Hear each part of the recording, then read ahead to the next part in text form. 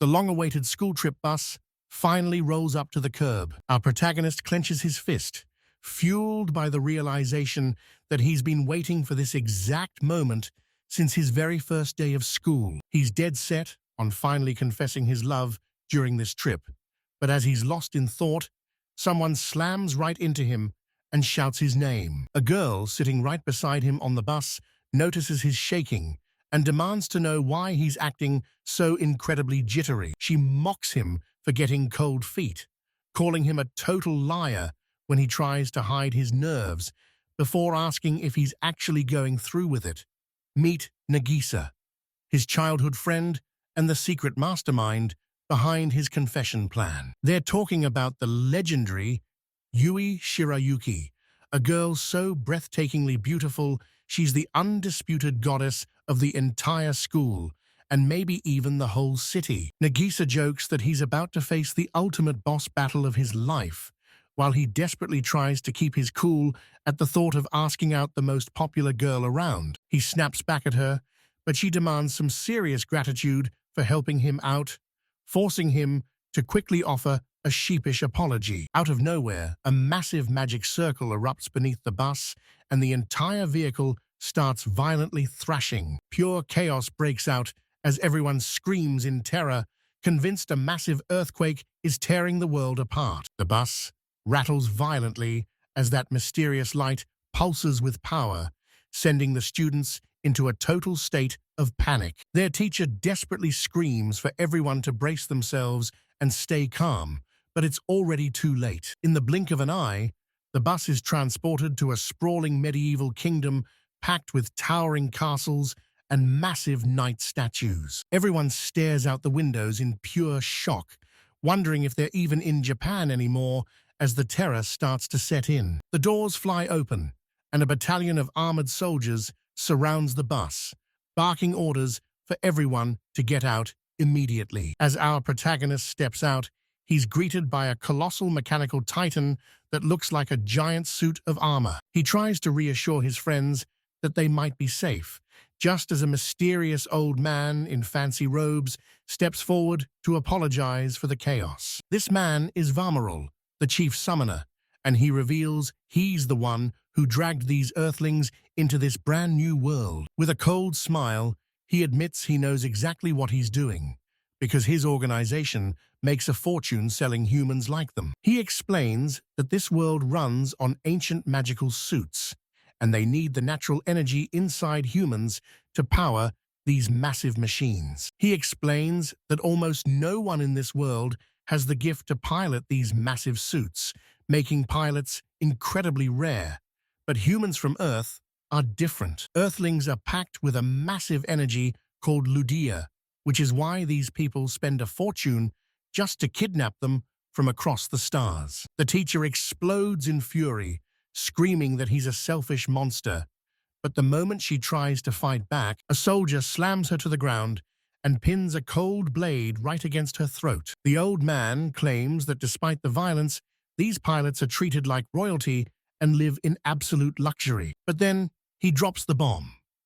Tomorrow, they're all being auctioned off, so they better pray their ludia levels are off the charts. As night falls, they're thrown into a high-security cell deep within the castle walls. The students collapse in total despair, and one of them asks Yuta what his power level is, but Yuta just stares into the dark, lost in his own head. The guys start treating it like a school exam, figuring that a higher score is their only ticket to a better life. They realize there's no faking their true worth, joking that a guy like Shirayuki is probably a total powerhouse, while Yuta just listens in silence. Shirayuki huddles with the girls, whispering in secret, while Yuta remains flat on his back. She mutters that her power level must be absolutely insane, and then the moment finally arrives. Guards storm in and march the group down a massive hallway toward the testing chamber, where the first student steps up to the machine. The screen flashes 12,000, and the judges are floored, claiming 5 digits is rare, but 20,000 would be legendary. Yuta recognizes Inawami from the soccer club and realizes just how high the bar is set. The next kid hits a massive 29,000, and the judges lose their minds, screaming that he's a double Highlander and nearly top tier. They're hyped to get two powerhouses back-to-back, but then the scores start to tank. 3,800, 2,500, 2,200, 3,300. Yuta watches as the numbers plummet one after another. When Shirayuki steps up, the machine explodes with a 36,000, leaving the judges speechless as they crown her a triple Highlander. Yuta doesn't even blink. He knew she was a monster all along. The judges are practically throwing a parade for her, treating her like a total superstar. Yuta watches the chaos, realizing how rare a triple Highlander really is, and vows that he won't be outdone when it's his turn. The line inches forward, and now it's Nagisa's time to shine. Nagisa steps into the machine and clocks in at 6,500, earning the title of Half Raider for beating the 5,000-point average. Yuta gives her a confident thumbs up, knowing she crushed it, as he prepares for his own moment of truth. Yuta steps up to the plate, his heart pounding as he realizes this single number will define his entire future. But as the device whirs to life, the evaluator's face twists into a look of pure confusion. Without hesitation, he shouts the result for the entire room to hear. A wave of shock ripples through the crowd as they echo the impossible number, leaving Yuta paralyzed by the pathetic score. Panicked, the officials scramble to inspect the machine for any signs of a glitch. But the cold truth hits hard. The machine is working perfectly, and the result is final. They scream it out.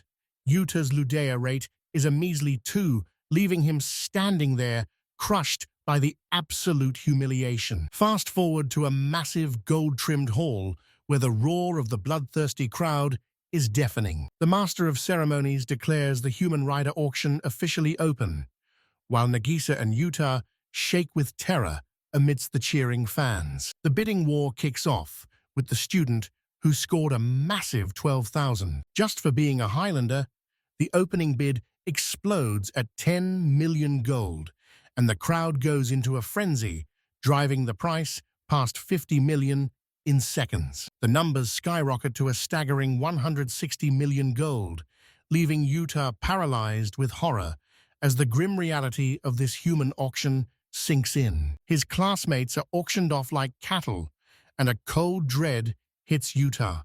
They're being torn apart, and he might lose Shirayuki and Nagisa forever. He prays he'll see them again, but the madness doesn't stop, with one student fetching a mind-blowing 1.2 billion gold. Finally, the main event arrives. Shirayuki, a triple Highlander with a power rating of 36,000, is dragged onto the stage to the deafening roars of the crowd. The bids explode instantly, leaping from 1 billion to 2.5 billion as the room descends into absolute chaos. Suddenly, a single bidder silences the room with a jaw-dropping, monstrous offer of 12 billion gold. The gavel slams down, sealing Shirayuki's fate to the Elysian Empire, a powerhouse so rich from their secret orichalcum mines that no one else stands a chance. Up next is Nagisa, presented to the hungry crowd as a half-radar with a solid rating of 6,500. Yuta watches with bated breath as the bidding war for Nagisa climbs from 10 million all the way up to a final 20 million gold. The hammer slams down, and Nagisa is officially sold to the Amurian Empire for a massive 20 million gold. Yuta stands frozen in shock as his entire world and his plan to confess shatters right before his eyes. His normal life is officially dead, and as he stares at the cold floor, the crushing weight of total failure sinks in. Now, it's Yuta's turn on the block, but the announcer treats him like absolute trash, mocking his pathetic level 2 stats and joking that he's only worth buying as a weird curiosity. The entire room erupts in mocking laughter and gasps of disbelief, unable to comprehend how anyone could actually be that weak. Yuta stands isolated on that stage as the audience tears him apart, hurling insults and wondering how such a pathetic, low-level joke even exists. Even his own classmates join in the mockery, sneering at his pathetic results and claiming they almost feel sorry for such a loser. Yuta hangs his head low, his entire body trembling as the soul-crushing weight of this public humiliation hits him like a freight train. Nagisa and Shirayuki can only watch in agonizing silence, paralyzed by their own powerlessness as they witness his downfall. The auctioneer doubles down on the disrespect, sneering at the crowd and asking if anyone would take Yuta for the price of a single, measly gold coin. A man in the crowd shouts that even one coin is a rip-off, offering 2 pieces of fruit instead, and the announcer accepts the deal instantly. They drag Yuta away and toss him aside like he's nothing but worthless trash. The buyer slams him into a wagon, shouting that they're hitting the road right now. Meanwhile, Nagisa is hauled off in the opposite direction, ripped away from his side. Nagisa desperately screams Yuta's name, but her cries are completely ignored. Trapped in that cage, the boy rattles down a desolate path toward a terrifying, unknown fate. From the shadows of the wagon, Yuta weakly asks when he'll finally get a meal. The man barks back that today's rations are gone and he's just going to have to starve. He won't get a single bite until tomorrow, and the realization is absolutely crushing. Suddenly, the heavy door groans open with a piercing metallic screech. A mysterious figure steps out of the darkness, instantly grabbing his full attention. A girl dressed in tattered rags stands before him, a mischievous smirk on her face as she asks if he's starving. Yuta stares at her shredded clothes and matted, filthy hair, realizing how much she's suffered. It's obvious she's been surviving this hell for ages, and she reveals the brutal truth. Dozens of other broken kids are trapped right there with them. Images of Nagisa and Shirayuki flash through Yuta's mind as the cold, hard truth sinks in. He's stuck in a world where slavery is the law, and their future is a total mystery. Nearby, 2 guards are caught in a hushed, intense conversation. One guard scoffs that while the power scale hits 100,000, reaching that level is a complete pipe dream. In all their years, they've never even heard of a single soul hitting a legendary 6-digit Ludia rate. The other guard adds that no magical suit on Earth could contain that kind of raw power, just as the path leads deeper into the dark heart of the building. The girl, Nami, offers Yuta a small scrap of food, but he freezes, realizing she's giving up her own meager portion. She tells him she knows the agonizing pain of starvation all too well, and she'd rather share what little she has than see him suffer. Yuta tries to turn her down, but Nami won't take no for an answer, reminding him that their next meal is never guaranteed. In this hellhole, they're lucky if they even get to eat once every 3 days. Seeing how dangerously thin she is, Yuta refuses to let her starve and suggests they share the meal, leaving Nami stunned by the simple idea of eating together. Yuta flashes a warm smile and tells her that food always tastes better when you have someone to share it with. That night, Yuta shivers on the freezing stone floor while the rest of the captives huddle under their pathetic, paper-thin blankets. Suddenly, Nami crawls over and presses against him to share her warmth, catching Yuta completely off guard. Yuta wakes up the next morning with Nami still fast asleep on him, but the peace is shattered when the owner kicks the door open and screams for them to get to work. The brutal reality hits him like a truck. This is the miserable, soul-crushing life of a slave. He looks at Nami and realizes this misery is all she's ever known, clenching his fist in a desperate desire to help, even though he feels utterly powerless. Their daily ration is a pathetic scrap of food, and while Yuta is disgusted by the portion, Nami reminds him they're lucky to have anything at all. As they share their meager scraps, Yuta asks the one question that makes her entire body tremble with fear. With a hauntingly calm voice, Nami reveals the unthinkable. Her own mother sold her off. She claims it was worth it because her family finally had food for a month, leaving Yuta paralyzed by the weight of his own question. In the dead of night, Yuta finds Nanami thrashing and weeping in her sleep, and he desperately calls out to reach her. She just keeps trembling, clutching her own body as if she's trapped in a living nightmare. Yuta tries to apologize for digging up her trauma, but she forces a heartbreaking smile and insists she's just fine. She keeps repeating that her family ate for a month, but Yuta sees through the lie.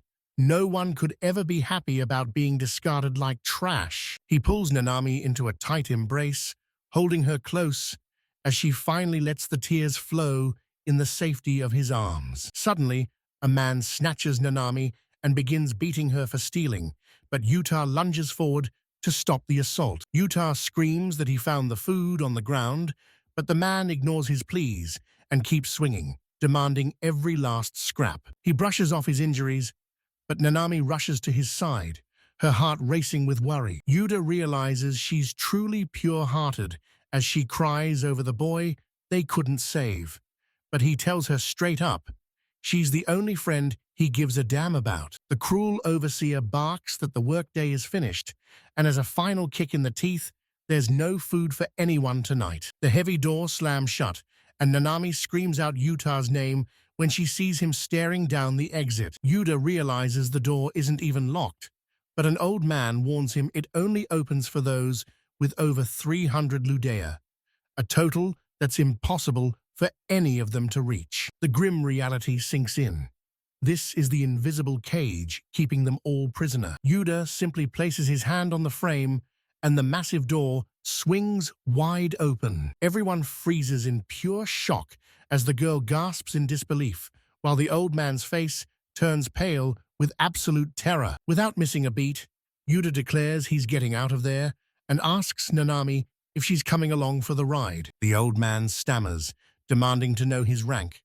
But Yuta just smirks and reveals his level is a measly 2 before mocking him with a cold, "So what?" Yuta and Nanami finally reach a massive port city where Yuta promises to find work and fill Nanami's stomach. Yuta hunts for work at the docks, but everyone laughs him off until a mysterious old man finally offers him a job. Yuta is led onto a massive vessel where the man explains the simple task: use pure muscle to keep this ship moving. The deal is set: 2 meals a day, a tiny bit of gold, and a cramped place to rest his head. With the deal sealed, he's tossed in with the rest of the crew to face his new reality. A crewmate greets them and asks for Yuta's stats, but when he hears the 2, he just shrugs and says it's better than 0. He points to massive rusted gears and explains they have to turn them by hand, since nobody here has the high stats to move them easily. He gives Yuta a final warning: brace yourself, because this work is absolute hell. When Yuta asks about leaving, the man laughs in his face. This is a slave ship, and Yuta realizes he's just dragged Nanami into another cage. The crew begins cranking the ship's heavy machinery with every ounce of their strength. They're forced into grueling labor the second the order to set sail is barked out. Suddenly, the massive vessel groans and begins to lurch forward. He witnesses the backbreaking labor and steps up to help. But the instant his hand touches the mechanism, the ship jerks violently, throwing him backward before he can even process what went wrong. The ship rockets across the waves at a mind-blowing, impossible speed. The entire crew is left frozen in shock, completely clueless about how they just pulled that off. Once the job is done, they're handed 20 coins and granted permission to dock at the port. Yuta is pumped to finally escape, but the others admit they're just desperate for a meal and have nowhere else to go. Yuta looks Nanami in the eye and asks if she's coming with him, even if it means starving on the road again. She doesn't hesitate, declaring she'll follow him anywhere just to stay by his side. He gives her a nod and decides to follow her into the unknown. They approach a massive, towering mansion with a grand carriage waiting right out front. Suddenly, a woman steps out, flashes a bright smile, and grabs his arm to demand his name. She introduces herself as Ronel, the kingdom's second princess, and welcomes them warmly while the other girl shares her name. Ranil admits that being trapped in a strange world is terrifying, but she vows the royal family will treat them like absolute gold. Rinal explains the brutal reality. High rankers live like gods in her kingdom, while those with low rates are left to rot in misery. She can't stop thinking about that poor boy with the pathetic rating from the auction, and his fate haunts her every thought. One girl drops to her knees, clutching the other's hands as she finally confesses her long-hidden feelings for him. Tears stream down the other girl's face as she pours her heart out through her heavy sobs. Moved by the confession, the princess stands tall and promises to track down exactly where that boy is hiding. The girl can't believe her ears, but the princess stands tall and promises to handle every single thing. The king of Amoria greets her with open arms, admitting he's heard all about her as she introduces herself with perfect grace. The princess begs her father to stop pressuring the poor girl before she has a panic attack, while another girl steps up and demands an intro. Himari, the third princess, crashes the party with a wild entrance, but her sister calms the chaos and asks where their eldest sibling is hiding. They figure she's at her usual haunt and decide to drag Nagisa deep into the castle to reveal a massive secret. They step into a hangar housing a towering suit of mechanical armor as the older sister screams for Yukina to come down. Out steps Yukina, the first princess of Amoria, who immediately identifies Nagisa as the new half-raider and offers to inspect her gear. Behold Raspella, the most powerful magical armor in the entire kingdom, standing tall right before their eyes. This monster packs insane speed, an impenetrable defense, and a power output that defies logic. It takes a massive Ludea rate of 5,000 just to ignite the engine, leaving Nagisa terrified that war is coming. Yukina explains that while other lands are war-torn, Amuria stays peaceful, using their armor as a deterrent rather than for actual combat, and Nagisa quietly takes it all in. The duo wanders into a crowded market packed with vibrant stalls, where the girl suddenly freezes in front of a rack, her eyes wide with curiosity. He looks at their shredded, filthy rags from their days in captivity and tells her to pick out whatever she wants. It's time for a total makeover. She's absolutely glowing as she picks an outfit, confessing she's never chosen her own clothes before, and he quickly settles the bill with the shopkeeper. He's already a pro with the local currency, making sure the price is right before they huddle up to count their remaining gold. They've got enough to survive for now, and he can't help but smile as she starts humming a joyful tune, clearly loving her new look. She drops a total bombshell with a smile, admitting she's never had a bath in her entire life.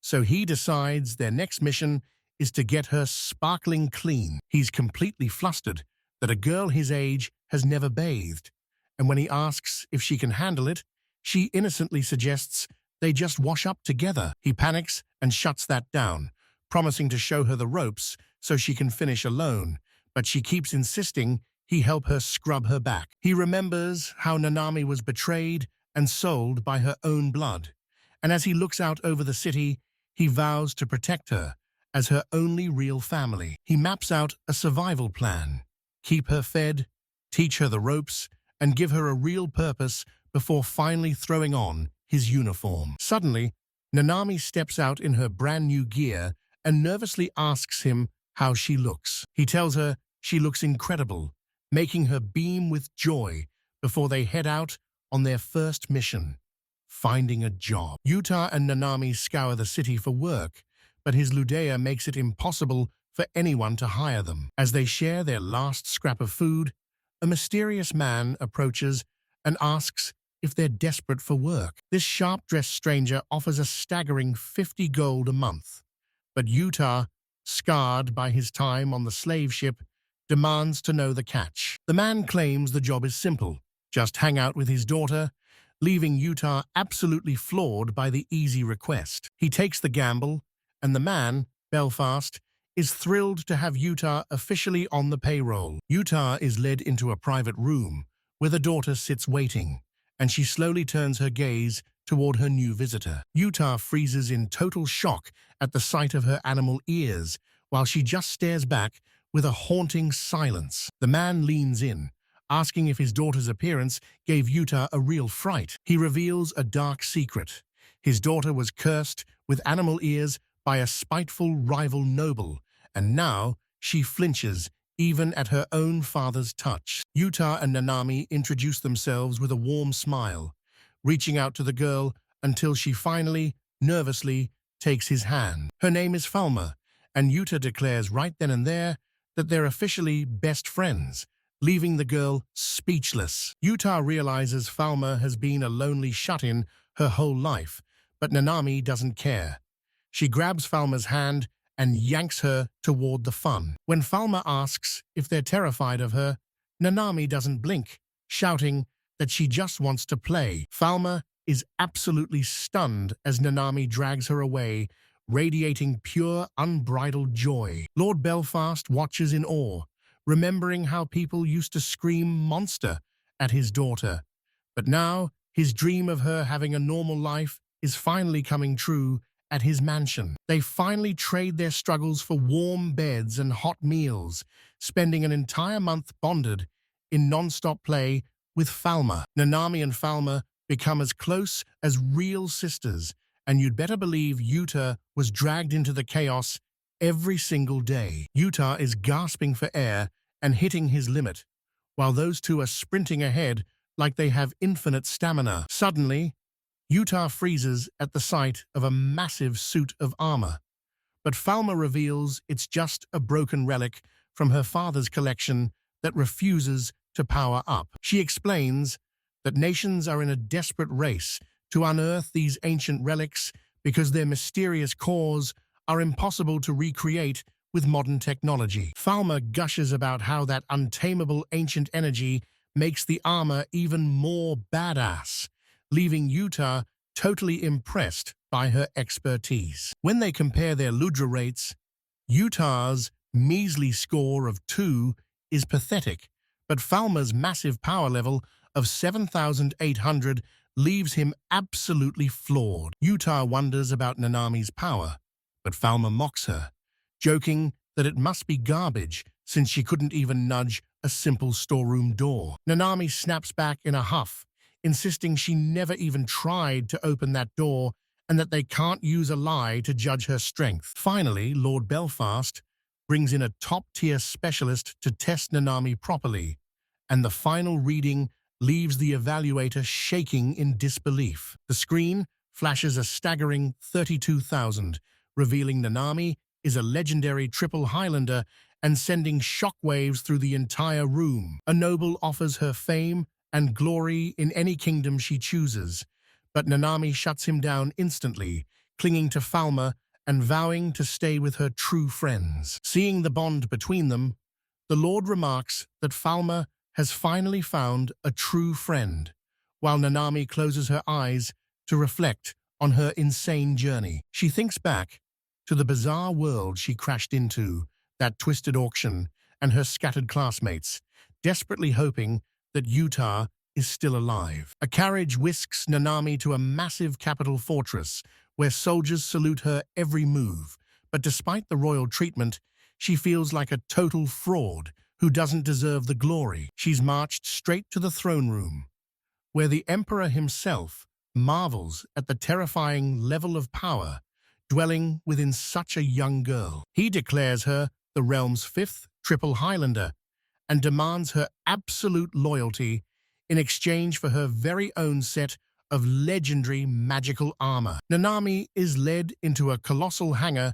packed with war machines, bypassing the basic models to reach the elite gear reserved only for the strongest pilots. The attendant prepares to unlock her private vault, and Nanami watches in breathless silence as the massive gates grind open to reveal her new weapon. Emerging from the shadows is the Elvala, a mechanical titan with a staggering 3 million output that boasts god-tier defense and unmatched speed. Just as he explains this beast was built specifically for her, a mysterious woman named Yuito arrives, commanding instant respect from every soldier in the room. Yuito reveals she was also summoned from Japan 5 years ago and vows to be the mentor Nanami needs to survive this world. As they head out, they drop a bombshell.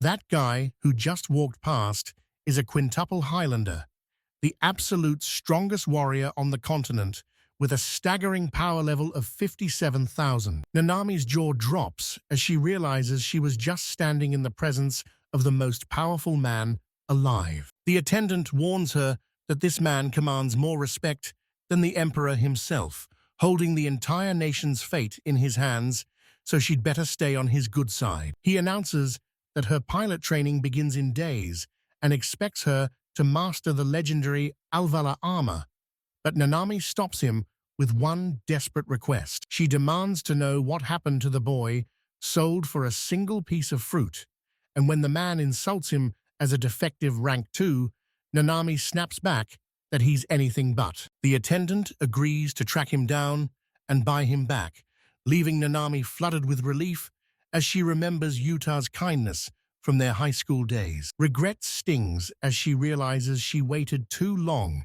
to confess her feelings on that school trip, finally admitting to herself that she truly loves Yuta. Elsewhere, the government catches wind of Nanami's raid, and the entire royal army begins to mobilize for war. The Lord warns that the soldiers are coming for Nanami by royal decree, ordering Yuta to take her and run while he stays behind to hold the line. Soldiers storm the gates, demanding the Triple Highlander, sending Yuta into a panic as the Lord lies to protect them, while Falma watches the chaos unfold with grim realization. Realizing there's no escape, the Lord prepares for his final stand, thanking Yuta and Nanami for giving Falma a taste of true happiness. A massive explosion rocks the entrance, and the gate shatters into splinters as the enemy army storms inside. Lord Belfast is thrown back by the blast and collapses, bleeding out as the others watch in absolute terror. Falma sprints to her father's side, begging him to stay alive, but the Lord weakly admits he's reached his limit. With his strength fading, he pleads with Yuta to take Falma away, terrified of leaving her all alone in this world. Yuta gives his word to protect her, as the Lord's voice becomes nothing more than a faint, dying whisper. He tells them he's blessed to have seen his daughter finally live and play like a normal girl before his time was up. In his final moment, he asks if she was happy, and through her tears, she chokes out a heartbreaking yes. Falma clings to him on the cold ground, telling him she's been happy every single day since the moment she was born. The Lord gives her one last look of pure love, calling her name one final time before his eyes close forever. Yuta screams for Nanami and Falma to move because they're out of time, but as they burst outside, they're met by an entire army of soldiers and heavy armor. Yuta's jaw drops at the sheer scale of the enemy force, while Nanami pulls Falma tight, bracing herself to bolt. They scramble into a nearby hangar and spot a massive suit of armor, giving Yuta the desperate idea to use it as a hiding spot. Nanami spots a manual hatch right on the machine's chest, and Falma points out the ladder that's their only way up. Standing before the towering metal giant, Yuta grabs the lever and yanks it with all his might. The heavy hatch groans open, revealing a dark interior just waiting for them to climb inside. They scramble up and find themselves staring right into the heart of the cockpit. Yuta is blown away by the tech, but Nanami hisses at them to shut up as they cram into the tiny space, hearing footsteps approaching. Armed soldiers and mechs storm the hangar, hunting for the intruders, and their eyes land right on the armor where our trio is hiding. The guards laugh it off as a useless piece of junk, having no clue that their targets are breathing right inside it. The soldiers are frantically arguing about whether to scrap the armor before Yuta and the girls lose their minds inside the cockpit. Yuta desperately fumbles with the controls, praying for the machine to wake up, because if it doesn't, their dead meat. Trapped in the cockpit, they watch in horror as a soldier lunges forward, thrusting a spear straight at them while the enemy shouts for Utah to move. Just as the spear is about to pierce the chest, the armor reacts on its own and pulls off a miraculous dodge. Foma shouts that the armor is controlled by the mind. All you have to do is visualize your next move. The soldiers prepare a coordinated pincer attack, sending Uda into a panic because this machine has 0 weapons. Channeling her father's spirit, Thalma declares they don't need weapons, just use your fists. Utah decides to put his faith in her words. Uda winds up and unleashes a devastating punch that completely shatters the enemy's suit.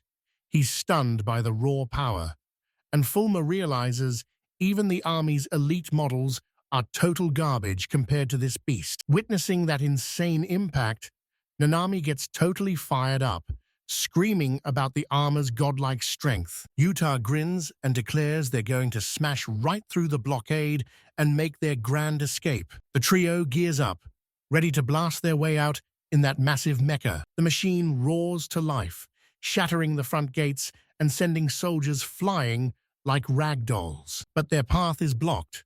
3 enemy armors are locked, loaded, and waiting at the exit. Yuda scans the field and realizes the odds are stacked.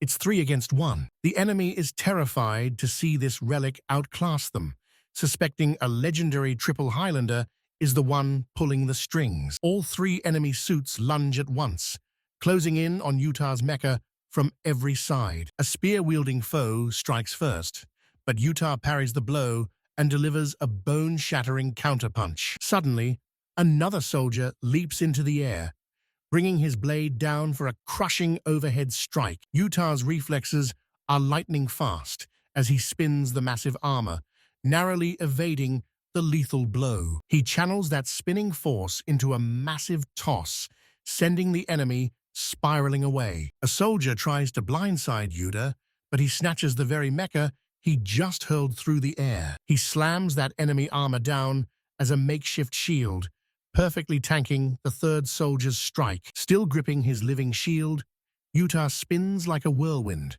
and crushes both enemies into scrap metal. The sheer brutality of the impact leaves the remaining soldiers paralyzed with pure terror. Once the dust finally settles from that chaotic brawl, the 3 enemies lie broken on the dirt, while a gasping Yuda realizes they've survived and begins planning their next move. Anonymy suggests fleeing to the Alpaca Federation to escape Ludoan's reach, but Yuta knows a giant mecha is impossible to hide. Foma points out they desperately need a transport carrier, but they're way too broke and low rank to ever afford one. Utah tries to apologize for her father's death, but Falma snaps back that the blood is entirely on Ludoan's hands. Consumed by rage, she vows that she will never, ever forgive that wretched nation. Nanami swears to make Ludoan pay for their crimes, and Falma promises to gear her up with the ultimate armor once they reach Alpaca. Nanami realizes Utah is piloting a machine that should be impossible for anyone to move, proving his true power is on a level the world has never seen before. A messenger falcon streaks across the sky, while weary soldiers march through the remains of a destroyed city. The kingdom that took her in treated her like a queen, providing a massive estate and the finest luxuries imaginable. But as the war drums beat, it's revealed that all the wealth in the world couldn't give her what she actually craved. Her soul burns with one desire: to protect her students and bring them home alive, so she steps up and begins barking out lethal combat orders. The commander jumps onto a private channel with Ruriko, insisting they have a real talk the moment this battle is over. She immediately launches a devastating 3-front assault just as a scout screams that 12 enemy armors have appeared on the horizon. Every unit moves in perfect synchronization, charging into the fray as the enemy strikes back to start a massive new conflict. The distance closes instantly as the 2 forces collide in a brutal face-to-face showdown. A knight lunges forward, unleashing a flurry of lightning-fast slashes. He carves through the opposition with surgical precision. Every hit shatters their heavy plate armor until they collapse into the dirt. With the battle won, the commander announces that every single enemy unit has been wiped out. The soldiers surround her, screaming for the commander to ditch her armor and surrender immediately. She freezes for a second before slowly pulling off her cap. Her eyes dart around as she weighs her final desperate options. Just as the teacher prepares to step out, she spots two of her students held at gunpoint, making her blood run cold as she demands to know where the rest of the class is. The terrified girl cries out that she has no idea, but a soldier jams a weapon in her face, barking orders to reveal the location of the other units. She descends into total panic, screaming that she truly knows nothing. The guy chalks it up to rotten luck and prepares to strike once more. Out of nowhere, a soldier lunges forward, clashing steel with the commander to save the girl. Ruriko dives into the fray, intercepting the lethal blow just in the nick of time. She shoves the commander back with all her might, screaming that he'll never touch her students. The commander stares her down, demanding to know why she dare interfere. Ruriko is trembling with adrenaline, her breath coming in ragged gasps. She spits back that this world is insane for forcing kids to kill, and she refuses to let it happen. She bellows for Oba and Taguchi to gear up and run, leaving the girls scrambling in a panic. Minami screams for them to move, but a new enemy cuts them off, sneering that there's no escape. She tightens her cap with grim resolve, fueled by the single desire to protect her students at any cost. Their ultimate mission is to bring every single one of them back to their home world. They arrive at the Merchant Federation of Alpaca, a city where glittering wealth in the center hides the dark, crumbling slums on the outskirts. A colossal arena towers over the skyline as Foma declares she's ready to sell off their precious jewels. Yuda desperately argues that these gems were Lord Belfast's final gift, but Foma shuts him down, insisting they just need to make sure they don't get lowballed. They start hunting for the best deal, but the first merchant they meet scoffs, calling the gem a cheap fake and offering next to nothing. The stakes rise as another offers 1 million, and a third jumps to 2 million, leading them to settle on the highest bidder. Suddenly, a shady man leaning against a wall warns them that dealing with that buyer is a massive mistake they'll soon regret. The stranger introduces himself as Jean, revealing that the buyer was only playing nice to lure them into a trap. He explains it's a classic Trade City scam. Give them a good price now, just to rob them blind when they bring the rest of the loot. Jean offers to be their middleman, promising to sell the gems for 20% more, or he won't take a single penny for his trouble. Yuda is certain they can't lose this gamble, while Falma realizes she's a total amateur at haggling and begs for his expertise. The squad hits the market to see exactly how much their treasure is worth. A merchant tries to lowball them with a 10 million gold offer, but Jean scoffs, promising he can squeeze out 12 million before launching into a high-stakes forced auction. Jean shuts him down instantly, declaring that just 2 of these gems are worth 10 million alone, while the merchant desperately tries to play it off. The shopkeeper buckles at 20 million, but Jean threatens to ruin his reputation until the man frantically offers 30 million as his final, desperate limit. They return to their room, hauling a massive bag of loot, stunned that Jean managed to triple their money when they only expected a small bonus. While lounging at the table, Jean asks what they'll do with all that gold, and his curiosity peaks when Utah reveals their plan to hunt down a powerful magic suit. They're hunting for a suit with a massive initial rate of over 10,000, prompting Jean to ask if the kid is a legendary Highlander. But Falma reveals the gear isn't even for him. Jean is visibly shaken, but tries to keep his composure, acting like those insane stats would be child's play for a real Highlander. The team's jaws hit the floor when they realize a top-tier magic suit carries a staggering price tag of 100 million gold. Jean scoffs that even that's a bargain because Highlander suits usually cost a literal fortune. They're nowhere near having that kind of cash, but Jean gets a glint in his eye and claims he knows a way to make a massive payday. The camera pans over the city to the looming massive Coliseum, making it obvious exactly where they're headed. They push through the rowdy crowds of the Coliseum where metal-on-metal combat fuels a high-stakes betting ring that Jean knows they can exploit for fast cash. Two massive suits collide in the center of the ring as the bloodthirsty audience erupts in a deafening roar. Yuta wonders how they even get a spot in the brackets, but Jean just gives a confident smirk and tells him he's already got the inside track. The girls worry that the competition is too brutal, but Jean ignores the danger and demands to know Yuta's Ludia rate before they sign up. Yuta just flashes a confident grin and tells them his rate is only a 2, so there's absolutely nothing to worry about. He confirms that his rate is a measly 2, but insists that he's the only man for the job, because he's the only one who can actually pilot that magical suit, leaving Jean completely stunned as he stammers a rank 2 suit shouldn't even be able to power a magic lantern, meaning that gear is definitely breaking every rule in the book. The announcer screams into the mic, whipping the massive crowd into a total frenzy for the next explosive bout. The stadium echoes with the name of the next warrior stepping into the arena,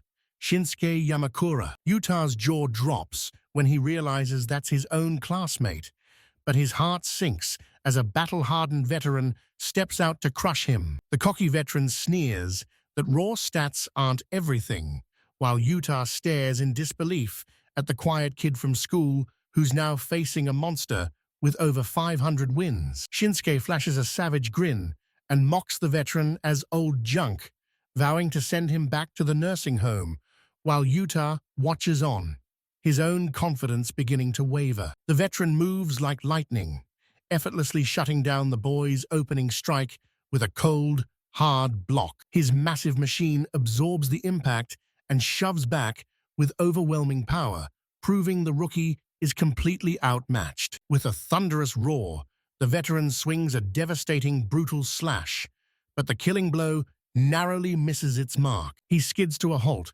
gasping for air, while the stunned boy somehow manages to scramble away by the skin of his teeth. The veteran fires off a massive mechanical claw, lunging straight for his target. He brags that this beast was built to crush even the heaviest magic armor. The old-timer squeezes with all his might, snarling at the brat to stay down and accept defeat. Unfazed, the kid mocks him, claiming this weak grip won't cut it, but the veteran vows to silence his big mouth for good. Horror strikes the old man as his mechanical arm begins to shatter, while the boy laughs in his face, calling him a fossil and promising to show him true power. In an instant, his suit slides right out of the veteran's failing grasp. Yamakura obliterates the old man's armor to secure the win, raising his arms to the cheering crowd as the announcer marvels at his total transformation. As the crowd goes wild,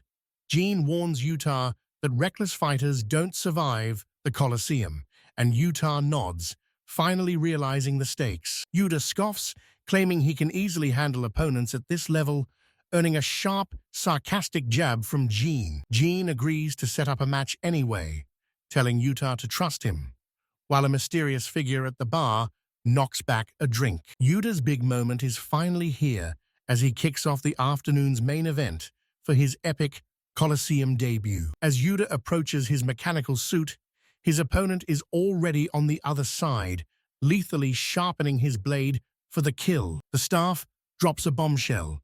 The suit needs a name to register, and Yuta completely freezes up under the pressure. Suddenly, a memory of a legendary White Lion King from an old anime flashes through his mind, giving him the perfect inspiration. He stares down the machine and locks it in. From this moment on, the suit shall be known as Alio. The crowd roars as Yuta is officially introduced to the arena alongside his brand new mechanical beast, Alio. Out comes Kevin, the Red Dragon, a veteran pilot in his suit Holger, who's just one victory away from his 50th win, but he's been ordered to drag the fight out to drive up the betting odds. Utah glances at the betting boards and sees the staggering 57-1 odds.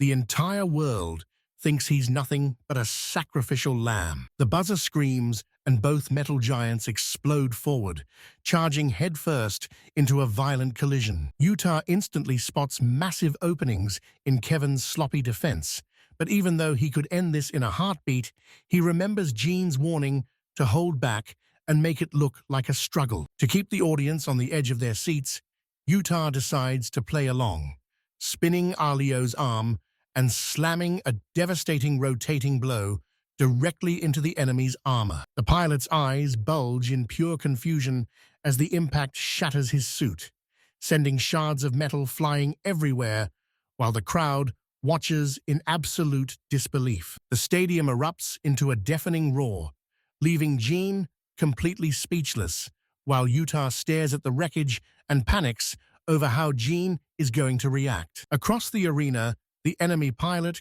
curses his own carelessness as his suit's outer shell is torn to shreds, billowing thick, black smoke. Utah intentionally holds back, letting his strikes scrape against the enemy instead of delivering a finishing blow. Metal grinds against the ground, sending a trail of sparks flying as Utah stares down his opponent with total dominance. The veteran pilot's jaw drops in terror, unable to comprehend the sheer power of the attack that just leveled him. He stands frozen as his armor begins to crumble, gears and pistons clattering to the floor, while the very core of his machine splits wide open. It's over.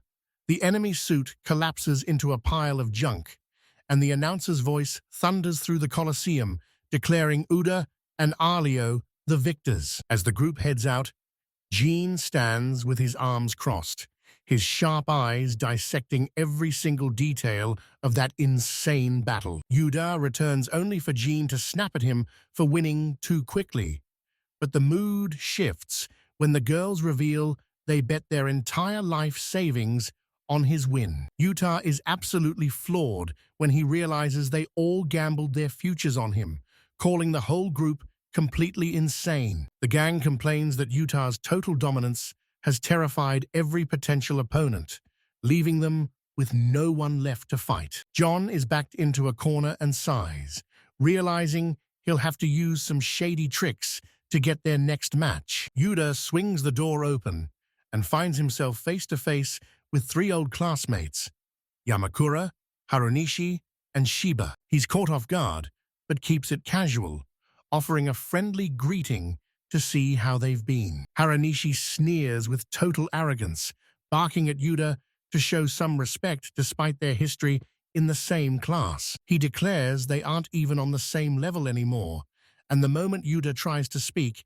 he's silenced with a cold, "Don't interrupt me." Hiranishi brags about his elite 3,000-plus rating, sneering that a low-ranker like Yuta is just a pig who needs to know his place. One of the girls slams her hand down in fury, demanding respect for their friend, and Hiranishi is shocked when the rest of the group stands tall to defend Yuta. These punks start relentlessly mocking Yuta and the girls, laughing in their faces and calling them filthy little pigs. One bully demands the girl strip off her hood, claiming it's an insult to hide her face from her superiors. He rips the hood back, exposing her hidden ears and leaving the entire crowd paralyzed with shock as they realize she's a half-beast. Utah finally snaps, losing every ounce of patience as he buries a massive fist right into the guy's jaw. The bully staggers back, whining like a child, but Utah snaps back that he doesn't give a damn about their so-called hierarchy. Anyone who enjoys stepping on others is lower than a pig, Utah roars, right before Gene smashes a bottle on the bar to end the shouting match and demands they settle this as gladiators. He tells them to take their beef to the arena, where the bully brags about a secret weapon he's ready to reveal. Utah is totally lost, but the punk is already back to his old tricks, spitting insults and calling him a pig again. Jean steps in and proposes a brutal 3-on-1 handicap match with a staggering 40 million gold on the line and rules heavily stacked against Utah. The trio thinks Jean is just tossing money down the drain, but when he mocks their courage and calls them cowards for being afraid of Utah, the lead bully takes the bait and accepts. The Coliseum speakers boom as the rookie sensation returns to the arena. But this time, it's a death-defying 3-on-1 handicap match. Jean realizes a bare-knuckle brawl is a death sentence, especially after noticing a suspicious device rigged onto Alio. The announcer screams out the names of the 3 challengers, Yamakura, Haranishi, and Shibai, each boasting a 10-win streak and rocking their own specialized combat suits. The bloodthirsty crowd roars for Alio's destruction, but Utah is packing heat with custom magnesium tonfas built specifically for this showdown. All 3 mechs lunge at Alio simultaneously as the rivals jeer, calling Utah's previous victory a fluke and vowing to make him regret his sheer stupidity. They mock him like a pig led to slaughter, declaring the battle over before the first real blow even lands. The opening clash is pure carnage as one rival tears up the earth with a devastating sweep, while the others swarm Alio from every angle. But Utah's mech shrugs off the impact like it's nothing, leaving his attackers paralyzed with shock that he's still standing. A brutal strike rips a massive chunk of armor right off Alio, but the sheer force of the collision actually sends the attacker reeling back in confusion. Another blade whistles toward his flank, but Utah pulls off a lightning-fast low dodge that sends the enemy stumbling blindly past him. With a violent twist, Utah slams the rival into the dirt with bone-shattering force, leaving the survivors terrified of the monster they've unleashed. Pure panic sets in as the rival realizes a rank 2 is crushing them, screaming that Utah cheated as he begs for mercy to save his own skin. Utah's gaze is ice-cold as he delivers a chilling ultimatum. Those who live by the sword always pay the ultimate price. The enemy's mech slams into the floor with bone-shattering force, spiderwebbing the arena surface. The crowd erupts into a deafening roar as the announcer screams their names. Utah and Alio are the new champions. He stares upward, gasping for air, as the sheer intensity of the battle finally sinks in. Yuda realizes this twisted world has poisoned those boys, forcing them to judge human lives by nothing but cold, hard numbers. A dark thought crosses his mind. Is the rest of the group falling into that same trap, or are they still holding on to their humanity? Yuda slams Alio's hatch shut, just as a familiar voice cuts through the noise, calling out to him. He rejoins the group with a grim determination, swearing to himself that he'll never lose his soul like those other pilots did. Rain lashes against a massive mansion in the dead of night, where a heavily armed mech stands as a silent, deadly sentinel. Fingers fly across a control panel as a lone pilot whispers to himself, locking onto one target on the right and 2 more on the left. Despite the downpour, a girl remains ice-cold at the controls while enemy mechs surround the mansion. Suddenly, a warning scream pierces the air as a threat closes in from behind. He fires a devastating blast at the enemy mech, but it blurs out of the way and lunges back for a brutal counter. With its jagged blades held high, the enemy machine screams forward for the kill. Leo barely dances out of the way as the enemy rockets into the sky, while a voice screams out a warning that he's airborne. The instructor barks at them to hold their nerve and open fire the second that monster touches the ground. Massive explosions rip through the earth as the enemy suit slams back down with bone-shattering force. Suddenly, 3 enemy suits swarm Alio, closing the trap to strike all at once from every angle. Their blades clash at the center, but Alio deflects the lethal blows and leaps back to safety. He hits the ground and unleashes a devastating sweep, that sends all three enemies flying through a cloud of wreckage. The command comes through the comms. UE needs to stand down immediately. The officers are absolutely stunned by her insane growth in just 30 days, crediting her god-tier skills to that brutal training. Her talent is the real deal. One soldier suggests she finally go all out next time, while another is so stunned by her rapid growth that he wants to send her straight to the Garen front. He offers his thanks, but quickly demands an update on his request.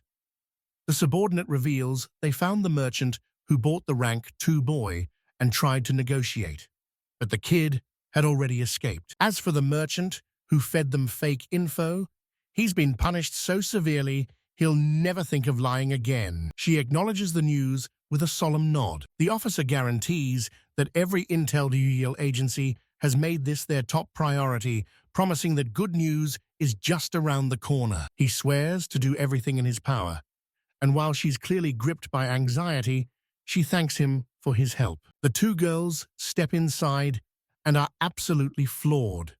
One of them points in awe at the shimmering building, shouting that it's way more luxurious than any inn, and even puts her own family's mansion to shame. They scan the room in disbelief until Yuta speaks up, declaring that it's now all or nothing. His friend warns that his gladiator career is basically over because Yuta has become too powerful.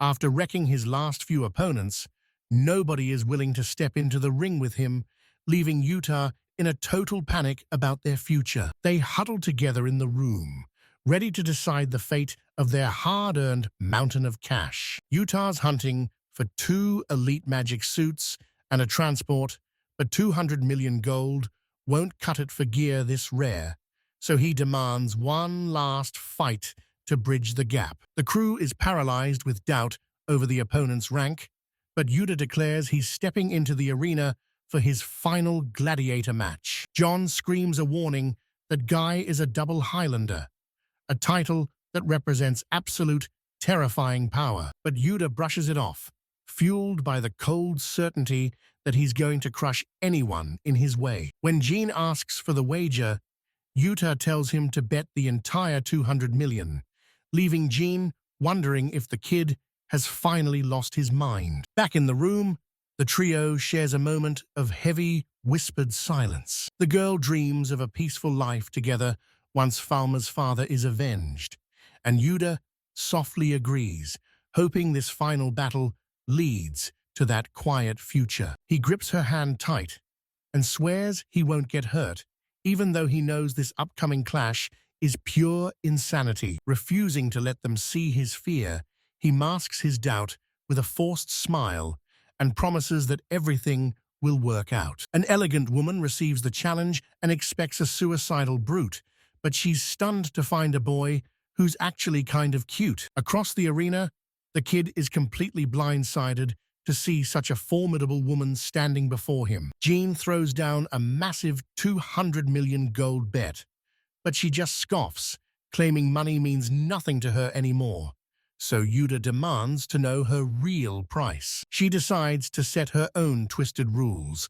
The loser of this fight becomes the absolute property of the winner. Jean is absolutely horrified by the insane stakes, but Yuta shocks the entire room by accepting the deal without a second thought. A wicked smirk grows on her face as she starts teasing him, clearly loving his bold attitude. John desperately begs him to back out, warning that losing means spending the rest of his life as a literal slave. But Yuta's confidence is unshakable as he declares his victory, and with a final word, she locks in the deadly contract. She reveals her name is Aruna and mockingly calls him boy, promising that he'll belong to her the moment the battle ends. Yuta snaps back with his real name, asserting he's no child, before giving her a cold promise that they'll be meeting again very soon. She walks away, buzzing with excitement for the carnage to come, leaving Yuta drenched in sweat from the crushing pressure. Aruna stomps into the arena in her massive mech, and the crowd absolutely loses their minds. She was once so unstoppable, that no one dared to face her, forcing her into retirement as a mentor. But now, the legend has returned to crush a new challenger. As the stadium shakes from the fans' roars, her opponent is revealed. Utah, the rookie sensation who dominated the handicap matches.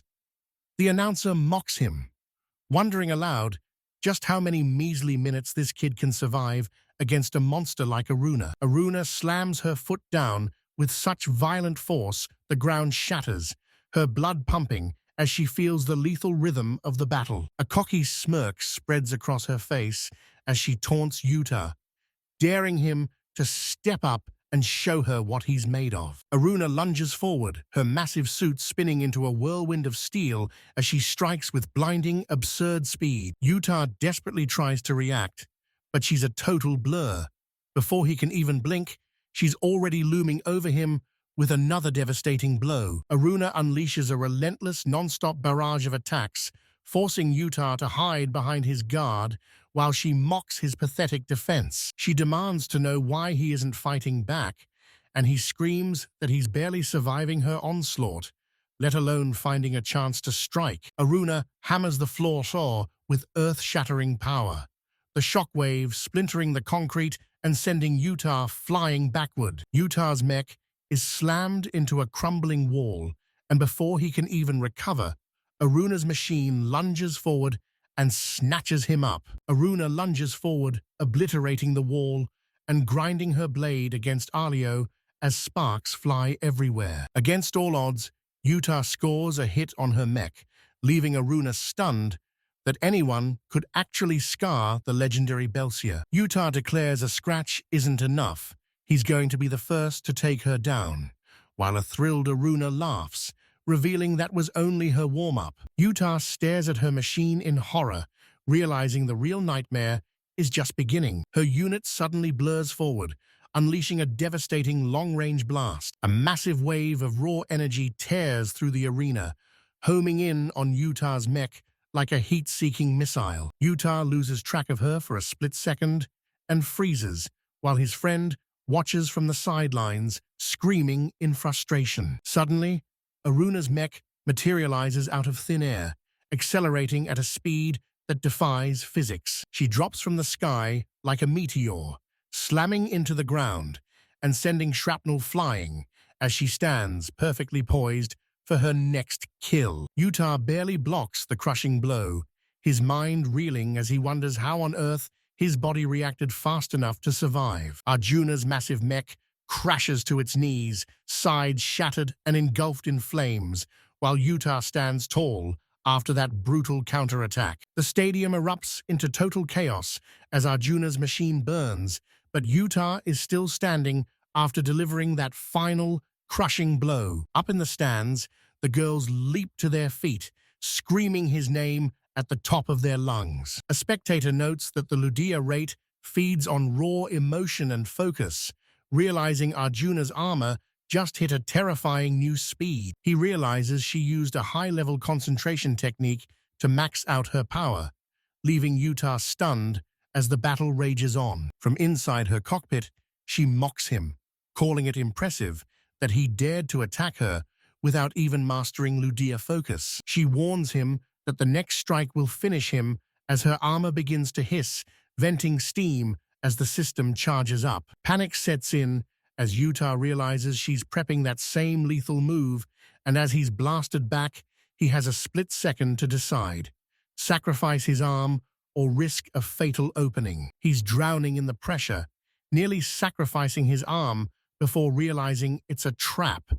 Cursing his lack of Ludia focus, just as he spots her strike was nothing but a feint. Suddenly, the chaos vanishes, cutting to a peaceful Japanese home where birds chirp and the wind rustles the leaves in total silence. A girl calls out to Utah, frantically warning him that they're running late for their Aikido session. She stresses that her father is a total hard-ass about training, so Utah kicks it into high gear as the dojo comes into view. Utah finally makes it to the dojo, where he finds Nagisa sitting in total, motionless silence. A man explains she's actually meditating to turn her mind into still water, and he tells Utah he should try it himself. Yuta takes a seat right beside her and desperately tries to find his inner peace. The only sounds are the buzzing insects and the howling wind as they sit perfectly still on the tatami. Bit by bit, the chaos in Yuta's head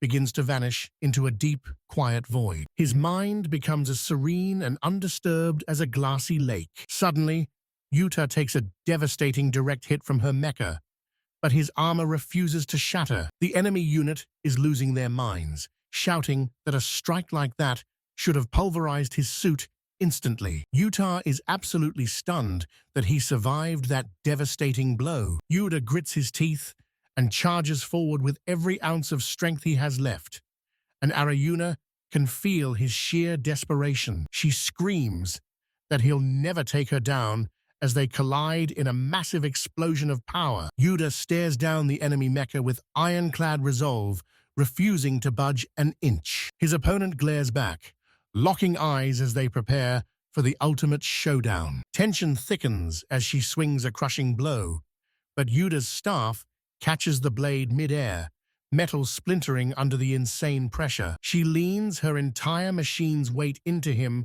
to grind him into dust. But even through the sweat and strain, Yuta refuses to back away from the wreckage. He snaps his eyes open with a burning fire, taking a brutal hit to the arm and chest that sends sparks raining down. Despite the impact, his face remains unshakable until he finally collapses, leaving the woman grinning at his sheer insanity. We cut back to the arena where the judge screams out the final verdict.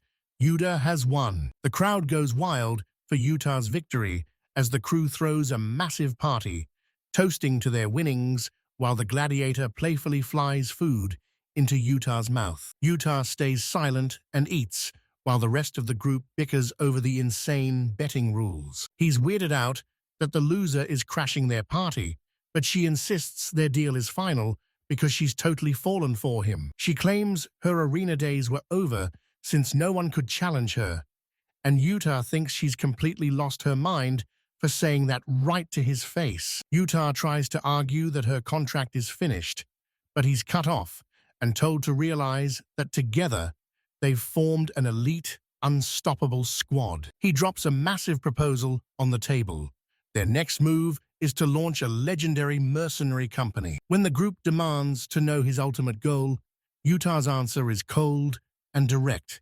He's going to destroy Ludwan. Arayuna and the others shout that taking down an entire country is impossible without a massive fortune to back them up. They argue that even as mercenaries, they'd still be broke, and Yuta finally admits their current plan is a total suicide mission. Yuta declares that there's no way he's letting Nami and Falma walk into a situation that's that dangerous. The duo demands to join the fight, claiming they've got the power, but Jean shuts them down, warning that this war is a death trap. Yuta realizes he's being swept up in Jean's momentum, and before he knows it, the mercenary group is a done deal with just him and Arayuna leading the charge. Yuta and Arayuna pull up to a massive, heavy-duty transport vehicle. When Yuta asks if this is her carrier, Arayuna boldly declares it's his now too, since she's his property, and she drags him inside to meet a mysterious girl who's been rotting away just like this old machine. Arayuna introduces him to her longtime mecha genius, a brilliant prodigy mechanic named Liza. Liza glares at Yuta with ice-cold eyes, and when he tries to be friendly, she brutally slaps his hand away in a clear display of pure hatred. Liza erupts in a fury, accusing Yuta of seducing Arayuna, but Arayuna shuts her down by reminding her she lost the duel and now belongs to him. Liza's rage boils over as she demands Arayuna's freedom, but the argument is cut short when a messenger arrives to announce that the magic suit dealer is ready for them. They step into a massive warehouse packed with legendary magic armor, and after revealing their jaw-dropping Ludia rates, the dealer leads them to a top-secret suit built specifically for a triple Highlander. They stand before the colossal Vixor, a god-tier machine boasting a massive 3.2 million output and SS rank armor that makes it the ultimate weapon. As the group gazes at the shimmering golden beast, Nanami is moved to tears, remembering her father's words that gold is the true color of happiness. She's absolutely hyped and claims the suit as her own before the seller can even get a word in. Nanami is sold, but when the owner drops a staggering 400 million price tag, Gene loses his mind and demands to know the real cost. Reality hits hard, and the group snaps back, telling the merchant there's no way they're paying that insane amount. Gene dives into a fierce negotiation, determined to slash that price down to something reasonable. He seals the deal at 250 million, leaving the seller so impressed by his skills that he offers him a job on the spot. Gene rejects the offer to stick with his team, right before the seller reveals a mysterious, high-tech magic suit that Aruna just has to see. Behold the Garuda, a magic suit with ranker mobility and a massive 100,000 output that's surprisingly powerful for its class. But here's the real kicker. This incredible model can actually take to the skies. This suit literally defies gravity, and to avoid another headache from Gene, the seller offers a take-it-or-leave-it price of 100 million. Gene strikes again, forcing a bundle deal for 2 suits and demanding free weapons be thrown into the mix. Utah and the squad march out of the warehouse, hauling their 2 brand-new combat suits. Nanami is absolutely buzzing with joy as she hops into the cockpit, screaming that her dream of piloting a magic suit has finally come true. The crew stands in total shock at the sheer scale of these mechanical beasts, while Arjuna wonders what it's like inside, but Utah is still paralyzed with anxiety. Nanami and Falma are absolute naturals, maneuvering with ease as Arjuna warns them to stay focused, especially since Falma is completely obsessed with these machines. Out of nowhere, Yuta's voice crackles over the comms, asking how to take flight, leaving the girls completely stunned that he's already trying to go airborne. Utah's suit roars to life as the propellers kick in, blasting out a storm of sparks and violent winds. Nanami and Falma dive for cover as the massive robot rockets into the air, spinning toward the clouds as Yuta defies all logic by flying on his very first attempt. High above the ground, Yuta loses his cool and screams in pure panic, while the girls desperately yell for him to stay calm and bring that thing back down. The suit slams back onto the dirt with a bone-rattling thud, forcing the group to realize they need way more practice before the scene shifts to their ship drifting under the moonlight. Gene praises the pilot's skills as they cruise along, while the rest of the guys celebrate the carrier's insane efficiency before they finally discuss where they're headed next. Their first target is the Republic of Kirkus, where they'll stock up on vital supplies tomorrow before heading back out into the unknown. Since Yuta's an Earthling, they have to break it down for him.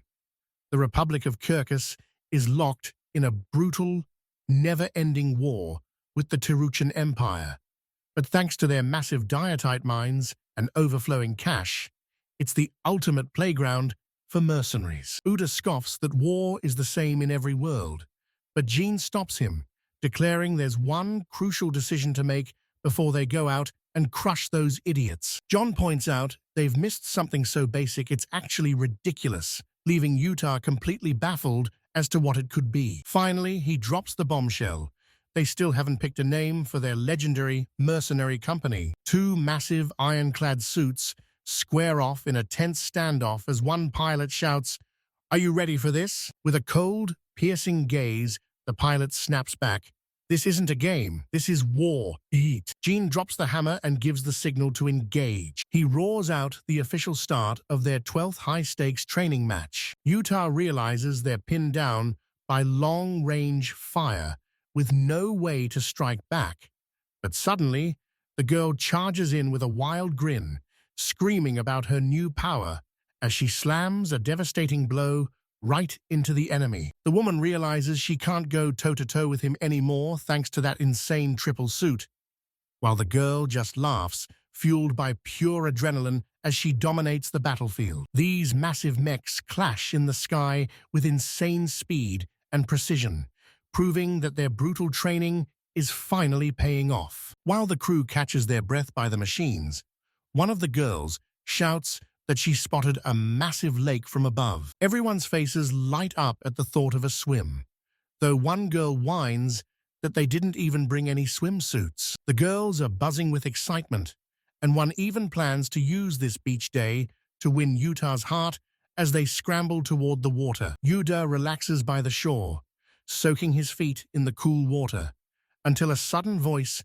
calls out his name. The girls look stunning in their bikinis, chatting about the deep water and their lack of swimming skills, while Yuta gets cornered by a flirtatious dare and a lethal threat from a scary guy. Yuta is chilling with a fishing rod in hand when John suddenly appears, demanding his help to get lunch ready. Yuta is shocked to see Earth-style fishing gear, but Jean explains it's everywhere now, even if Yuta is convinced he's too much of a noob to catch anything. Suddenly, a massive tug hits the line, and Yuta reels it in like a pro, hoisting a huge fish and screaming that dinner is served. John walks up loaded with gear and just deadpans, telling him to calm down before he wipes out the entire local ecosystem. Jean rallies the squad, checking to see if everyone's finally recharged and ready for action. He calls an immediate strategy meeting, demanding feedback, and Arayuna points out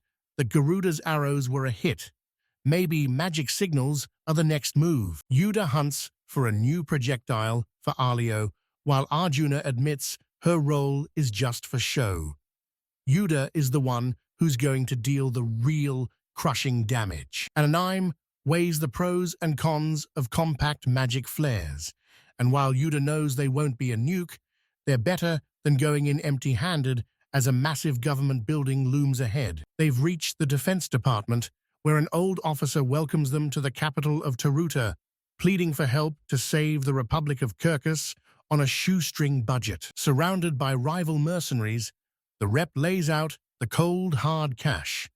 Every kill earns a paycheck, but taking down a magic suit is where the real money is. Performance bonuses are on the table, and someone even suggests a grand prize for the top squad. But the mood shifts instantly when they run into a ghost from their past. Horobe mocks them, shocked that a former slave is now a mercenary, but they stand tall, confirming their new life and that Imora is right there by their side. The insults fly as they trash-talk his piloting skills, accusing him of being a total fraud, just looking for a quick payday. And Horobe's face turns stone cold with disbelief. She absolutely loses it, screaming that her team puts their lives on the line every day and they have zero interest in playing nice with a bunch of shady losers. Yuta stares at his hand with pure disgust, declaring he won't lift a finger for a bunch of cheaters before turning his back on them. Jean slams a map onto the table and officially announces their very first mission. Their objective is to retake Ruble Fortress, a massive operation involving every mercenary company and the entire Kirkus army. Yuta is absolutely floored, thinking it's total suicide to storm a fortress for their very first task. Jean reveals the grim reality. The enemy has 150 ballistae and 100 magic suits led by Harburn Black, while they're stuck with a measly 53 suits. Despite the impossible odds, Jean claims their squad can spearhead the assault if the other mercenaries stay out of the way, demanding a perfect plan by tomorrow's briefing. Suddenly, the leader of the Jungle King mercenaries barks out that he refuses to work with a group like the Iron Riders. When the officer asks for backup, the man sneers that the Iron Riders are just dirty cheaters and says they can handle the entire west flank all by themselves. Jean signals Yuta to keep his cool and stay silent before calmly accepting the terms of the meeting. The scene shifts to the horizon, where the fortress looms under a blazing sun as the team's transporter touches down on the jagged rocks to begin the assault. Jean lays out the battle plan. Their squad will storm the west, while the rest of the army hammers the east and south. After gearing up with Kirkus military tech, Jean reminds everyone that winning a war is all about controlling the flow of information. As they sync their comms, Aruna reveals she's rigged Alio's arm with a mind-controlled magic flare, the perfect distraction Utah asked for. The squad huddles up for one final check as the clock strikes 0. It's go time. The mechs roar to life and charge forward as Aruna takes command. Utah baits the front line, and the team maneuvers for a lethal ambush against the fortress guards. A wave of spear-wielding mercenaries lunges forward, but our trio reacts in a flash, slamming the lead attacker into the dirt. While one provides cover fire, the other weaves through the chaos to deliver a devastating sideswipe that shatters the enemy formation. Suddenly, a massive enemy mech opens fire, raining heavy artillery right onto the front lines. Seizing the moment, the third pilot lunges through the smoke and drives a crushing blow straight into the enemy's chest. Utah knows this fight is going to get ugly, but he grits his teeth and stays laser-focused on the mission. Out of nowhere, the girl screams a warning as a massive ballista bolt streaks toward them, slamming into their defenses, while a voice bellows that every enemy weapon is now locked onto their position. The air turns cold as they scramble to react, but the girl is faster, unleashing Garuda's arrows from the heavens in a blinding flash. The projectiles rain down like a meteor shower, absolutely obliterating the enemy walls and crushing their ballistae into scrap metal. A colossal explosion rips the earth apart, leaving a gaping crater and sending jagged debris flying in every direction. Uda stands there frozen, completely floored by the sheer, raw power of that devastating strike. Uda screams that an enemy is creeping up behind Falma, so she spins her mech and fires, but the shot is weak, acting as nothing more than a desperate distraction. Utah wonders if his bait worked, as an enemy blade barely grazes him, just as Falma draws her mech's bow and lets a high-speed energy arrow fly. The arrow streaks across the battlefield and slams into the enemy fortress, triggering a mind-blowing explosion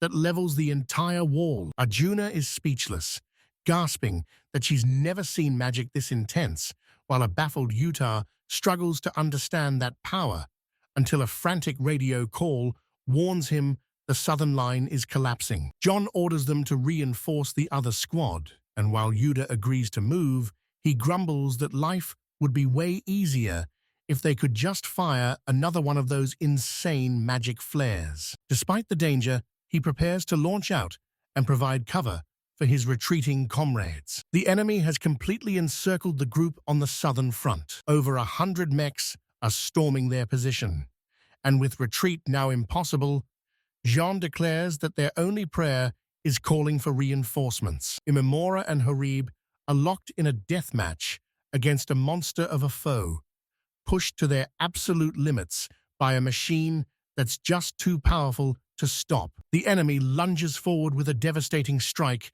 obliterating everything in its path. Imamura tries to dodge, but gets caught in the blast, her scream of agony sending Horaib into a state of pure desperation. Imamura is struck down, but Horibe snaps, moving with blinding speed to retaliate. He unleashes a savage counterattack that shatters the enemy's armor, slamming them into the earth in a massive explosion. Horibe is stunned to see the enemy drop so fast, while Yuda charges to the front, commanding the squad to shatter the enemy's lines. From the sidelines, Jean watches their incredible power and realizes he barely needs to lift a finger, remaining eerily calm amidst the absolute chaos. John groans with pure boredom, dreading the tedious cleanup after such an intense battle. Anonymy reports the coast is clear, while Falma confirms the skies are empty, prompting Utah to sprint toward the eastern front to save their allies. Suddenly, a venomous voice echoes through the air, mocking the group as fools for daring to get in their way. A menacing figure emerges from the shadows, issuing a chilling warning. He coldly warns them to stay away from his prey, reminding them that it's all about the rewards.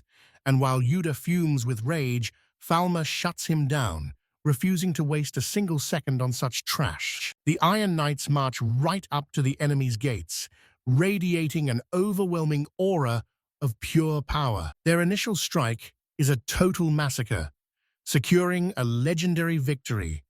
Yet a dark tension lingers, signaling that the true nightmare is just beginning. Surrounded by high-ranking officers, the commander stares at the Iron Knight's results, admitting the body count is unbelievable if the reports are actually real. He reveals that rival mercenaries are accusing them of faking their kills to steal all the glory, leaving our heroes absolutely livid at such a disgusting lie. A skeptical officer sneers at the report, shouting that it's physically impossible for just 4 knights to cause that much devastation. One soldier snaps, swearing those 4 warriors reclaimed the fortress alone, while the other mercenaries sat on their hands.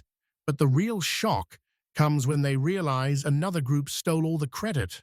The commander shuts down the shouting match, demanding order before pivoting straight into the strategy for their next bloody encounter. We cut to the Tyra-chan border, where a landscape of shattered cities and smoking war machines sets a grim stage for the coming clash. After a brutal training session, Emina admits she still can't touch Yui's skill, and while Yui points out Emina's massive unit count, Emina fires back that numbers mean nothing compared to Yui's feat of slaying the enemy ace. An officer hails them as the living legends of Elysia for wiping out an entire army in minutes.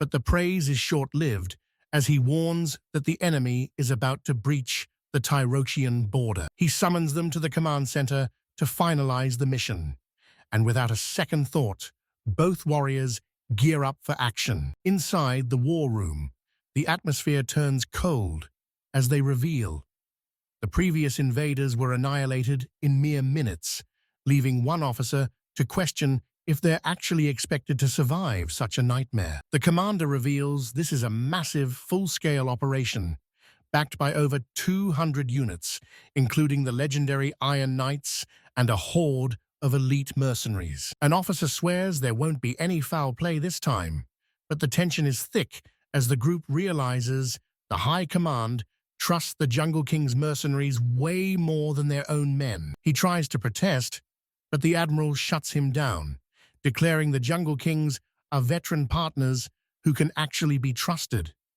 leaving the warrior fuming as he finally sees the corrupt reality of their hierarchy. Massive mechanical knights stand in formation, unsheathing their blades for war as their armor gleams under the sun. A chilling wind whistles through the silence, signaling the start of a devastating new offensive from these steel titans. Alio of the Iron Knights signals that his squad is locked and loaded for the massive assault on Tyrochian. But command drops a bombshell. The enemy has powerful backup, and every pilot needs to stay on high alert. With the stage set, the green light is given, and the operation explodes into a full-scale war. The Iron Knights blitz forward with terrifying speed, obliterating everything in their way. One knight lunges through the air, delivering a brutal sword strike that shreds the enemy to scrap metal. The thunderous roar of clashing steel echoes through the ruins as this savage battle truly begins. A knight watches in horror as the enemy slices through armor that should be indestructible. His partner realizes the terrifying truth. The enemy is using Ludia to supercharge their weapons to a godlike level. Witnessing the carnage, the pilot realizes they aren't fighting humans. They're fighting literal monsters. Total chaos erupts as the entire battlefield plunges into a nightmare. Surprise attacks rain down on the troops, leaving them reeling and broken. The commander screams for his men to regroup, but the radio goes dead. They're completely cut off. Amidst the rising panic, the commander realizes they are facing an enemy far more powerful than anyone ever imagined. Leo's blood runs cold as a desperate scream from the Jungle King's captain rips through the comms. He demands their location, only to hear the chilling news. The Western Bloc has been hit. The operator stares at his radar in pure horror as every single friendly signal blinks out of existence. The Jungle King's entire mercenary force has been slaughtered. Utah prepares to charge into the fray, and with his partner refusing to leave his side, they sprint toward the front lines, while a sense of impending doom weighs heavy on his soul. He explodes through a crumbling wall, emerging from the dust and wreckage, with his eyes locked on the nightmare waiting in the ruins. A massive titan in obsidian armor stomps through the debris, shattering stone pillars with every step, as his silent foe grips a spear, bracing for a collision that will shake the world. Utah and his partner freeze as they realize the terrifying truth.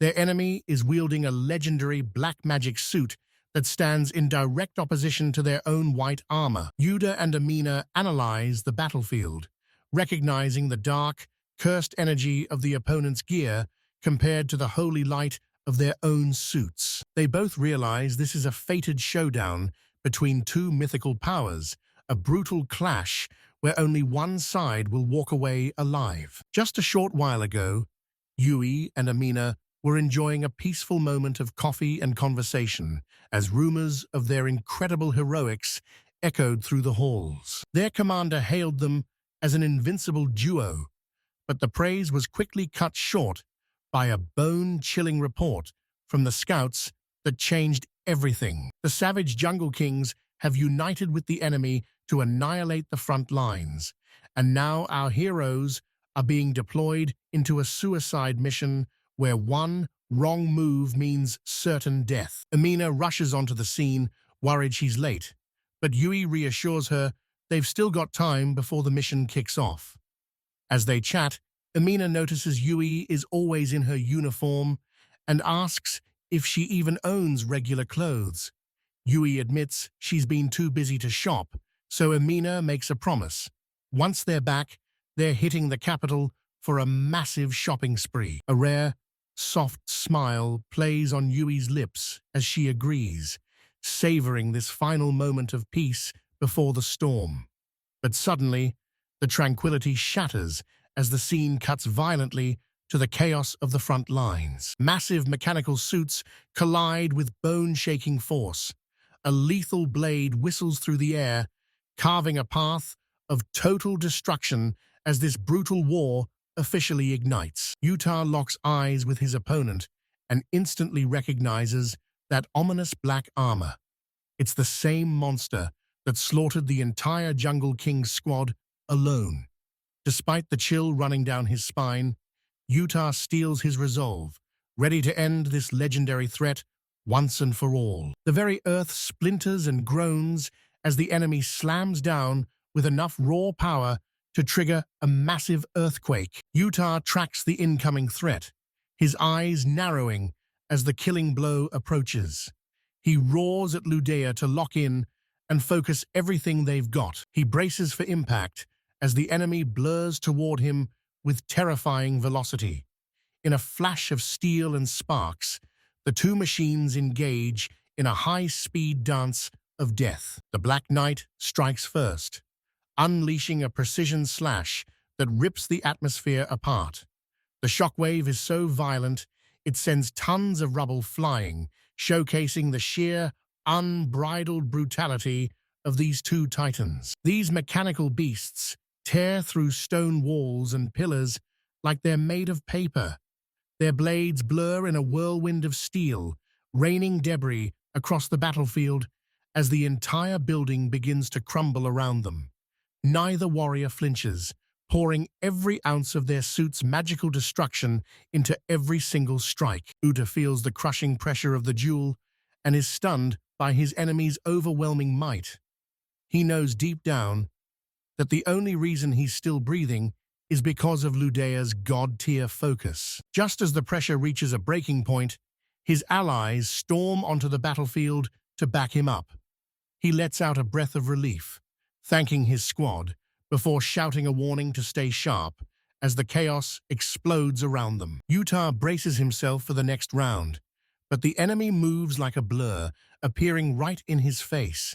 He realizes in a heartbeat there's no time left to retreat. Suddenly, Imana drops in with a confident grin, apologizing for her late arrival. Yui cheers with pure joy, realizing Imana didn't come alone. She brought the heavy hitters. Morale skyrockets as the team finds their second wind. The Iron Knights pull together, but the grim reality hits. They're now completely outnumbered by the enemy force. Amina scans the field, noting the grunt units are easy pickings, but her eyes narrow at the real threat. Two custom-built monsters with power levels that dwarf everything else on the field. Yuda warns that their foe is a total beast, and when Amina asks just how dangerous he is, Yuda admits he's never faced raw power like this in his entire life. Amina takes command, assigning herself the grunts, while Nanami hunts the custom suit and Falma rains fire from above.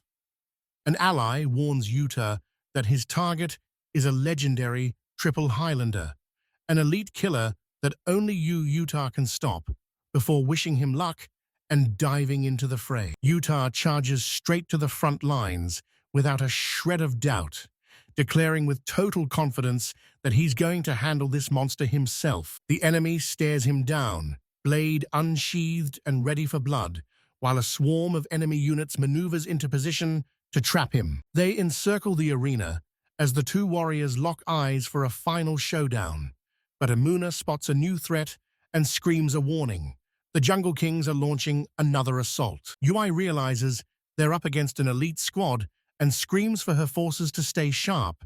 She commands her troops to exploit their numbers, surrounding the enemy for a total, all-out assault. Amina's jaw drops as the enemy mech lunges forward, shredding the earth beneath its feet.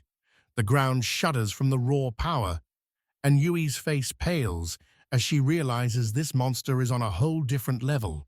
Suddenly, the battlefield fades into a haunting memory of a modern city skyline.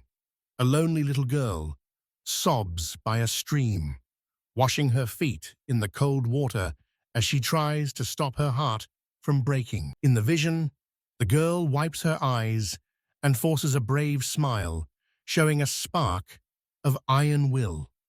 That same fierce determination flashes across her face, back in the present day. Fueled by that unbreakable spirit, she charges the enemy head-on as their blades collide in a shower of sparks. The two massive mechs slam into each other with bone-rattling force, sending shockwaves through the earth. In the heat of the clash, Yuta and Amina lock eyes, sensing a bizarre, unexplainable connection. Yuta suddenly freezes, his mind spinning as a wave of intense déjà vu hits him like a freight train. Uda thrusts his spear forward, detonating a blast of energy that forces the enemy back as he fights with everything he's got. Suddenly, a jagged memory pierces his mind. A young girl sobbing in the shadows of a truck at dusk. The past and present collide as a dormant power awakens within him, forging a mysterious link between his history and this very battle. She spots a little girl sobbing by the lake and rushes over to comfort her, only to find out the poor kid lost her mother's precious brooch. Her eyes sharpen as she scans the area, completely locked in and ready to save the day. Suddenly, we're back on the battlefield where massive mechs are trading bone-shattering blows, fueled by that same raw determination. Without a second thought, she plunges into the water, dead set on finding that missing treasure. The past and present collide as the mechs smash into each other with legendary courage, dragging us right back into the heart of the memory. She gives the crying child a reassuring smile and promises to find it, but then Yuta arrives, calling her Shirayuki, a name that sparks a deep, fated connection between them. Back in the present, Yuda delivers a monstrous strike that sends shockwaves screaming across the entire battlefield. In the flashback, he reaches into the still water and pulls out the brooch with a smirk, forging an unspoken bond as he hands it over. That ancient connection pulses through the current fight as the little girl beams with joy, thanking them both for the miracle. Yuta flashes a cool smile and tells her to get home safe, while Shirayuki watches on in silence until the peaceful moment shatters and we're thrown back into the war. Yuta and Shirayuki collapse by the water, laughing over the madness they just survived. He jokes that his mum is going to kill him for getting soaked, but he couldn't just leave that girl behind, and with a grin, he thanks Shirayuki for the treasure hunt adventure. Stunned and fighting back tears, she gazes at him in total silence, a new light dancing in her eyes, as the weight of that moment sinks deep into her soul under the cool shade. Drenched and covered in mud, Yuta and Shirayuki share a laugh as the leaves drift around them, a heavy, beautiful silence filling the air. Their inner voices echo as one, realizing that right then and there, in that raw and honest moment, they had both fallen in love for the very first time. The metal-on-metal carnage is relentless as the two mechs collide. The Black Knight lunges with lightning-fast strikes, but the White Knight stands his ground, desperately searching for an opening to strike back. Their spears slam together with bone-shaking force, sending a shower of sparks and jagged metal screaming through the air. The White Knight nearly topples over from the impact, but he grits his teeth and refocuses, bracing himself for the next deadly assault. Boom! The White Knight drives his spear home, obliterating the enemy's arm in a spray of shredded cables and shrapnel. Even as the Black Knight stumbles back in a daze, the White Knight stands tall, his grip tightening on his weapon with pure, unyielding resolve. Yuta and Shirayuki march forward as the world around them shatters into a kaleidoscope of memories and reality. Time itself seems to bend around their connection as they push through the debris, determined to reclaim a piece of their past that was lost to the ages. Gasping for air and completely dazed, Yuta wonders if the battle is truly over and why that forgotten memory suddenly surged back into his mind. As he struggles to find his footing, he checks in on the team, and Arjuna's voice crackles through the comms to confirm she's safe and that Nanami is absolutely crushing it on the front lines. Yuta stares at the distant chaos, his heart still racing from the bizarre, haunting sensation that took hold of him mid-fight. Amidst the metal carnage, a pilot shouts that Falma is providing cover, while Yuta roars that he's surging forward to back up Nanami. Amina stands frozen, staring at the graveyard of smoking wreckage and shattered steel that now litters the battlefield. Drenched in sweat and gasping for air, she feels the crushing weight of her first-ever defeat. Yet as she sheathes her blade, a strange sense of relief and respect for her opponent's overwhelming power washes over her. Inside her cockpit, Imuna takes a shaky breath, realizing she's finally met a warrior who could actually push her to the brink, sparking a fire of curiosity that burns hotter than the sting of losing. A faint smile tugs at her lips as a new power awakens within her, but Yuta's eyes widen in pure horror as the enemy machines begin to twitch and crawl back to life. The ground shatters as the enemy mech staggers upward, sword gripped tight and ready to kill, proving this bloodbath is only just beginning. Yuta screams Amina's name in a desperate panic as the enemy locks on for the kill, but a battered and broken Nanami lunges forward to intercept the strike. Terror grips the entire squad as they realize their ultimate nightmare isn't over. The enemy is still standing. Yuta's heart stops when he sees Nanami completely surrounded by two lethal foes, knowing she's seconds away from being torn apart. Suddenly, Yui streaks onto the scene like a bolt of lightning, clashing blades to block the fatal strike at the absolute last second. Nanami breathes a massive sigh of relief and offers her thanks, but Yui just beams, claiming her timing was absolutely perfect. Nanami reflects on their deep bond, remembering that Yui was her very first ally in this strange world and she'd never let her face danger alone. Suddenly, the enemy mech lunges with a brutal strike, smashing Nanami's unit and shattering her weapon into a million shards. Her heart sinks in pure shock as she stares at her empty hands, realizing she's now completely defenseless against the onslaught. Yui screams her name, begging her to pull back,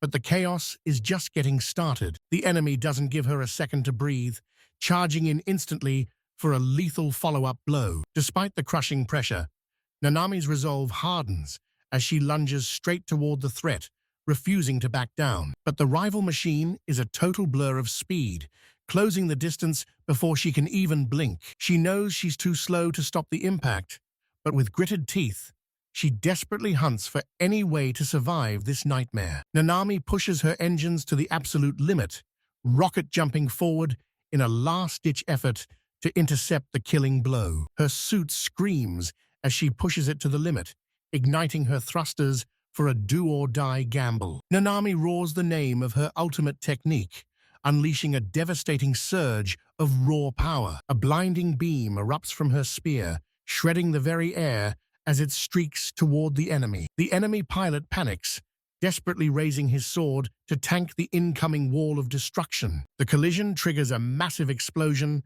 raining jagged metal and fire across the battlefield. Yui's eyes go wide with horror as she realizes the monster is still standing through the smoke. She screams a warning to her partner as the enemy mech crawls out of the flames, ready for round two. The enemy lunges and crushes Yui's mech in a brutal grip, shattering her armor as she screams in agony while her systems hit critical failure. Imana trembles in her seat, paralyzed by the absolute nightmare of fire and metal as the enemy marches forward relentlessly. It's all a blur, but she forces herself up as Yuda checks her vitals, scanning the horizon for any remaining threats. But wait, something is still twitching deep inside that pile of jagged rubble. A battered enemy mech surges back to life, lunging at the group before they can even react. A devastating blow sends one of their mechs crashing down as the team screams for Yui to run for her life. They scramble to get her to the getaway vehicle, but she freezes the moment she spots Amina still trapped in the chaos. Yui screams her friend's name in a panic, refusing to abandon her, even as the commander ignores his soldiers' warnings and demands they seize the girl immediately. A massive mech stomps over, offering a chillingly respectful salute before vanishing into the horizon. A mysterious woman watches from the shadows, her eyes widening as she spots the Elysium emblem and realizes exactly who's behind this carnage. A high-speed train roars past, tearing through the silence like a bullet. Perched high atop his machine, a lone pilot watches the entire scene unfold from a distance. He wears a smug, twisted grin, mocking the Iron Rider's victory while already plotting how he's going to steal all the glory for himself. The enemy forces finally pull back,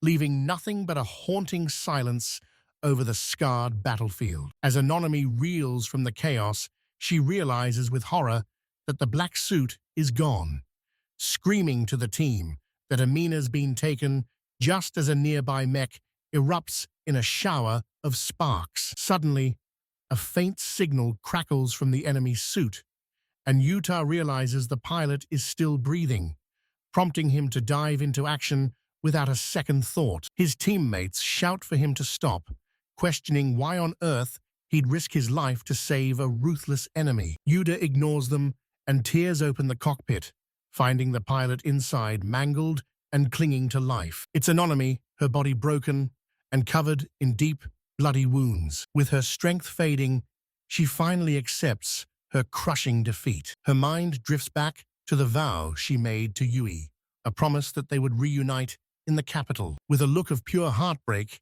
she whispers that she'll never be able to keep that word. Her eyes flutter shut as her exhausted body finally begins to shut down. Utah stares down at Nanami's limp, unconscious body. He realizes she's still clinging to life, but her injuries are absolutely devastating. In a panic, he screams for Arayuna to grab the medical module from the transporter, desperate to keep that tiny spark of hope alive. They rush Nanami into the medical capsule, and even though Jean is fuming about saving an enemy, Yuta doesn't give him the time of day. Arayuna warns that this old-school tech will take 10 days to patch her up, but Yuta just breathes a sigh of relief, focused only on her survival. Back at the base, the soldiers are buzzing with confidence, certain that the enemy's total defeat is just moments away. Suddenly, John strides in and gets bombarded with questions about that mysterious mech from the battlefield. She drops a bombshell. The magic suit was wearing a disguise to hide its true colors and crest, leaving everyone wondering who was really in the cockpit. Jean takes one look and confirms the unthinkable. That captured mech definitely belongs to the kingdom of Elysia. The room goes dead silent as she identifies it as an Eludian model, proving they're up against a military powerhouse way beyond their wildest nightmares. He mutters that the name Elysia rings a distant bell, while the rest of the crew mocks the Kirkus intelligence agents for being completely clueless. One warrior growls that working for such idiots is a waste of time, and another snaps that if their pay is late again, they're quitting on the spot. As the moon casts a cold glow over the massive headquarters, an ominous feeling hangs in the air. Something huge is about to go down. Inside a high-stakes meeting, the army generals and the battle-hardened mercenaries clash over the bloody results of the war. The commander tries to stiff them on their pay, claiming they didn't do enough, but Yuda explodes in rage and officially terminates their contract. Just before storming out, Yuda turns back with a look of pure venom and drops a final, biting insult. He tells them to rot with their own pathetic soldiers as he walks away in total contempt, severing their ties forever. The scene shifts to the heavy silence of a somber military graveyard. A lone woman kneels before a grave marked by honorary swords, clutching a bouquet as the wind sweeps petals into the grey sky. Her voice trembles as she whispers the name Sir Yuto, her eyes burning with a mix of crushing grief and a new, fierce resolve. Yui trembles as she stands before Amina's grave, her heart shattered and her eyes brimming with tears. She chokes out a confession, haunted by the memory of watching her best friend die while she stood there completely helpless. A mysterious woman emerges to offer a path for vengeance, revealing the Emperor's brutal new decree to annihilate the Jungle Kings and the Kingdom of Kirkus. And a stone-faced Yui vows that no one will be left alive. A terrifying legion of soldiers, warships, and massive mechs stands ready for slaughter as a commander bellows from the heights that the Emperor's wrath has finally been unleashed. The air thickens with a deadly, silent bloodlust as the army prepares to launch a scorched earth offensive that will change everything. Deep within a lush estate, Nagisa's name echoes through the halls, causing her to freeze in confusion as she senses the sheer panic in the voice searching for her. Renelle bursts through the doors, gasping for air as she shouts that she's finally found a lead on the missing boy, Yuta. They tracked down the merchant who bought him, but the news is grim. The man was brutally murdered, and Yuta has vanished into thin air once again. Nagisa reels back in pure horror, her mind spinning as she refuses to believe that her only hope has been snatched away. Renelle desperately tries to reassure her that Yuta might still be alive and on the run, but Nagisa is visibly trembling, praying with everything she has that he's still out there. Renelle gives Nagisa props for her first mission, but then drops the news her father is demanding to see her immediately. Left alone with her thoughts, Nagisa stares at an old-school pamphlet, wondering if Yuta simply decided to walk a different path. A high-ranking official summons Nagisa to escort him to a global summit, grinning as he tells her she's the pride of the nation, and he's bringing the whole squad along for this high-stakes operation. A massive vessel prepares for launch as deep within its hull, a deadly combat unit roars to life. The mech slams into its docking bay with a heavy metallic clang, And as Nagisa's name echoes through the comms, the next mission officially begins. Nagisa presses Ronel for details on their destination, learning they're bound for Tamila, the beating heart of the Eastern Union. This alliance of smaller states is fighting for a voice against the world's superpowers. And while the politics make Nagisa's head spin, she knows exactly how much is at stake. Renault locks eyes with Nagisa, her expression turning dead serious as she reveals the true motive behind this summit. This meeting is the only thing standing in the way of an all-out, devastating war. Nagisa is absolutely stunned, finally realizing the crushing weight of the world resting on her shoulders. Armed guards march through the streets of a massive, walled fortress. As the sun blazes over the towering palace, word spreads that the Jungle King's mercenary leader has been captured and is headed straight for the chopping block at Taruda Square. Right in the heart of the square, the leader sits bound and broken as an officer bellows out his death sentence to a massive, silent crowd. A mysterious woman steps forward, demanding to know if he recognizes her, but the prisoner just spits back a sarcastic remark. She drops a bombshell. She's the pilot of the legendary black suit who crushed his forces, leaving the prisoner absolutely shell-shocked. Then, she leans in with a burning question. Was there a pilot in a golden suit among their ranks? The man bursts into a manic laugh, revealing the shocking truth.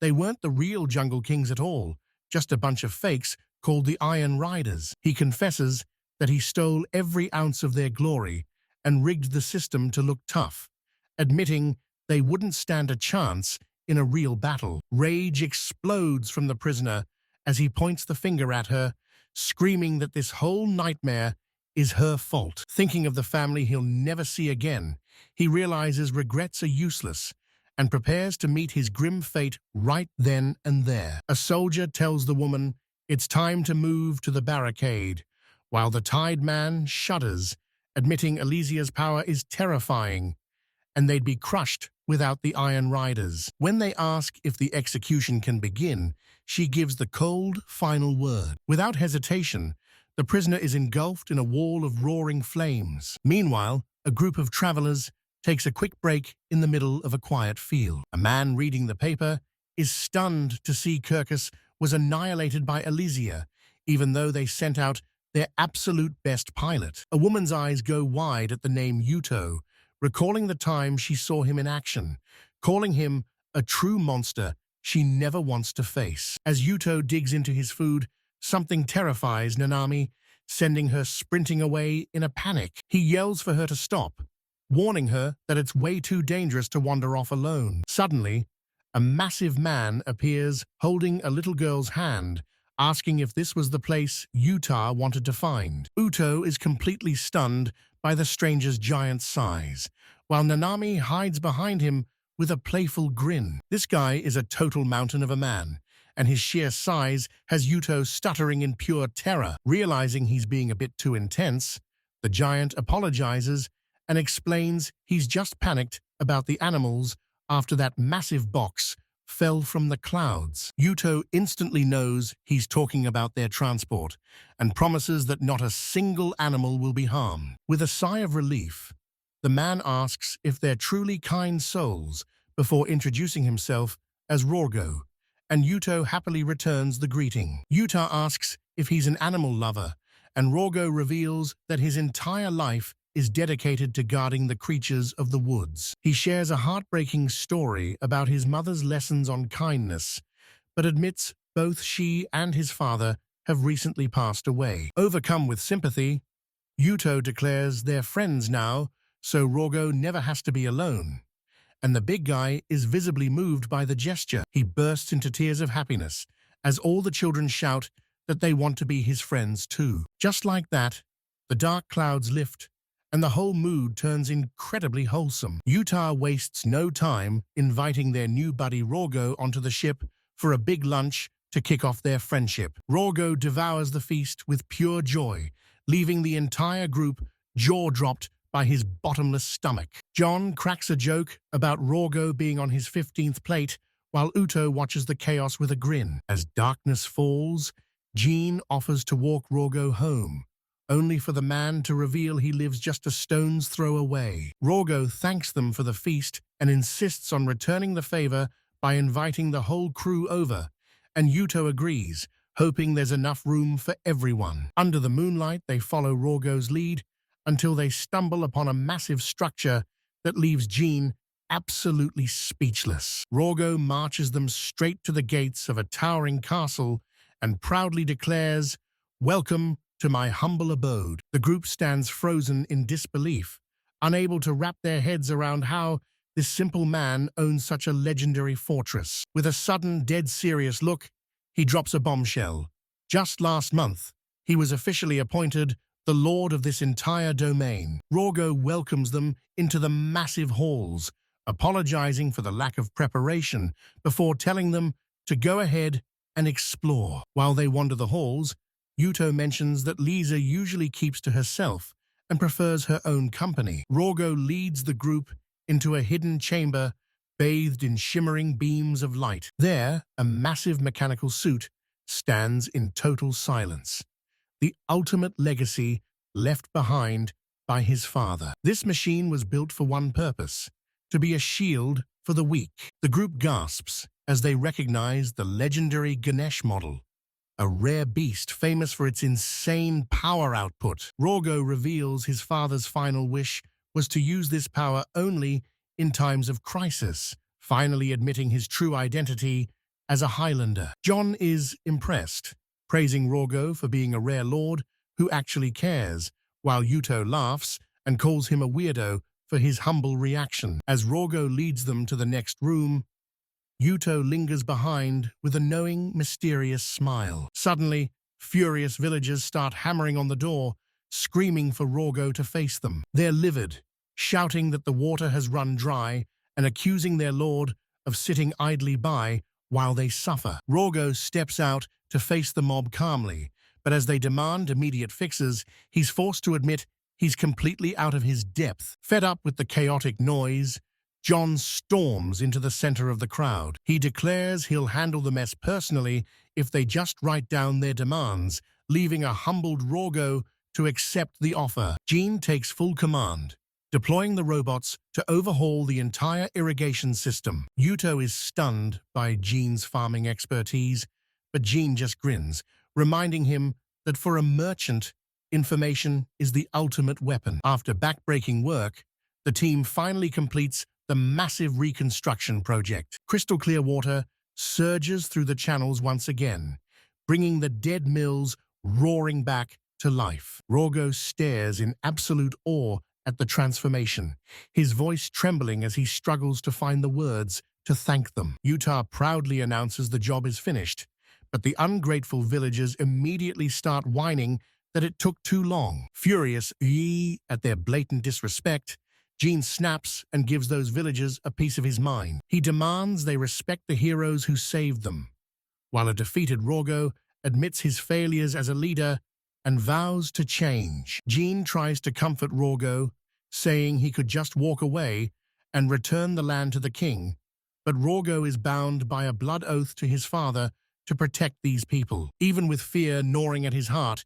he chooses to stand his ground. Jean flashes a proud grin and says his goodbyes, honoring Rogo's iron will before the group heads out. The crew showers him with encouragement and survival tips, telling him to eat right and ignore the haters in the village. Yuto promises they'll be friends forever, just as a mysterious girl appears, whispering a question about who this guy really is. As the group finally hits the road, Rogo gives them one last wave with a simple, honest smile. Jean calls him a fascinating guy, and while Anonymy thinks he'd be perfect for the Iron Riders, Udo knows Rogo's destiny is tied to his own land. John spots something suspicious to the east and alerts the team, who worry about Rogo's difficult future as a ruler. But far away, two shadowy figures are watching Rogo's every move, mocking the man they call the new lord. He mocks him for having no army or servants,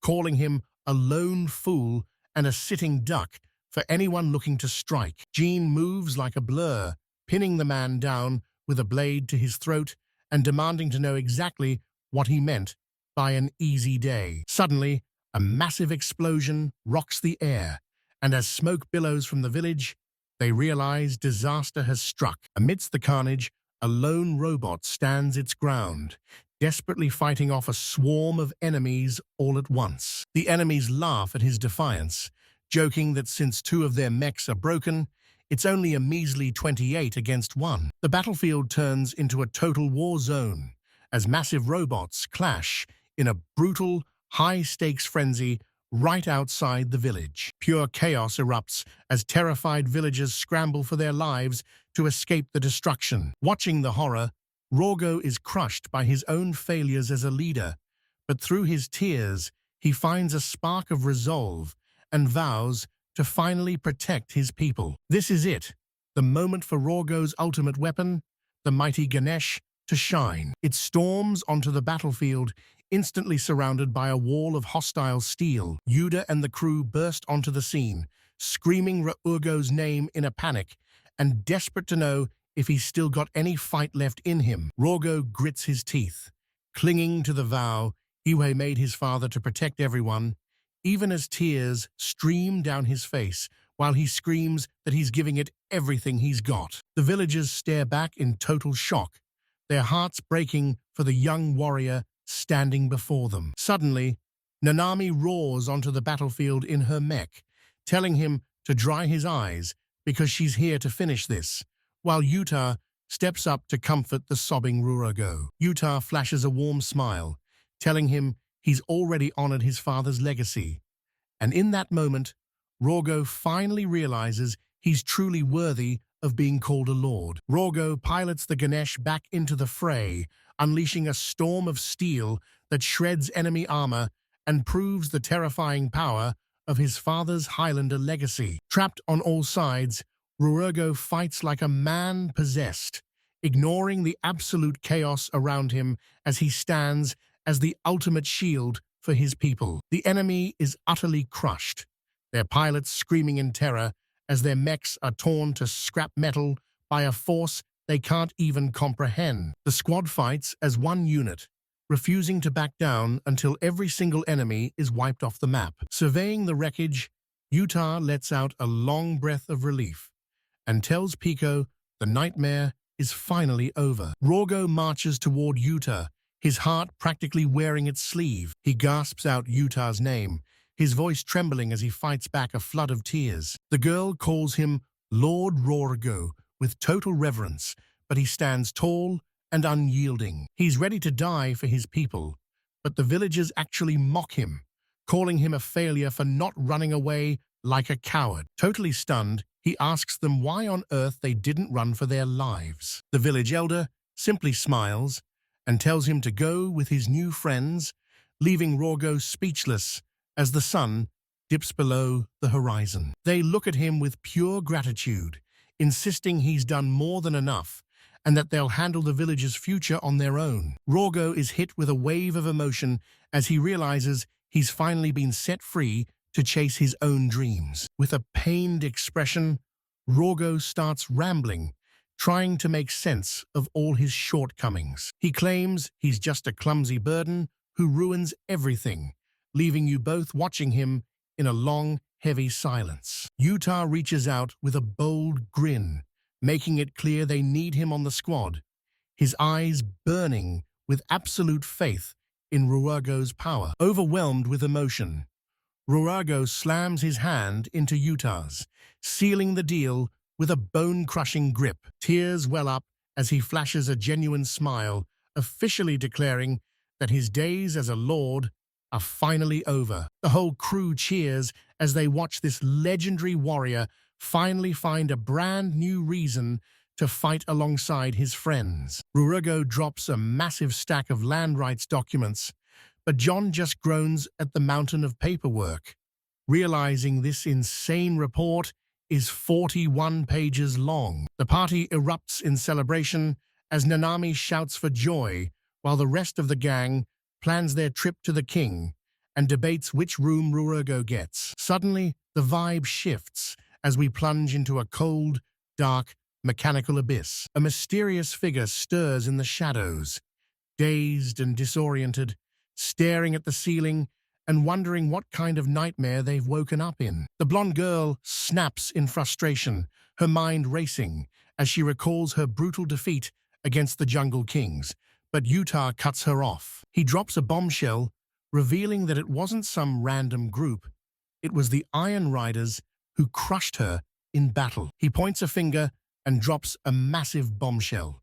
The pilot of that golden beast, Vixor, is actually the little girl sitting right there at the table. Nami stammers out a nervous apology, admitting she was terrified of losing, but she grips the blonde girl's hand so hard the girl explodes in a fit of rage. Fueled by pure spite, she leaps to her feet and demands a duel with Miss Nami right here, right now. Caught completely off guard, Nami tries to back out of the fight, but the heated argument just keeps spiraling out of control. Jean steps in and cranks up the stakes, turning this spat into a high-stakes duel with a massive 500,000 gold coin prize on the line. Yuda speaks up, wondering which mech she'll even pilot since absolutely nobody is willing to hand over their precious gear. Despite the chaos, Jean refuses to back down and relentlessly pressures her to step up and accept the challenge. John seals the deal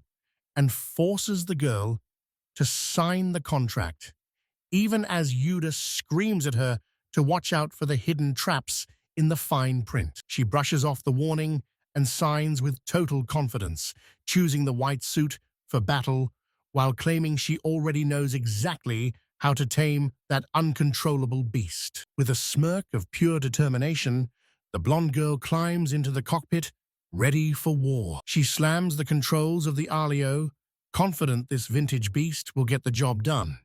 But the machine stays dead silent. Utah and Jean look on as Jean smirks, reminding her that he warned her she'd never get that hunk of junk to budge. Desperate, she tries to force the engine to roar to life, while Nami watches from her own mech in absolute shock. She explodes in rage, screaming that she's been scammed with a broken suit, but Jean just waves the contract in her face, revealing a massive 1.5 million gold rental fee. Utah is secretly loving the drama as she swears she won't pay a single cent, even as pure terror starts to set in. She finally snaps and agrees to pay, but as Jean laughs and calls in the hulking Rogo, she stares at the giant in absolute disbelief. At the bank, the clerk drops a total bombshell. Her account is frozen because the owner is officially listed as dead. The employee starts apologizing and demands to know how she got the card, leaving her stuttering and completely speechless. Her heart sinks as the clerk explains her own country has declared her deceased, plunging her into a total state of panic. As she scrambles for a solution, Jean leans in with a wicked smirk and suggests she pay off that massive debt with her own body. Jean barks orders for the crew to load the gear, demanding more magnetite and nanotubes, while Rogo hauls the heavy lifting. Completely bewildered, the girl asks, "What on earth is happening?" With a sly grin, Jean explains she's officially joined their mercenary company to work off every cent of her debt. Amina accepts her fate with a smile, eager to start, as the whole squad marches boldly through the city. Now that she's officially an Iron Rider, John declares it's time for the most legendary decision a mercenary can make. Jean reveals a lineup of powerful magic suits and tells Amina to pick her favorite. He warns that a luxury model means a bigger debt, leaving a nervous Amina realizing she's working for a total mastermind. Nami tries to join the fun, but while Utah grumbles about shopping, Amina picks the elite Artemis model for its insane speed and stealth. Watching the team in action, Amina realizes these mercenaries are nothing like the cold Elysium army she left behind. While she reflects on her new life, Yuda and Jean can't stop hyping each other up over their incredible progress. She finally sees it. This team isn't some cold military unit. They've got a wild human heart that she's never felt before. Memories of a girl named Yui flood Amina's mind, and as she gazes at Utah, she realizes he's the spitting image of her past. A soft, rare smile plays on her lips as she watches them. Right then and there, she decides that life with the Iron Riders might actually be exactly where she belongs. Utah's jaw drops when he hears Amina's debt is a staggering 10,000 gold a day, but Jean hushes him, insisting that with the gear and lodging, it's a total steal. Utah's heart aches for her, but Jean snaps him back to reality. Amina is a legendary double high rider, a prize beyond measure. Overhearing them, Amina keeps her thoughts private, knowing deep down that she doesn't regret a single second of this journey. The crew finally pulls up to a massive, breathtaking Japanese estate that looks straight out of a legend. Jong loses his mind with excitement because they've reached the world-famous Edo Spa, and while Utah reminisces about Earth, Nanami turns everyone bright red by asking if the baths are mixed. Utah sinks into the steaming water, letting out a massive sigh as every ounce of stress melts away into pure bliss. He grins, feeling his Japanese spirit soar as he settles in for some peace, until a massive splash shatters the silence and sends water flying everywhere. Imuna struts in, looking like royalty in an elegant bikini, points a finger at Utah, and demands he get out because the bath belongs to her now. Utah is completely paralyzed, sweat pouring down his face as his brain short-circuits, trying to process this insane situation. Yuta stammers that there's plenty of room for both of them, but Amina snaps, calling him a total creep for trying to share the water. She barks an order for him to vanish, and her subordinate Arthur springs into action without a single second of hesitation. He lunges forward to drag him out by force, while Yuta desperately struggles, shouting that he isn't finished with his soak yet. But it's no use.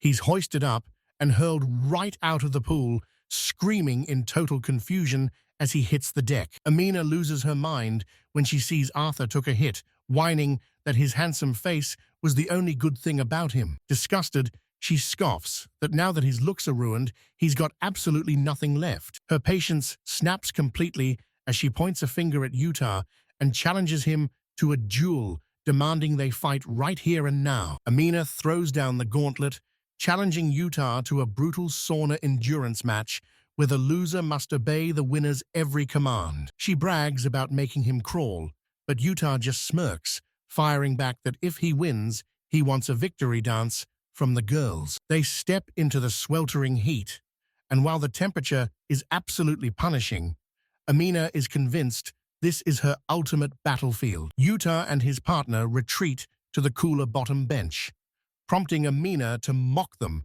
for finally accepting their place beneath her feet. 5 minutes in, and the heat is suffocating, leaving Amina drenched in sweat and pushed to her absolute breaking point. Arthur finally collapses and taps out, but Yuta and Arayuna grit their teeth, refusing to budge until they claim victory. Amina and Arthur stumble out of the sauna totally drained, with poor Arthur looking like a shriveled-up skeleton. Even after losing, Amina's pride won't let her quit, so she demands a 3-round breath-holding contest to settle the score. Exhausted and over it, Utah's crew agrees just to shut her up while she desperately tries to find her second win. Barely 20 seconds pass before Amina taps out, leaving Arthur unconscious as Utah realizes this contest has gone way too far. Imana demands a high-stakes third round with triple points on the line, but Yuta desperately tries to call it quits before things get out of hand. Flashing a wicked, confident smirk, Eminis declares that the real game is finally beginning, and she's playing to her ultimate strengths. Yuta and Aruna stand frozen in confusion, completely blindsided by her sudden, chilling shift in tone. Imana drops a bombshell. Her true mastery lies in magic suits, and she's summoning her elite allies to crush them in an all-out armor battle. The group trembles as the name Odin is whispered, realizing they've vastly underestimated the terrifying power she's been hiding. The mask finally slips as Amina reveals her true self. She is Lin Carlo, the legendary Empress of Lightning, and one of the kingdom's elite 12 heroines. Shockwaves ripple through the crowd as they realize a living legend has been hiding in plain sight. Lin Carlo towers over them, mocking that surrender is their only logical choice now that her identity is out. But Yuta refuses to back down, stepping forward to meet her gaze as Arayuna leaps to his side, claiming her spot as the second strongest warrior. They stand united against the legendary heroine, but Lin Carlo cuts their chatter short and screams for the battle to begin. To get to her, they must first survive her apprentice, Arthur, the formidable centaur knight. The air grows heavy with tension as the group realizes this opening clash will be a total bloodbath. Aruna charges ahead with fire in her eyes, activating her magic suit and telling Yuta to stand back while she unleashes everything she's got to take Arthur down. These two massive metal titans slam into each other, igniting a brutal war. The ref signals the start and drops the rules. It's a 2-on-2 showdown where the winner takes all. The moment the bell rings, the magic suits explode into motion. Arthur rockets forward on his centaur suit, delivering a bone-shattering opening strike. Yuta screams for Nanami to watch out, while Amina reveals that Suit packs the raw power of 3 Highlanders combined. The collision is absolutely devastating, proving just how monstrous this opponent really is. To everyone's shock, Nanami actually tanks the centaur's massive first blow. Amina is stunned, questioning if Nanami secretly possesses the strength of a triple Highlander. But Arthur isn't done yet. Immediately gearing up for a second lethal assault, he lunges back in at full throttle while Nanami desperately braces for the impact. Arthur thrusts his spear with blinding speed, but Nanami stands her ground, staring death right in the eye. He's stunned by her sheer audacity to block him head-on as their armors collide with a bone-shattering explosion. The deafening roar of metal on metal echoes through the arena, while the ground beneath them literally disintegrates. With a surge of power, Nanami snaps his spear like a twig and slams him into the dirt. The crowd erupts as Amina calls the match, leaving a shamed Arthur to face Lin Carlo's wrath, while Yuta reveals this was his plan from the start. Lin Carlo steps before her massive magic suit with total confidence, ready to show the world the true terror of the Empress of Lightning. Lightning arcs across her body as she stares down her rivals, radiating an aura of pure power that proves she is the one and only Empress. These two mechanical titans lock eyes, and with a final nod to the judge, the atmosphere reaches a breaking point. Lin Carlo brags that she'll end this in a heartbeat, but Nanami's burning determination says otherwise as the battle finally kicks off. Nanami charges in with everything she's got, but she's warned. She's about to face the overwhelming might of the legendary Odin. Lin Carlo's legendary suit, Odin, begins surging with raw electrical power as it charges up a mythical long-range blast. Nanami's eyes widen in terror as a colossal beam of pure energy erupts from the machine. The blast obliterates everything in its path, leaving the entire battlefield buried under a mountain of debris and smoke. Staring into the thick haze, Lin Carlo actually worries she might have completely vaporized her opponent. But out of nowhere, Nanami's suit bursts through the smoke at breakneck speed, proving she's still in the fight. Nanami is floored that her Yasura couldn't finish the job, but Lin Carlo just grins, impressed that someone finally had the guts to get this close. As the dust finally clears, Lin Carlo's suit stands tall, looking absolutely untouchable. Gasping for air and trembling with rage, Nanami can't wrap her head around the fact that she's been beaten. Lin Carlo flashes a cocky smirk and asks the crowd if they're satisfied with the performance. The spectators are absolutely speechless, witnessing the terrifying true power of one of the kingdom's 12 heroes. Brimming with pride, she thrusts her hand into the air and screams her triumph to the world. As the dust settles, Lin Carlo stands tall and unshaken, while Yuta steps up, ready to throw down. He spots the faint scratches on Nanami's shield and realizes her strikes bypass the armor to wreck the machinery inside. He grabs her gear as Nanami, gasping for air, begs him to make her pay for this loss. Yuta marches onto the battlefield with fire in his eyes, staring down a smirking Lin Carlo. The referee's voice booms across the arena. This is the final showdown. Yuta's plan is simple.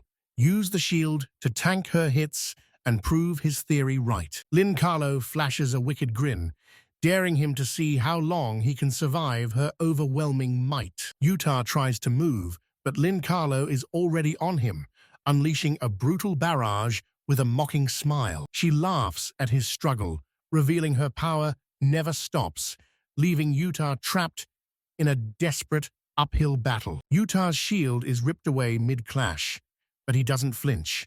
He lunges straight for Lin Carlo. Stunned by his relentless pressure, she admits she's shocked that anyone could actually push her this far. Her eyes flare with resolve as she declares that he's finally going to face the true, terrifying might of her mecha, Odin. She thrusts her spear high, shattering the earth as Odin's raw energy explodes in a blinding storm of lightning across the battlefield. With a deafening roar, she triggers her ultimate move, Tempest, sending violent electrical shocks through the very air. Yuta fights to stay standing, but panic sets in as the Lightning Empress's unavoidable blast swallows the entire arena. The crowd watches in total horror at the carnage, with one spectator screaming about the impossible cleanup this disaster will leave behind. Suddenly, Yuta triggers Ludia Focus, cloaking his mecha in a terrifyingly intense aura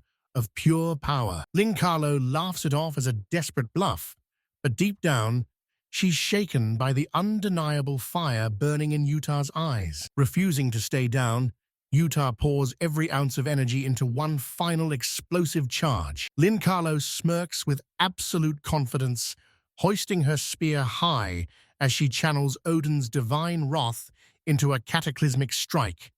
Tempest. Yuta ignites his thrusters, moving with such blinding speed that time itself seems to freeze as his mecha becomes a blur of pure motion. Bolts of lightning from the Tempest obliterate the earth, but Yuta weaves through the chaos by a hair's breadth, desperate to strike before he's vaporized. Lin Carlo's eyes widen in pure horror as her own ultimate move is hurled right back at her, redirected by Yuta's shield with bone-shaking force. She lets out a piercing scream, watching in disbelief as the mighty Odin is driven backward, her mind racing with the impossible thought, "I'm actually losing." With one final earth-shattering blow, Yuta smashes through Odin's defenses, sending cracks through the ground as the legendary armor begins to disintegrate. An eerie silence falls over the cratered battlefield as the dust settles and the echoes of their clash fade into the distant peaks. The tension snaps as everyone exhales. The instructor gives a nod of respect, and while the crowd goes wild, a mysterious woman jokes that Yuta is exactly her type, leaving him blushing and breathless. A dazed Lin Carlo demands to know how he pulled off that reflection, but as Arthur and the crew lean in to listen, Yuta just gives a cryptic smile and keeps his mouth shut. Swallowing her pride, Lin Carlo crosses her arms and begrudgingly admits that Yuta is a warrior truly worthy of standing on her level. Desperate to hide how badly she's shaking, she claims the duel is a draw out of respect, and a confused Yuta just goes along with it. Surveying the wreckage of the battlefield, Lin Carlo finally cools down and admits it was a true honor to face a warrior who could actually match Odin's divine might. But then the absolute bombshell drops. Lin Carlo looks Yuta right in the eye and demands he become her subordinate. The crowd loses their minds in confusion, but she just flashes a mysterious smirk, teasing that Lightning Empress isn't the only terrifying title she holds. As they head into the city, the truth finally comes out.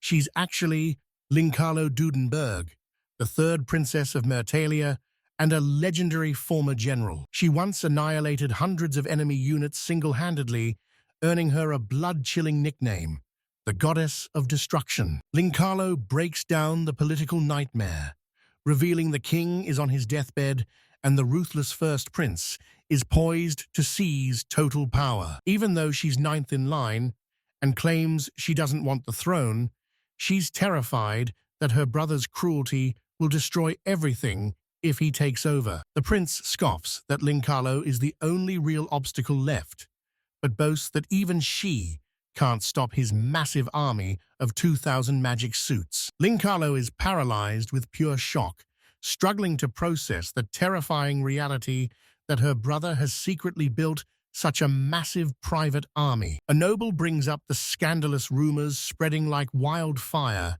hinting that Lin Carlo and Prince Mushim are far too close for comfort. Boiling with rage at these nasty lies, she fights with everything she's got to keep her cool. Lin Carlo and Mushim snap, nearly brawling right there in the council chamber until Utah grabs her to stop the chaos. A young advisor dives into the fray, shouting that they're standing before the sacred round table and need to show some respect. He demands they stand down as the air turns ice cold, while Lin Carlo and Mushim trade looks of pure, unadulterated hatred. Mushim tries to flex his power, claiming the sick king's word is still law, but Carlo fires back, calling him a snake for exploiting their father's suffering. Snapping back, Mushim sneers that she shouldn't act so high and mighty just because her Ludia rate is higher than his. Finally, he drops a bombshell. The council must vote right now to decide the true heir, him or Prince Uden. Carlo slams her fists onto the table in a blind fury, screaming that the king's authority is absolute and the crown prince is the only rightful heir. Her screams fall on deaf ears as the chancellor sides with Mushim, and Carlo watches in horror as the council members betray her one by one. The council erupts in support, casting a massive wave of votes in favor of Mushim's scheme. The chancellor declares the final showdown happens in just 10 days, demanding the presence of the 5 dukes and every royal bloodline member. Lin Carlo's fist tightens in pure fury as she realizes she's been politically outplayed, while Yuda watches in silence, knowing the kingdom is headed for disaster. Lin Carlo fights to suppress her rage, her hands shaking and teeth gritting as Mushim's dirty manipulation cuts her to the core. Finally, Lin Carlo vents her frustration to the group, admitting her worst nightmare is coming true. Mushim is destined to be the successor. As Yuda questions the rush, Lin Carlo reveals the dark truth. These corrupt nobles rig the results long before the debate even begins. She exposes the traitors in Mushim's pocket: Chancellor Balola, Prince Vildoro, Princess Lindil, and the powerful Dukes Callan and Homerol. Yuda is stunned to realize the majority is already locked in, and Lin Carlo confirms that's exactly why they're sprinting toward the vote. The princess notes that only she and Ryla stand by Udine, but there's a glimmer of hope if they can sway the indifferent Dukes Lidemir and Villiamo. When asked about flipping the second prince or princess, she shuts it down. They're far too loyal to Mushim to ever switch sides. She sets her sights on Duke Homer, knowing his loyalty is for sale and he's the perfect target for a new deal. She drops a massive bombshell, offering 100 million credits up front, plus full coverage for all magic suit repairs. The rest of the gold is only paid once the blood hits the floor, leaving the group stunned by her absolute ironclad integrity. After the blonde boy introduces his polite younger brother Uden, Lin Carlo steps up to present the legendary members of the Iron Knights. We meet the leader Yuda, Juon, and Arayu Yuna, but the mood shifts when someone realizes Lin Carlo is actually flat broke. It's revealed she spends every single penny supporting the families of fallen soldiers, claiming it's the only honorable thing to do. Lin Carlo stands tall, declaring that protecting the loved ones of those who die for the kingdom is her sacred duty as a royal. The men realize they've completely misjudged her character as they pivot back to the plan to win Duke Homer's favor. She reveals the duchy is being ravaged by elite bandits from the old Stuttgart army, and she'll trade their heads for the Duke's vote. The mission is a total search and destroy, and Lin Carlo confirms that Arthur will be joining them on the front lines. She ruthlessly teases him, saying it's a death sentence for the others to fight in unknown lands, so he might as well make himself useful for once. That burn leaves Arthur totally speechless, but when Lin Carlo tasks him with winning over the Duke, he puffs out his chest and vows to handle everything. While a mysterious figure watches, Arthur has a total meltdown over Lin Carlo, leaving Yuda stunned by how much his personality flips when she's gone. The crew tells him straight up that he'll never impress Lin Carlo with that pathetic attitude, before demanding to know what his actual job title is. Arthur brags about being a count's son and serving the graceful Lady Lin Carlo, but his ego is crushed when the guys realize he's still just a squire. Deep in the workshop, Liza is grinding away, desperately trying to fix a massive mechanical suit. The boy tries to apologize for his laziness, but Liza explodes, demanding he imagine the nightmare of repairing his shattered armor every single time he breaks it. He gazes up at the towering Alio robot in total awe, wondering aloud what kind of insane power is hidden inside that massive frame. Liza admits she's clueless about its true power, explaining that these suits are ancient relics powered. Liza explains that about 90% of a magic suit's power comes from the Ludia core. Nobody knows exactly how these cores work or how they were created.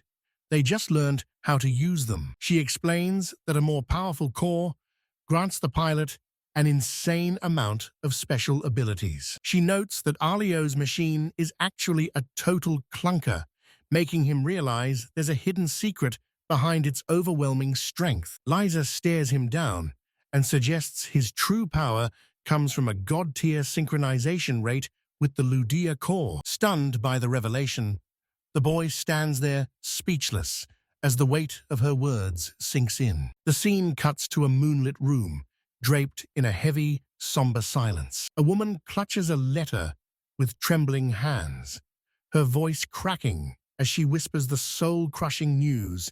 Emina is dead. Exhausted and broken, she struggles to process the tragedy, haunted by the memory of the Iron Riders and the friend she lost. Just as she tries to steady her breathing, a sudden knock at the door shatters the silence. An old man appears with an urgent summons for Yui, demanding she meet the king in the reception hall immediately. While they hurry through the corridors, he drops a bombshell about her enslaved companion, sending Yui into a panic as she begs to know if he's been found. The man drops a bombshell.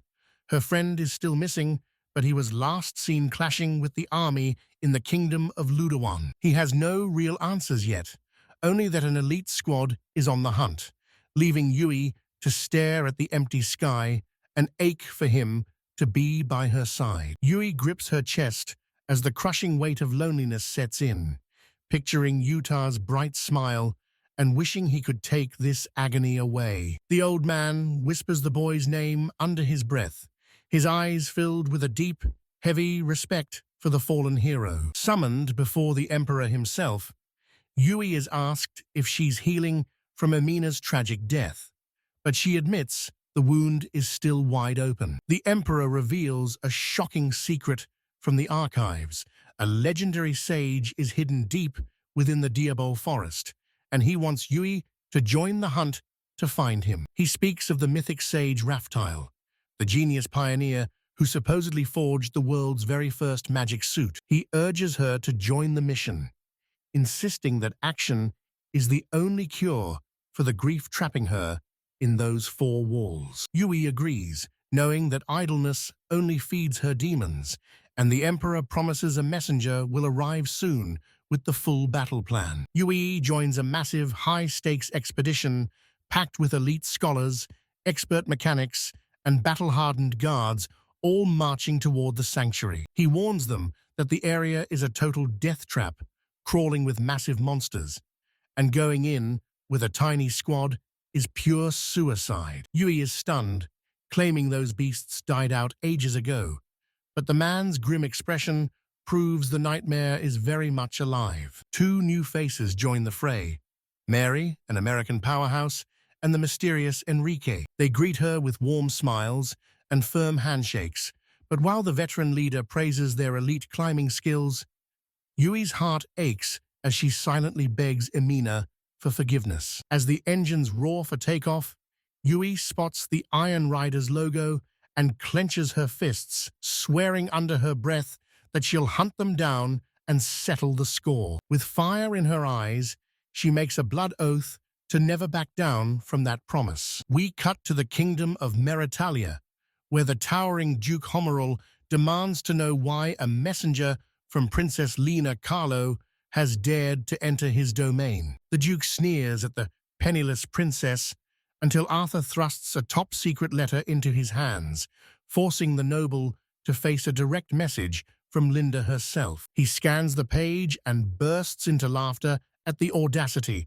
They'll wipe out his bandit problem if he gives them his political vote, a gamble he's just arrogant enough to take. Arthur's constant bickering drives the whole team crazy, but they push the nonsense aside to gather in town and map out their high-stakes investigation. The group splits into teams to hunt for clues on the bandits, promising to regroup at the town square the moment the evening bell tolls. Emina is visibly annoyed about being stuck with Utah, and even though he tries to laugh it off as luck of the draw, the tension between them is thick enough to cut with a knife. Desperate to break the silence, Utah asks how she likes life with the Iron Riders and nervously brings up her hobbies, but her cold, blunt answers leave him sweating in total awkwardness. Utah keeps pushing until she finally snaps that her hobby is shopping, catching him completely off guard. He plays it cool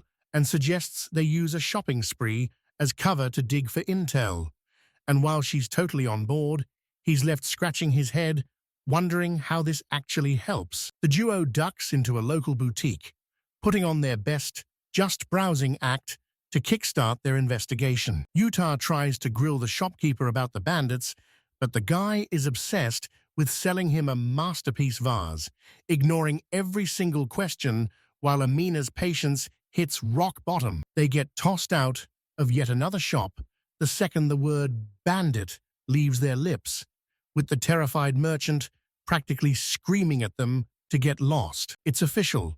The whole town is paralyzed with fear, and after being shut down by 10 different shops, the duo realizes something incredibly fishy is going on. Suddenly, two mysterious men approach them, claiming to have the inside scoop, but they insist on moving the conversation to a dark, secluded corner where no one can overhear. Emina dives headfirst into the invitation, and while Yuta smells a rat, he reluctantly follows her into a dark, narrow alleyway. The trap is sprung as the strangers reveal their bandit allies, drawing their blades and screaming at Yuta and Emina to stop meddling in their business. Before they can even blink, Emina explodes into action, dodging a blade and disarming her attacker with a strike so fast it leaves the other thug frozen in terror. Emina shuts down the first goon with a bone-shattering kick, then instantly disarms the second,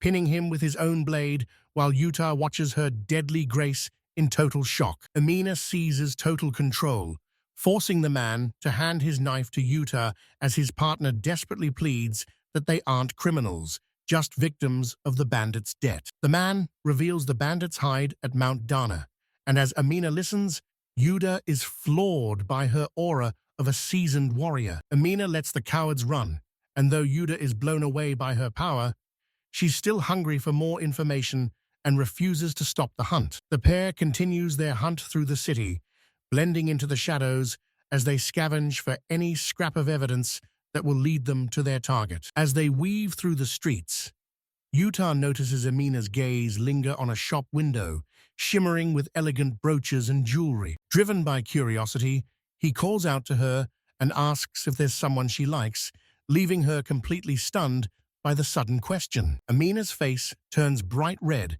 as she fumbles for words, desperately trying to mask her total embarrassment. Suddenly, the city bell tolls, calling the team back together while Yuta tries to play off the heavy tension like it's no big deal. Amina huffs and crosses her arms, muttering about how he always leaves her stunned, before she finally leads the way with Yuta trailing behind. Amina puts on a brave face and tells Yuta he'll definitely find his crush again, making him swear to be honest and confess his feelings when the time comes. Yuta gives her a warm smile and agrees, completely missing the flicker of heartbreak in her eyes as the squad regathers in the town square. When Yuta checks in on the investigation, Arthur and Aruna reveal that the locals are terrified, shutting down or acting like the heroes are the real bad guys. Seeing that everyone hit a dead end, Yuta sighs, figuring they can't count on Jean to actually lead them anywhere. But then Jean bursts in with a massive grin, claiming he's found the hideout and the leader's name by using the group's heavy hitter to scare the truth out of everyone. The big guy is totally clueless, admitting he just cracked his knuckles once, sending the whole group into a fit of laughter. The mood shifts as Jean reveals the target. The bandits are holed up on Mount Dana under the command of the Lion Prince and his army of 30 magic suits. High atop Mount Dana, the squad gears up to storm the bandits' secret lair. They stash the transport base in a secure spot with a guard detail, but since the Vixor suit is still busted, only the remaining mechs are ready for war. The knights leap into their cockpits and charge into the woods, screaming Lady Lin Carlo's name as they hunt down every last bandit. Yuta watches Amina take the reins of Artemis for the first time, and while she loves the smooth controls, he reminds her that this beast is just a loner. Suddenly, Yuta recalls Liza's warning about the armor's bizarre material as Artemis begins to act completely erratic. From the shadows, Amina and her crew eye the bandits lurking at the cave's mouth like predators waiting to strike. An ally wants to rush in, but Amina shuts them down, flashing a smirk as she decides to take out the guards solo. It's time for Artemis to show what it can really do. Two armored thugs are just chilling at the entrance when the earth suddenly trembles beneath their feet. A blur of steel slams into them, shattering their armor instantly as a thunderous metallic boom echoes through the trees. One bandit senses the danger a split second before impact, but by then, he's already finished. Artemis blurs into motion, unleashing a flurry of lethal, high-speed strikes that shred the enemy's suits before the guards even realize they're under attack. A thunderous boom echoes through the air as Amina pushes the machine to its absolute limits, looming over a terrified bandit like a god of destruction crackling with raw energy. The enemy's sensors scream a final warning before being silenced forever. Artemis is already too close, leaving zero room for a counterattack as Amina's squad prepares to storm the facility. Deep inside the base, the bandits finally realize they're being hunted, but it's far too late. The radio silence from their sentries confirms the nightmare has begun. Their leader, hidden behind a menacing lion mask, leaps to his feet in a blind rage and roars for every man to grab their steel and prepare for a bloodbath. Boom! The gate shatters into splinters as Artemis tears through the entrance like a lightning bolt, sending bandits flying like ragdolls in a devastating opening blitz. Yuta spearheads the charge, carving through the chaos while his partner locks in with laser focus to dismantle the enemy's magic suits before they can even fire a shot. Pure panic grips the hideout as the bandits scramble and scream, realizing their fortress has been completely breached by a superior force. The battlefield explodes into high-octane violence as Yuta's Artemis slices through the air with lethal, surgical precision. He delivers a crushing blow that obliterates an enemy's suit instantly, sending a shower of sparks flying as metal grinds against metal in a brutal collision. He weaves through the attack and retaliates with a lightning-fast strike, blasting his foe across the field and clearing the way. Total mayhem erupts as magic suits collide with a deafening metallic roar.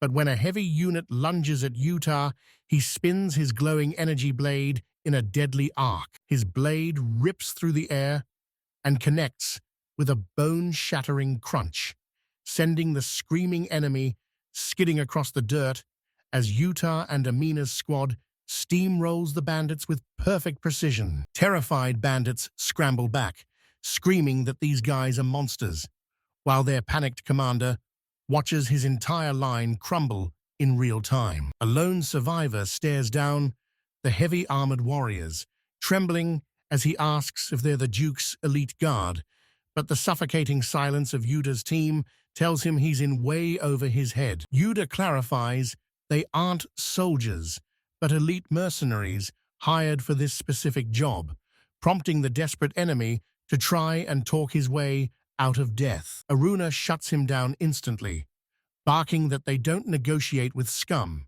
leaving the lion-masked leader no choice but to declare a fight to the bitter end. Just as the blades are about to clash, Yuda intervenes, demanding silence because he's dying to know the secrets this man uncovered within the city walls. The masked warrior dismounts from his massive armor, revealing his true face as he bows in gratitude for this unexpected moment of mercy. With a steady, respectful voice, he admits that this is his one shot to finally reveal the shocking truth behind their side of the war. Uda's eyes widen as he watches his former enemy stand with a calm, regal grace that defies everything he expected. The lion-masked warrior reveals a tragic secret.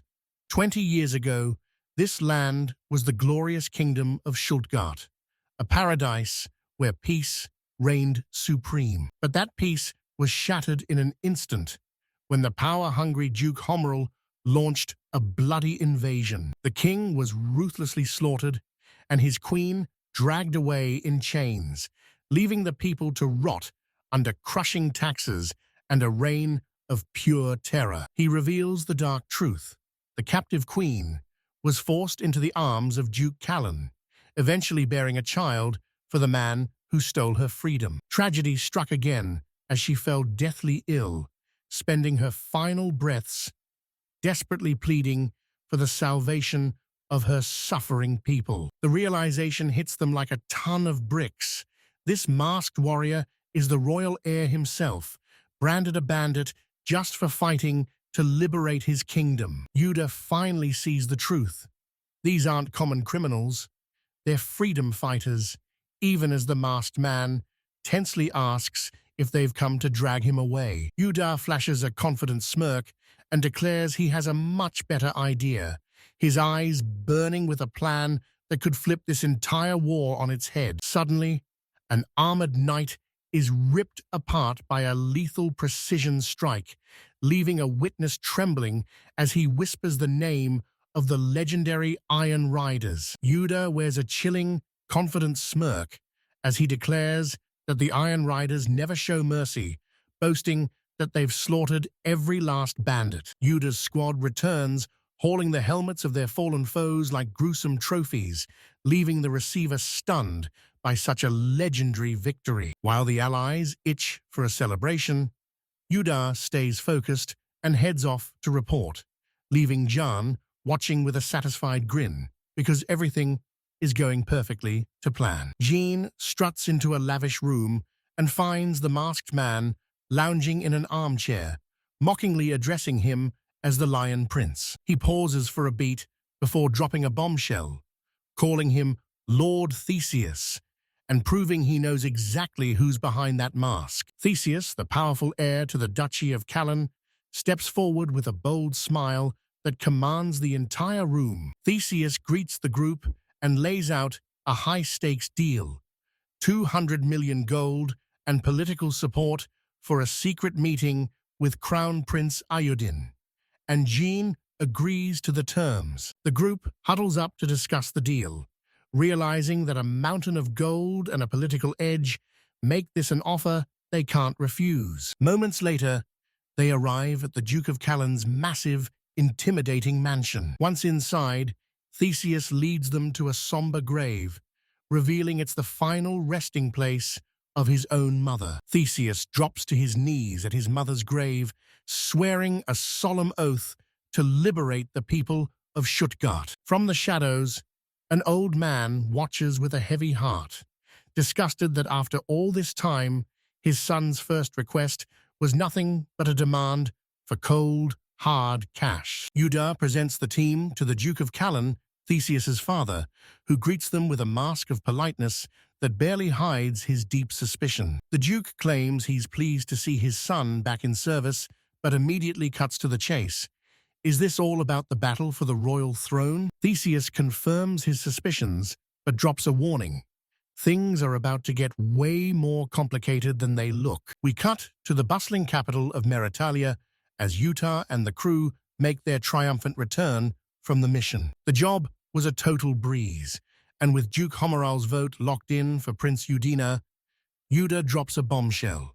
There's a mysterious figure the prince absolutely needs to meet. Theseus and Princess Lin Carlo finally reunite, and while he keeps things strictly professional, she quickly realizes this secret meeting is exactly what they need. Lin Carlo commands Arthur to bring Prince Udine at once, while Theseus defends this forbidden meeting by citing his bond as a brother-in-law, forcing the secret talk to happen inside the transport vehicle. Theseus and Prince Udine stand face to face at last, and as the prince offers him a seat, you can feel the tension as he demands to know why they've gathered. Theseus admits he used Princess Lin Carlo just to get this meeting, but he isn't asking a favor from a prince. He's asking the future king of Mertaglia. Theseus describes the nightmare he saw in the Duchy of Homeral, where people starved to death under crushing taxes, calling such cruelty an unforgivable sin. He's prepared to pay any price for his plan, leaving the prince shocked, since even Prince Mashim wouldn't risk his political ties for something this bold. Theseus locks eyes with Prince Ayudin and desperately pleads for him to seize the throne and save his people, leaving the prince paralyzed by the sheer gravity of the request. Nagisa calls out to her partner as they reach the kingdom of Ima, frantically searching her books for any mention of this massive, mysterious city. Nagisa and her companion reveal their true mission. They need to secure an alliance with the kingdom of Emaf to finally take down the Ryuhan Empire. One of them complains that whenever the king of Ima and their father get together, they end up screaming at each other like little kids. A soldier greets them at the castle and says the king is ready, making a grumpy Nagisa realize their standing with this ruler is shaky at best. Nagisa and her friend finally meet the king of Ima, who catches them off guard by being incredibly kind and full of laughter. His smile feels hauntingly familiar, but the mood turns somber as they discuss Suri's death 5 years ago before pitching their grand alliance against the Ryuhan Empire. The king of Mo listens to their plea for an alliance in total silence, only to crush their hopes with a cold, flat refusal. The girls are left reeling, their minds racing as they struggle to understand why he'd just throw away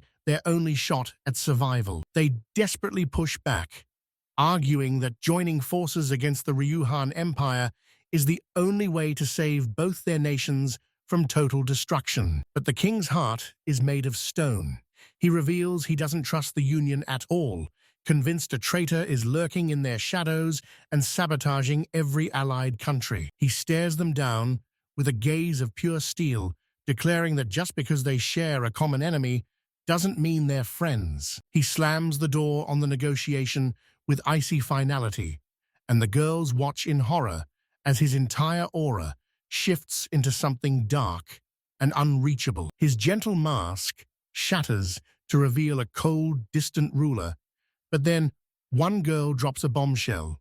She claims he truly loved Queen Ruria, and for a split second, his stoic face cracks with pure agony. The king explodes in a fit of rage at Nagisa's words, leaping to his feet while she stammers, caught off guard by his sudden, violent fury. He towers over her, his eyes burning with intensity, before he utters her full name, Nagisa Kasato, sending a shockwave of terror through the entire room. Nagisa stands her ground, boldly telling the king she saw his soul flicker at the mention of the queen.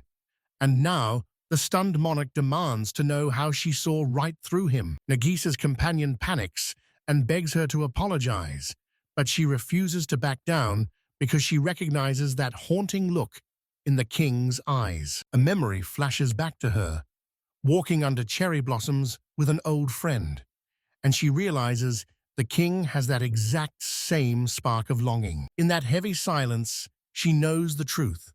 That's the look of a man consumed by thoughts of the woman he loves. Stunned by her words, the king turns away to stare out the window, completely lost in his own memories. With a heart-wrenching sigh, he finally confesses his deep love for Ruriha, leaving the entire room stunned by the weight of his grief. He marvels at how easily she saw through him, and right then and there, he decides to drop his guard and grant an exception for the kingdom of Amuria. His voice softens as he admits he could never turn his back on the daughter of his true love, finally sealing the alliance between their nations. The king of Amuria and the king of Imo shake hands, making the legendary pact official. Peace is finally secured for their people, and the princess turns to Nagisa, crediting her for this impossible victory. But Nagisa just shrugs it off with a humble smile, even though her words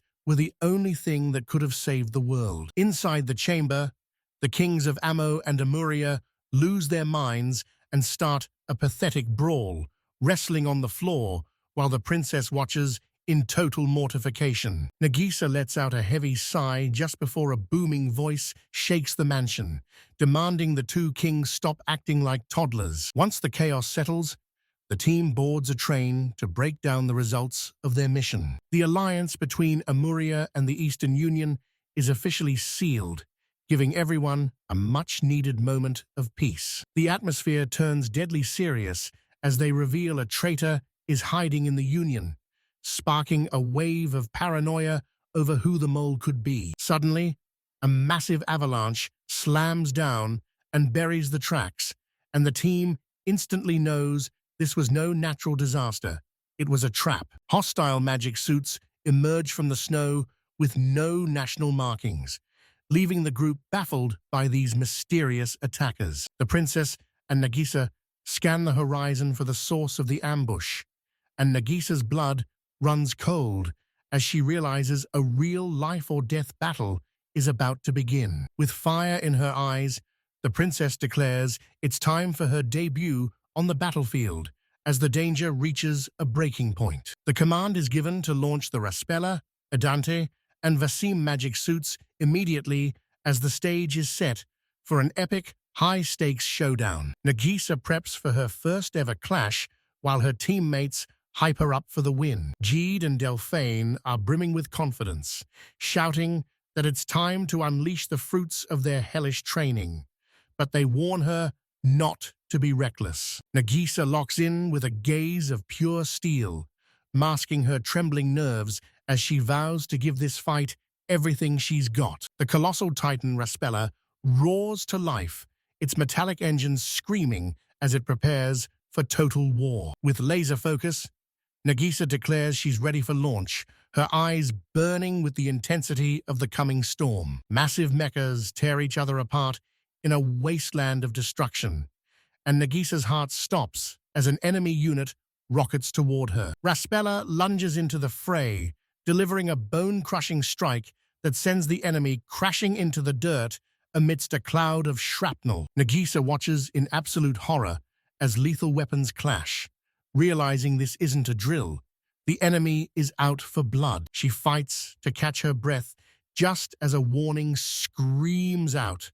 Another enemy is closing in, and the crushing weight of real combat finally hits her. Surrounded by clashing steel and absolute chaos, Nagisa swallows her fear and realizes there's no turning back. It's do or die, and she's fighting until the bitter end. Inside a traditional Aikido dojo, the master reveals a shocking truth.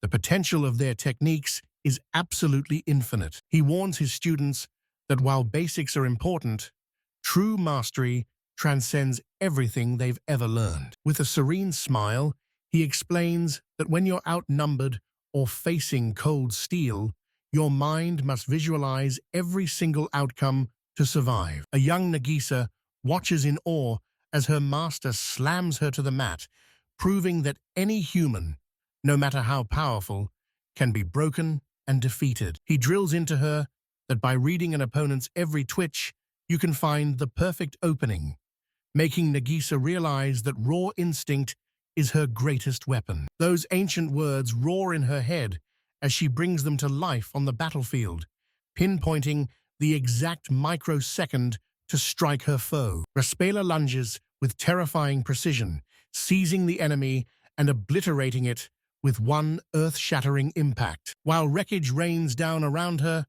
Nagisa remains eerily calm, keeping her spirit as still as a mountain, just like her master taught. She exhales slowly, knowing that was just the warm-up and a literal army of enemies is still waiting for her. The massive mecha soars into the sky, moonlight glinting off its blade as it stands ready to unleash Nagisa's unbreakable will upon the next victim. As the mechas clash, a shocking secret is revealed. Aikido possesses legendary longsword techniques that almost no one has ever seen. Nagisa flashes back to her powerhouse of a father, a man she took immense pride in defeating every single time they locked blades in training. While her allies cheer over their kills, Nagisa stands like a statue, her eyes locked onto the horizon with lethal focus. She tears through the enemy ranks like a whirlwind, whispering a cold body count under her breath. 6, 7, 8, 9. Her movements are a blur of death that sends the enemy into a panic-stricken retreat, while her shocked teammates scream into the radio to see if she's all right. Perched on a mountain of scrap metal, Raspela executes the final survivor as Nagisa coldly declares, 10 down, leaving the battlefield in a haunting, metallic silence. Her squad watches in absolute awe as a mysterious glowing blue aura begins to radiate from Nagisa's mecha. This is a power unlike anything they've ever witnessed, and the comms explode with frantic questions about what's happening. Deep inside the cockpit, Nagisa exhales a heavy breath, her exhausted eyes searching the horizon to see if the nightmare is finally over. Meanwhile, deep within the heart of the kingdom of Myrtalia, powerful lords and high-ranking nobles pack into the grand hall, their faces twisted with suspicion as they prepare to choose a new king. From the youngest heirs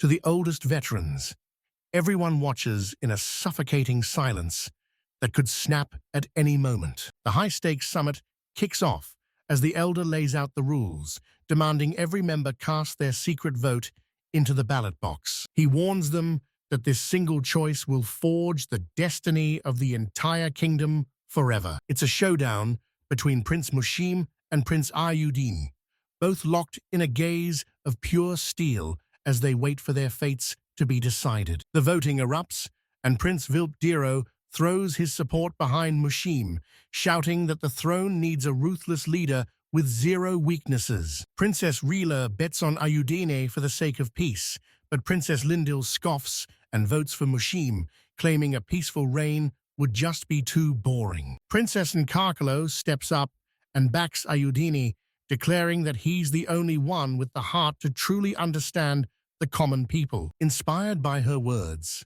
a wave of other nobles follow suit and cast their votes. Suddenly, Ayudine pulls ahead with 4 votes to Mushim's 3, leaving the entire room breathless with only 2 votes remaining. An onlooker whispers that this next vote is the ultimate game changer. As Duke Homeral steps up to the plate, Homeral breaks the silence, admitting he's wrestled with this choice to ensure the kingdom's future is in the right hands. The room holds its breath until he drops a total bombshell.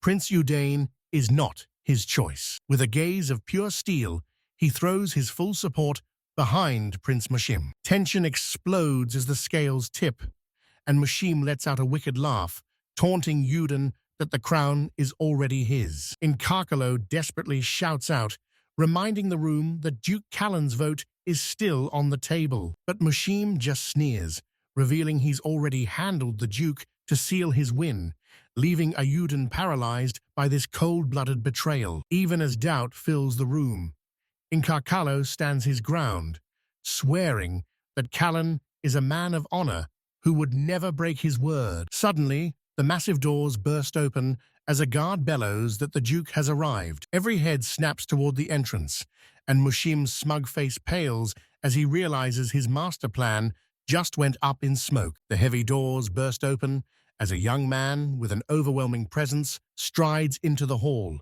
It's Theseus. Shockwaves ripple through the room, while Mushim explodes in a fit of rage, demanding to know who invited this intruder who just threatened to flip the entire vote. With ironclad resolve, Theseus steps forward and slams down the official certificate of succession, declaring himself the new Duke Callan. He throws the signed document onto the table to silence the skeptics before casting a vote for justice that leaves Mushim frozen in horror as his master plan crumbles to dust. Theseus stares Mushim dead in the eyes while casting his ballot, announcing he's choosing a king for a better world.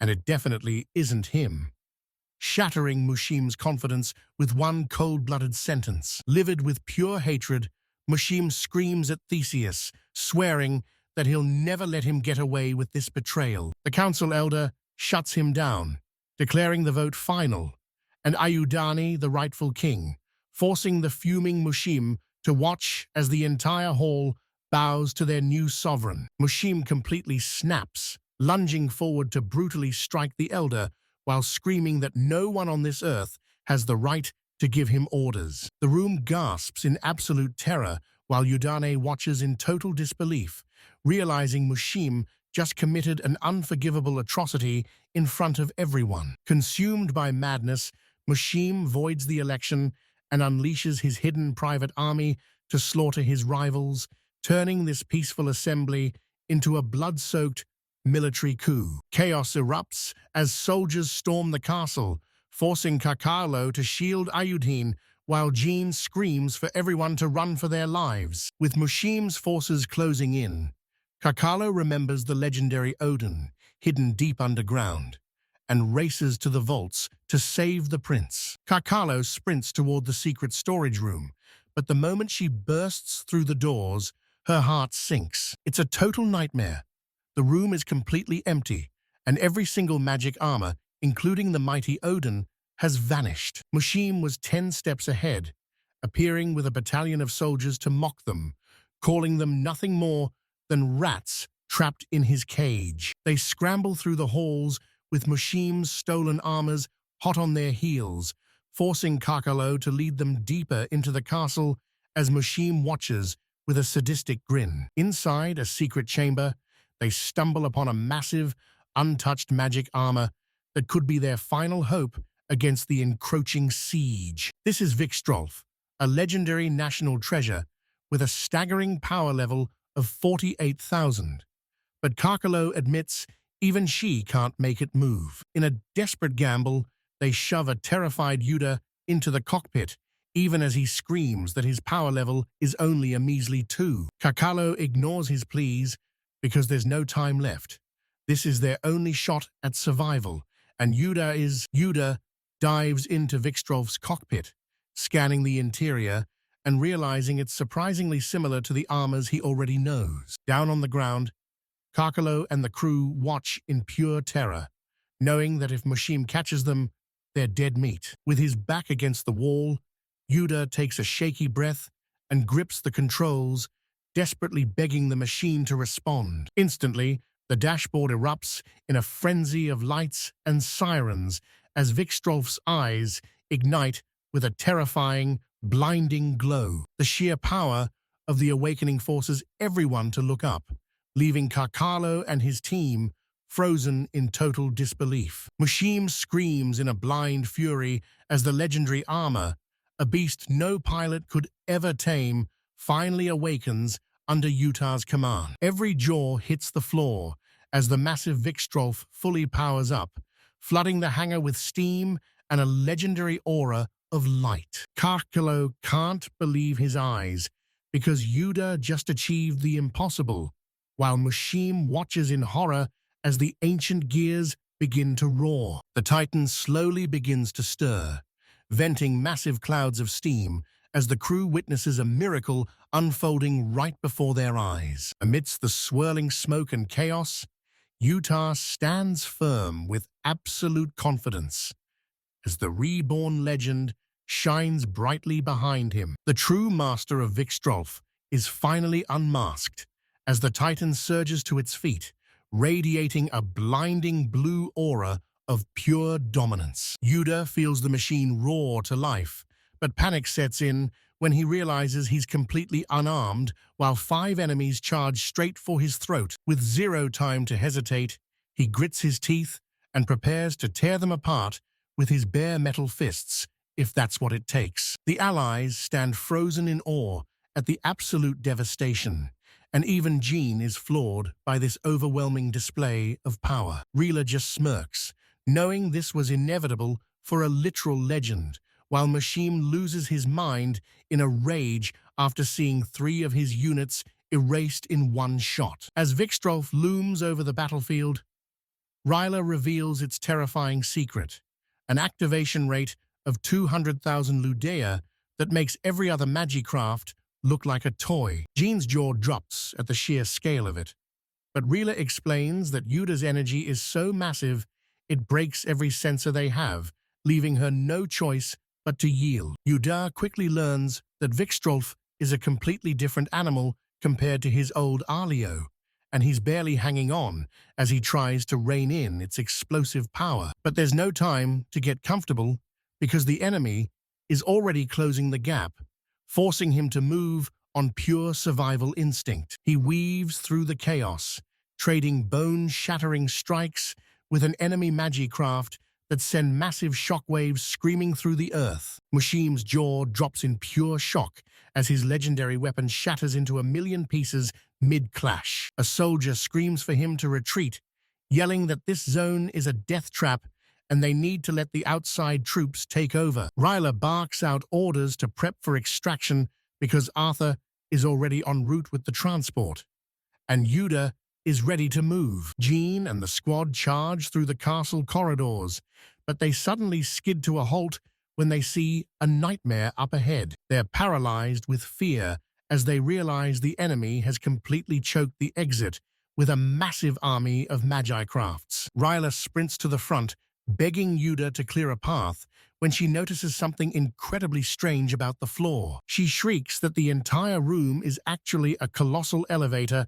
mounted on high-speed rails. Instantly, the platform jolts upward with insane power, launching Yuda and the Vixor mecha toward the summit. Trapped inside the Vixor, Yuda screams at the top of his lungs for everyone to get the hell out of the way. The mecha picks up terrifying speed, smashing through everything in sight as it rockets toward the sky. Vix 12 tears through the defenses with raw, unstoppable power, smashing a massive hole right through the castle walls. Yuda shouts that the escape route is clear, leaving Jean absolutely stunned by the sheer, overwhelming force he's using to pave the way. Arthur screams for everyone to move it, knowing their ride outside won't wait forever. As Utah holds the line, a fresh wave of enemy soldiers storms in, catching everyone completely off guard. Rila's head spins as she tries to make sense of this sudden ambush,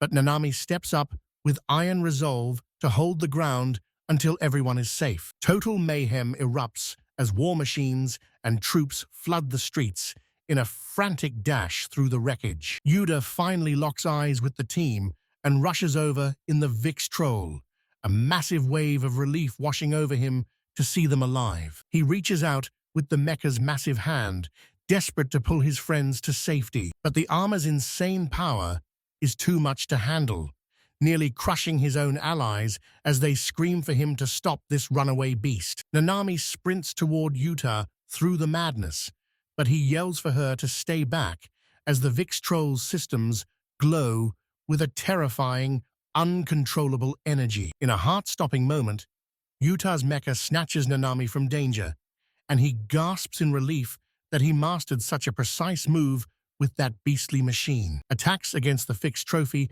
do absolutely nothing, leaving everyone paralyzed with shock as they realize Yuta is the one piloting it. They're floored by the mecha's insane power, but Yuta, with no time to explain, just shouts that they'll settle the details later. He barks out orders for everyone to prioritize the main transport, keeping the mission alive even as the world falls apart around them. Jean scrambles to coordinate the chaos, telling the crew to be ready to floor it the moment the group gets back. Liza tries to make sense of the madness, but the sensors suddenly scream as a terrifying anomaly pops up on the radar. Yuta spots the strange reading, and his entire body tenses up as he senses a new threat approaching. One of the women stares at the Vixor in total disbelief, mesmerized by its legendary and overwhelming strength. Yuta's eyes narrow as he watches the enemy forces swarm toward their position. He realizes the transport won't survive the onslaught,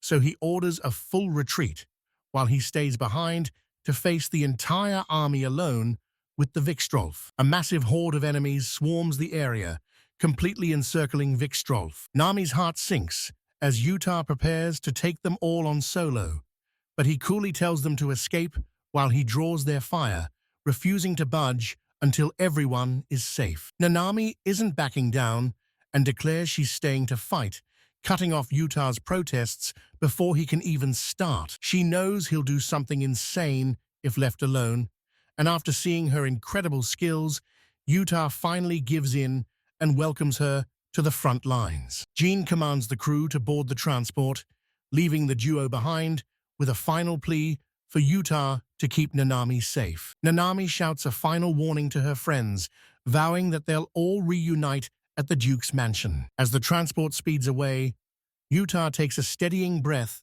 and stares down the entire army, ready to unleash hell alongside Nanami. The vehicle roars to life and blasts toward the exit, while the enemy soldiers scramble to intercept it. The villains scream to stop the getaway, but they're cut off before they can even take a step. Yuta slams Vixor into their path, unleashing a devastating strike that halts the entire army and proves he's an immovable wall. The Yuta hurl unleashes a devastating, bone-shattering strike that leaves every witness in absolute shock. As the soldiers scramble in confusion, Yuta screams for Nanami to weaponize the enemy's own steam into a blinding fog that completely hijacks the battlefield. Nanami catches the vibe instantly, flashing a lethal grin as she declares her intent to shred them all, leaving Yuta stunned as he gives the green light. She guns her magicraft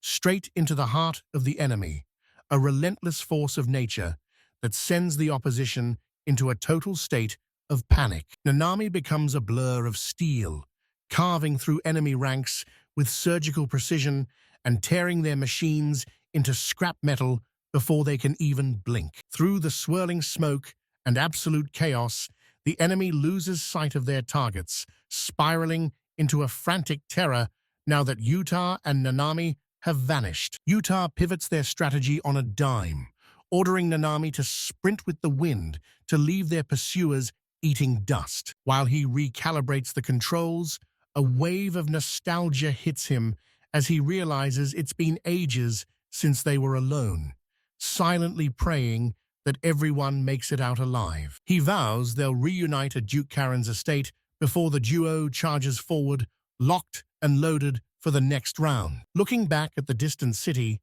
Alina's heart sinks with worry, but her friend reminds her that with Yuta on the front lines, failure isn't even an option. Alina looks totally shaken, clutching her chest and avoiding everyone's gaze, making her friend realize she's hiding her true feelings. They reach Duke Karen's estate, where an old man sighs in relief at their return, though he's stunned by Mushim's betrayal and demands to know if his son is safe. With a heavy heart, one of the girls delivers the crushing news.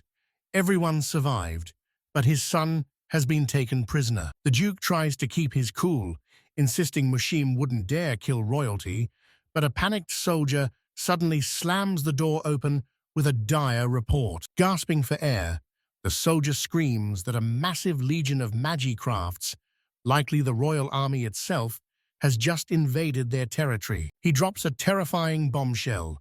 500 mechanical monsters are marching straight for the city gates. Pure rage explodes from the Duke as he orders a full mobilization, cursing Mushim as a spineless, dishonorable snake. He vows to crush the man, regardless of their family ties, his face twisting into a mask of absolute cold-blooded fury. As the group reels from the sheer size of the enemy force, John steps up with total confidence, declaring that we are joining the fight, leaving everyone wondering who he's actually talking about. Jean immediately takes command, positioning himself and Amina on the front lines, while Farmer covers the rear and Rogo guards the ballista, warning them all to brace for the fight of their lives. Amina suspects Jean reached out to Vajra, and he confirms the secret contact with a grim nod. Alina flashes a defiant smirk, declaring that even from afar,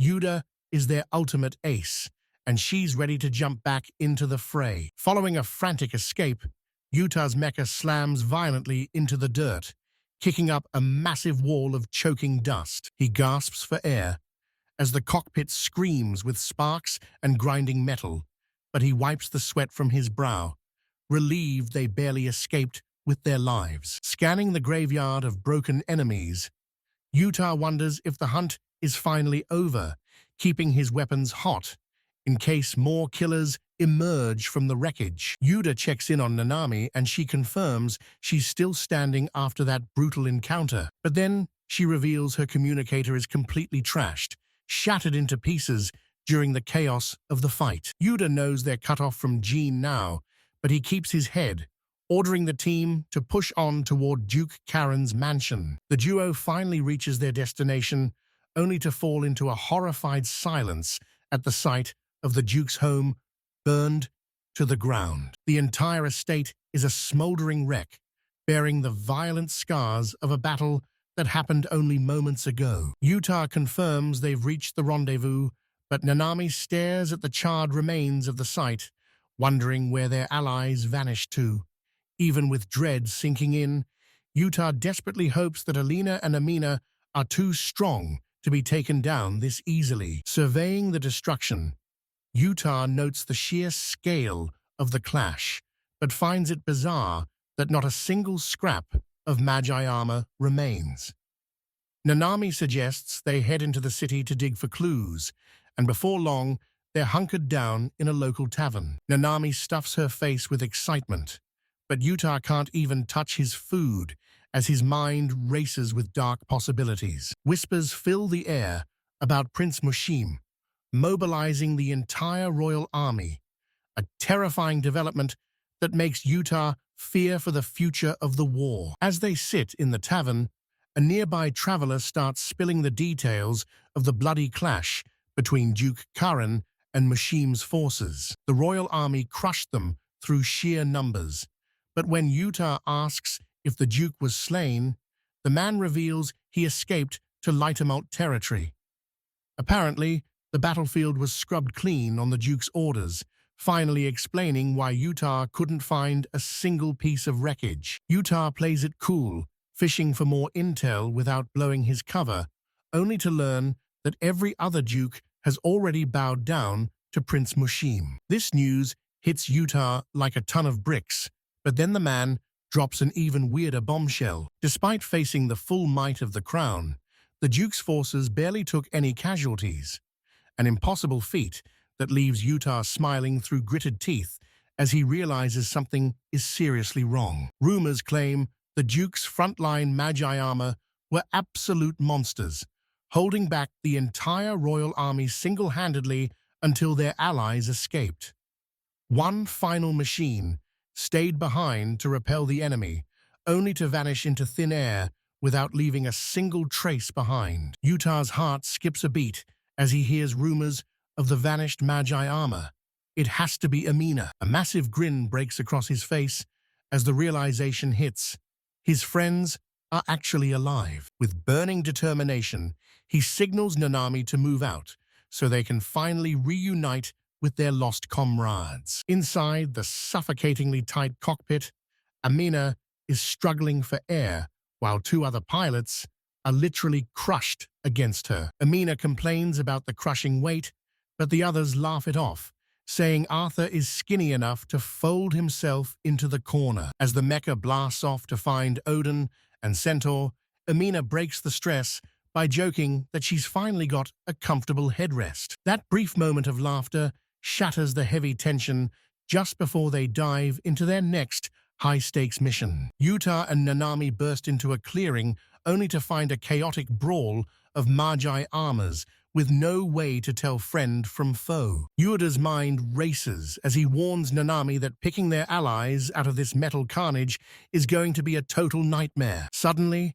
the Iron Knights Muso descend from the sky, revealing they're the princess's elite mercenaries and leaving Yuta and Nanami absolutely stunned. The enemies are absolutely livid, screaming traitors as they launch a desperate all-out assault. The mercenaries don't flinch, meeting the charge head-on as a brutal new skirmish erupts, and Yuta dives straight into the mayhem. With one lightning-fast swing, he obliterates a whole squad of foes, mockingly thanking them for making it so obvious who he needs to kill next. Nanami leaps into the fray right beside him, crushing her enemies with bone-shattering strikes. Once the dust settles, an allied officer steps forward in awe, admitting the princess's mercenaries are far deadlier than the rumors suggested, while a confused Yuta just rolls with the compliments. These soldiers reveal they're the elite guard of Princess Rydrea,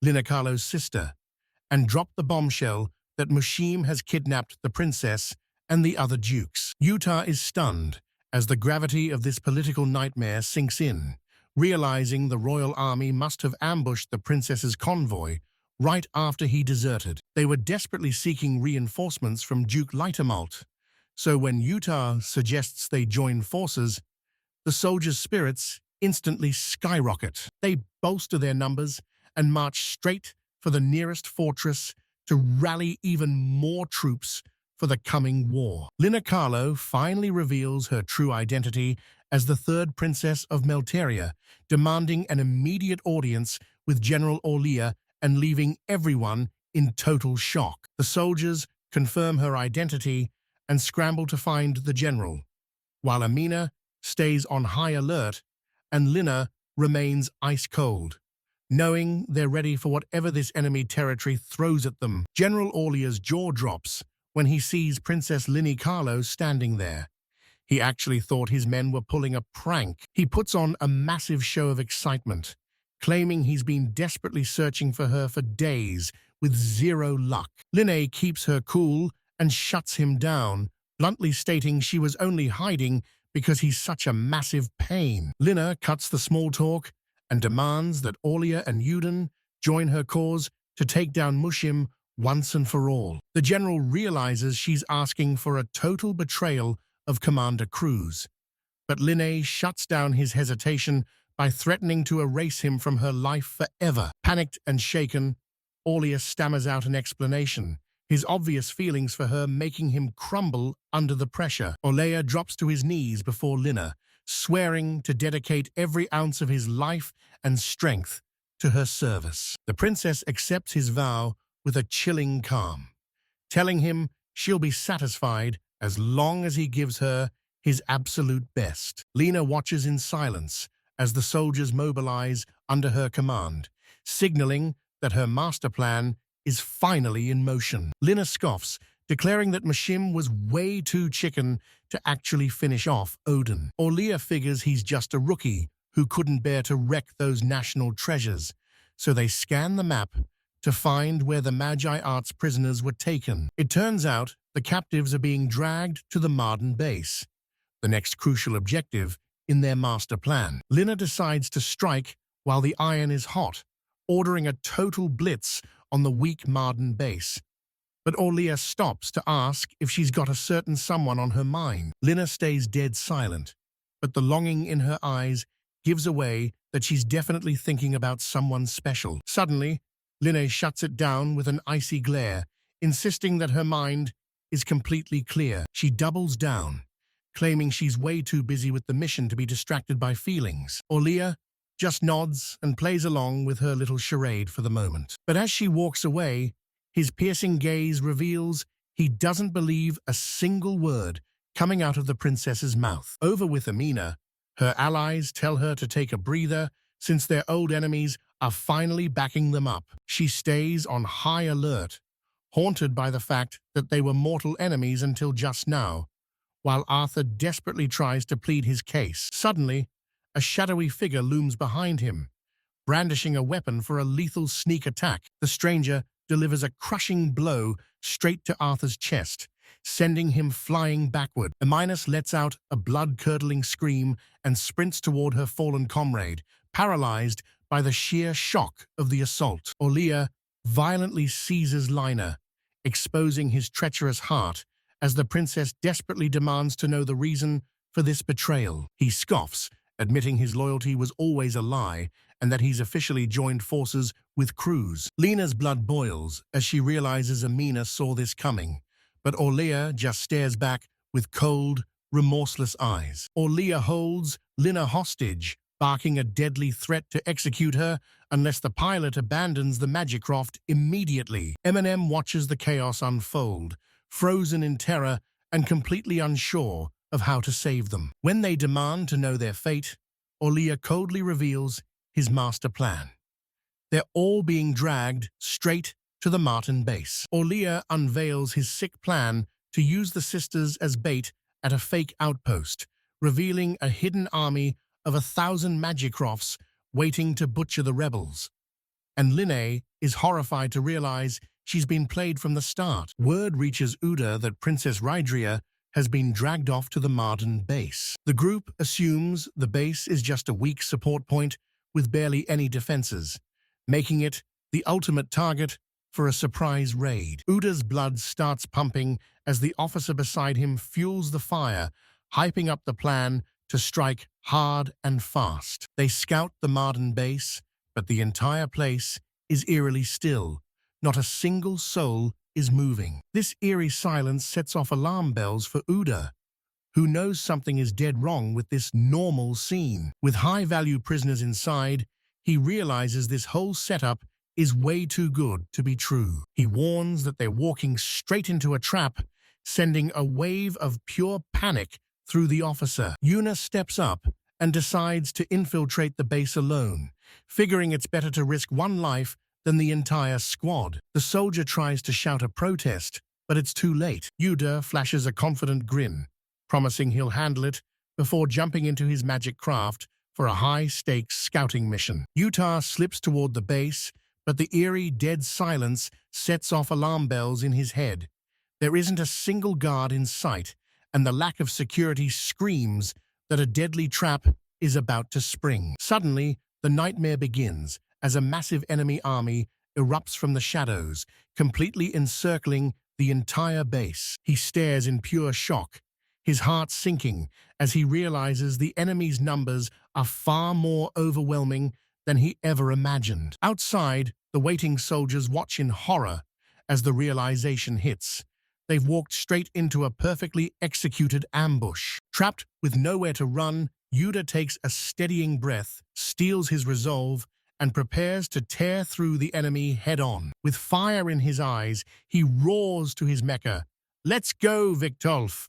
as they prepare to carve a path of destruction through the coming chaos. The pair suddenly jolts awake inside a cold, dark cell, their minds racing to figure out how they ended up behind bars. A dazed Arthur groggily asks where they are, only for Orlia to drop a bombshell with a cold, blunt reply. "We're in prison." Panicked, he immediately asks about Lin Carlo, but a frustrated Orlia snaps back that the princess is in another room, clearly annoyed that she's the only thing on his mind. Arthur roars in fury, cursing the heavy shackles that have him pinned down like never before. With fire in her eyes, Orlia demands his help and tells him to search under her lip, leaving a grossed-out Arthur shouting in pure confusion. She spits out a hidden lockpick wire, and since her hands are bound, she needs Arthur to use it to snap their chains. Arthur nods despite his confusion, while Orlia focuses every ounce of her will on breaking free. Lin Carlo is dragged into a massive tower where the commander smirks, telling her she's got the best seat in the house for the upcoming slaughter. 1,000 magi arts stand ready below as the commander prepares to ambush anyone foolish enough to try a rescue. Lenny glares at him with pure disgust,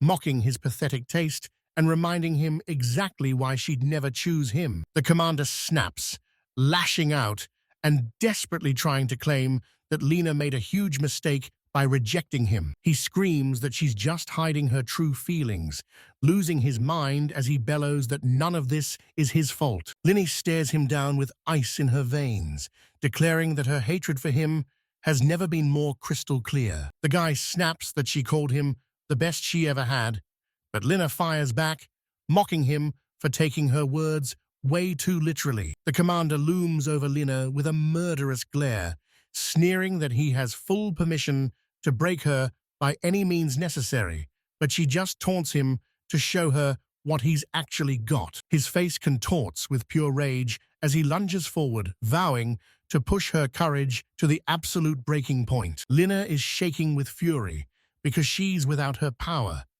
but she refuses to let him see her break under the weight of this humiliation. She grips his arm with everything she has, swearing that she won't show a single ounce of weakness even if she's outmatched. He sneers at her to stop acting tough, mocking her for being just a woman now, while Linne clenches her fists to keep her boiling rage in check. Suddenly, a soldier bursts in with a frantic report of an incoming enemy, leaving General Orlia fuming at the interruption while Linne tries to catch her breath. A lone warrior storms onto the battlefield, tearing through enemy ranks and tossing massive machines aside like they're nothing but scrap metal. The general explodes in a fit of fury, screaming at his men for deploying the entire army against a single target and falling for such an obvious distraction. Amidst the absolute chaos, Lina stares out the window with a chilling look,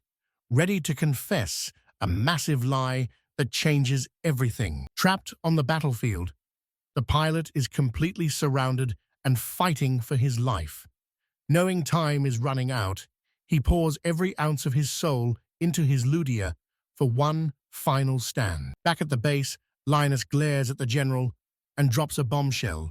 She's been lying this whole time, leaving him desperate to uncover her secret. With tears streaming down her face, Linda finally screams the truth.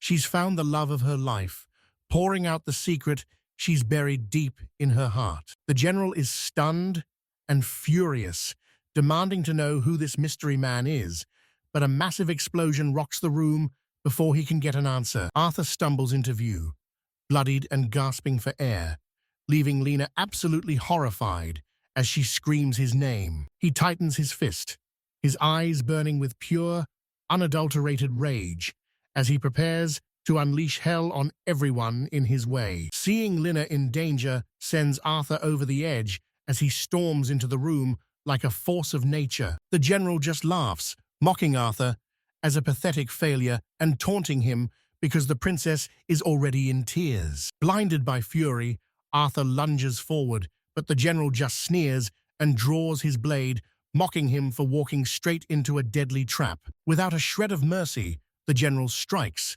driving his blade straight through Arthur's hand. He shoots a chilling glare and a cocky smirk, readying his next lethal strike. He spins like a whirlwind, delivering a brutal kick that reeks of pure arrogance and malice. Despite his bleeding wounds, Arthur staggers to his feet, tackles General Orlia, and slams him into the dirt. He declares with iron resolve that he isn't just a soldier, he is Princess Lin Carlo's personal apprentice knight. Every word he speaks screams absolute, unbreakable loyalty right in the heat of battle. The Magi robot erupts into a violent frenzy, tearing through a horde of enemies. The pilot realizes he's being boxed in and knows he has to make a move right now. Drenched in sweat, he pushes his mind to the limit, sinking deeper with his Ludia to unleash a massive burst of power. He slams into concentration mode as the cockpit glows, fighting to keep control while he hunts for an opening to survive. The radar shows the skies are wide open,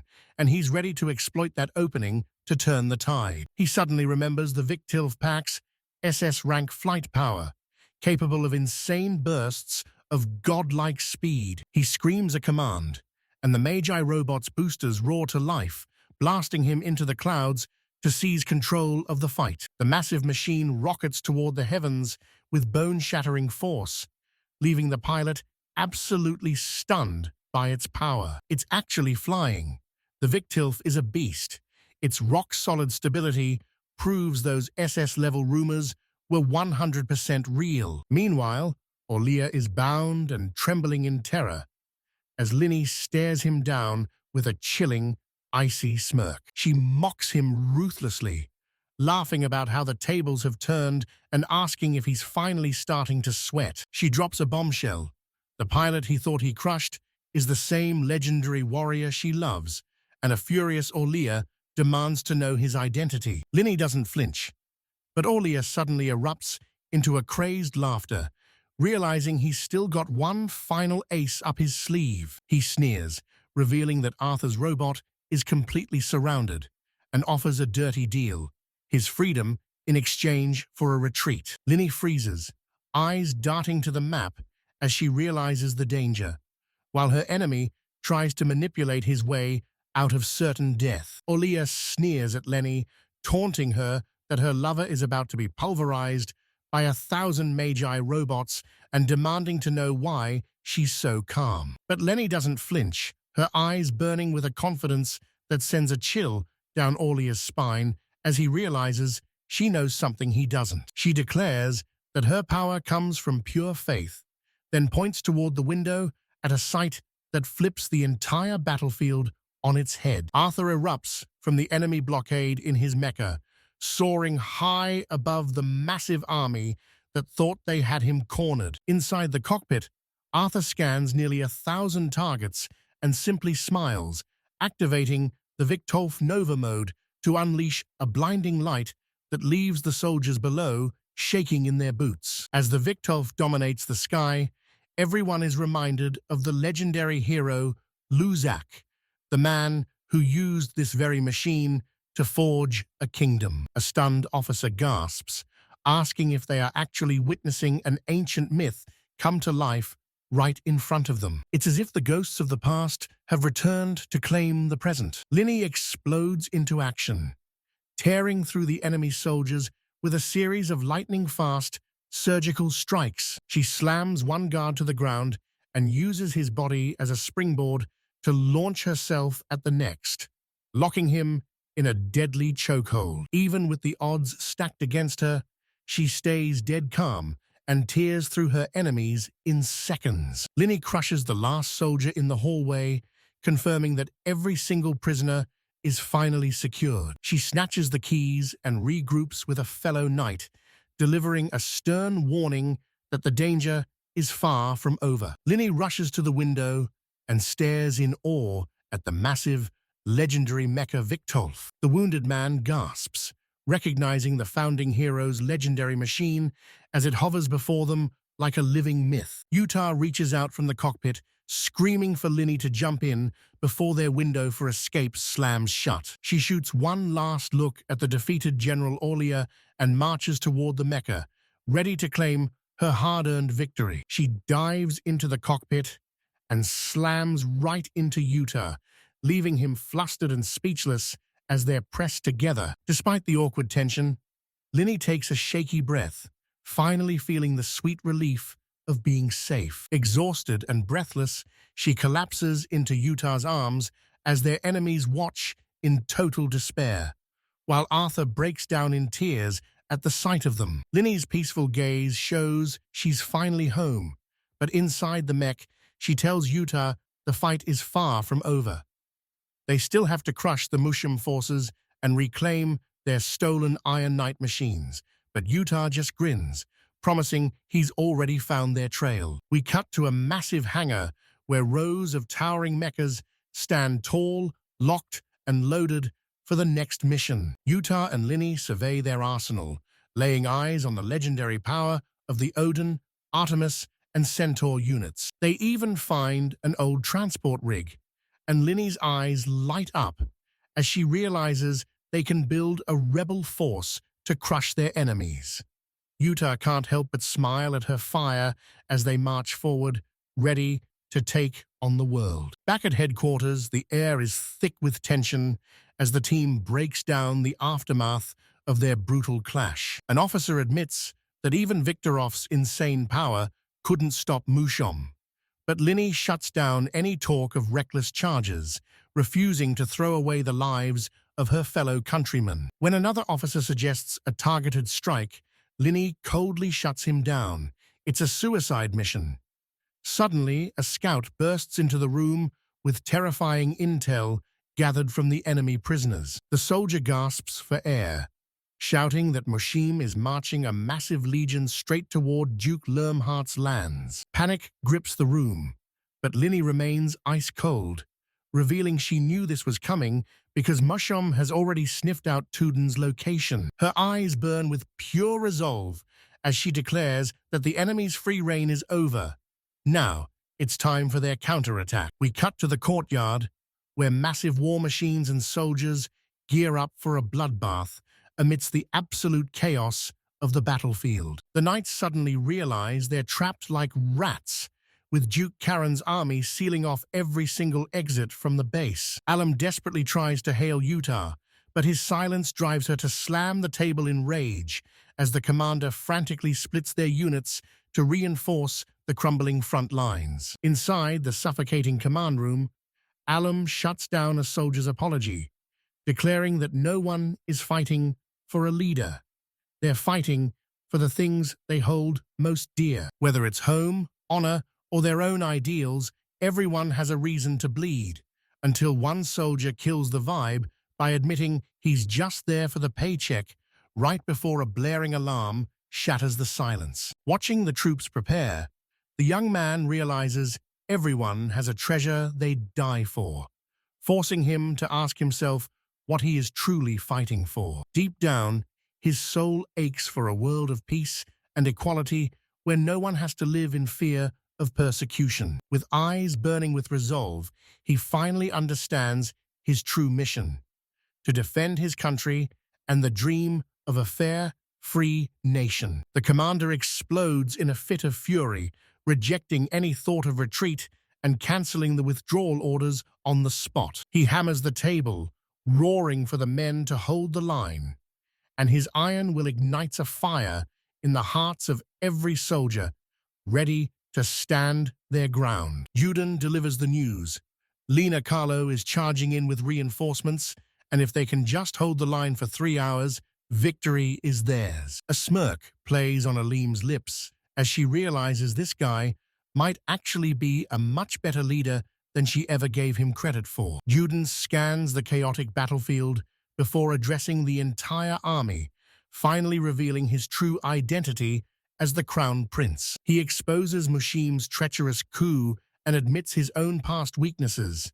But as war machines roar around him, he declares that the courage of his soldiers is what truly matters. Gripping the radio with everything he's got, he vows to become a leader worthy of their trust, admitting that while he's still learning, he knows every single one of them has something precious they're willing to die for. He shouts that a nation's real strength isn't found in its walls, but in the heart, honor, and unbreakable spirit of its people. With eyes like steel, he commands them not to fight for his sake, but for their families and their homes, lighting a fire in the soul of every warrior on the field. Clutching the mic, Juden lets out a roar of pure conviction, declaring that their ultimate reason to fight is for the very ground they stand on, their homeland. His voice booms across the ranks, forging them into a single, unstoppable force fighting not for fame,